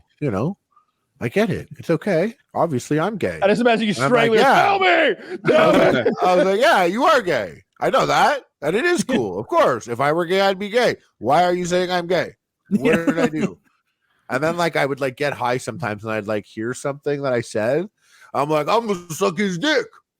And I'm like, yeah, I know I'm being funny there. But am I, yeah. I'm like, am I gay there? Yeah. I'm like, was that gay of me? Well, if we're using evidence from the show, different. we've all said very gay things.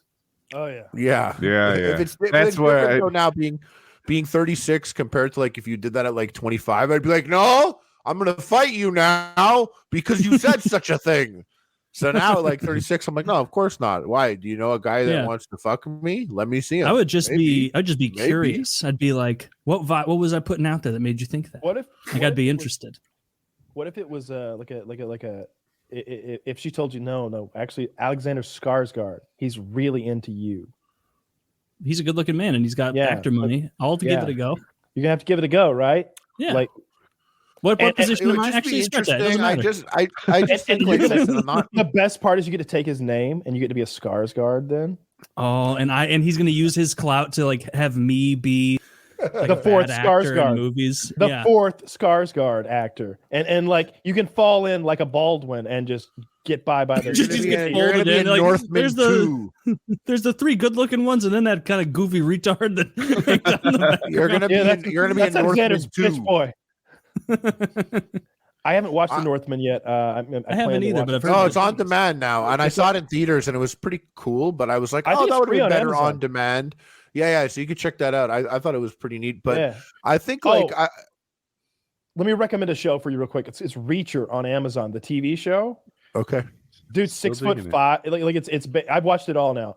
It's based. Jack Reacher's like a 6'5" crime. He's a new guy, right? That's a new guy playing him. I don't know him from anything. I saw the trailer. I was like, who is that? He's a good act. He definitely at first I didn't know if I was gonna like him or not because it's pretty key that you like him if you're gonna watch the show. But he grew on me by the first episode and I was on board. He's got a real he doesn't speak very much, but when he does, it's usually witty, to almost to an autistic point. He's that detail oriented where he's that Sherlock Holmes type character, but at the same time, he's the guy who will gouge eyes out and break people in half. Did you just say Woody to an almost autistic point? No, I did not. What did you just say? I think that you heard something, and I think it's very telling that's what you would hear. What did you just say that? I think we just all got a little viewpoint into your psyche. Yeah. What did you just say that? We invite you on here. What did you just say that? Bring it back. We get down our knees and we shine your wheels. We shine your wheels after your little boxing match that was clearly fixed. Right? And you have the audacity to come here and attack Woody. This is all true. Speechless. He's speechless. Speechless and muted. I want to end the show on that. That was great. Why'd you ask about the gay thing? Am I coming off gay this episode? No, I throughout the week select topics in case I think the show stalls and bring them up. Oh, you're like, oh shit, the show's stalling. Harley